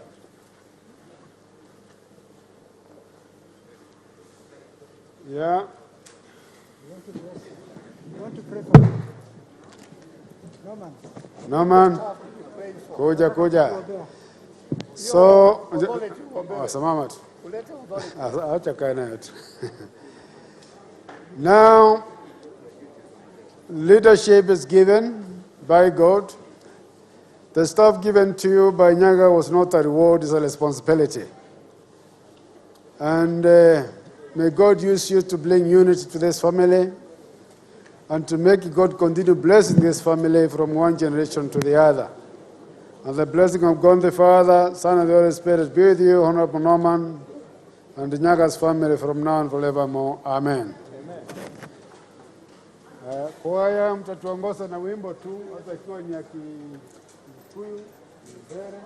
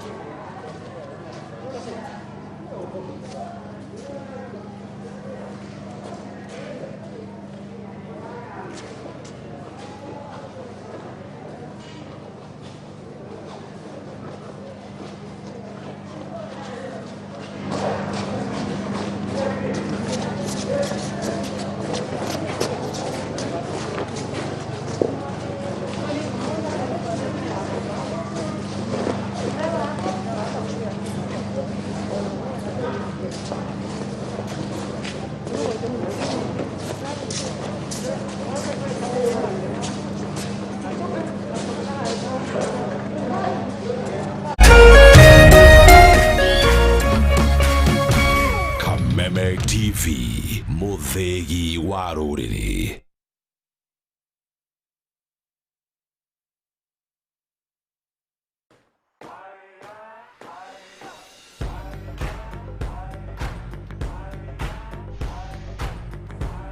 Africanacity is Lorna Ruto recycling plastic waste into fencing poles that preserve the planet.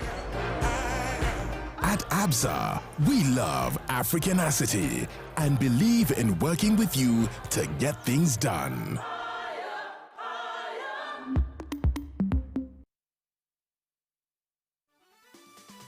Wewe unaweza kula na kuna mtu katika mtaa hajakula hapo njaa. So this one has been giving us a challenge, and we find that wherever we find partners, we want to bring them, we want to call upon them to come and help the people of Kibera and the people of Sarangombe. Ni vizuri wametuconsider sisi walemavu. Na mara nyingi vitu kama hizo huja na alafu zinang'ang'aniwa na wale sio walemavu. I want to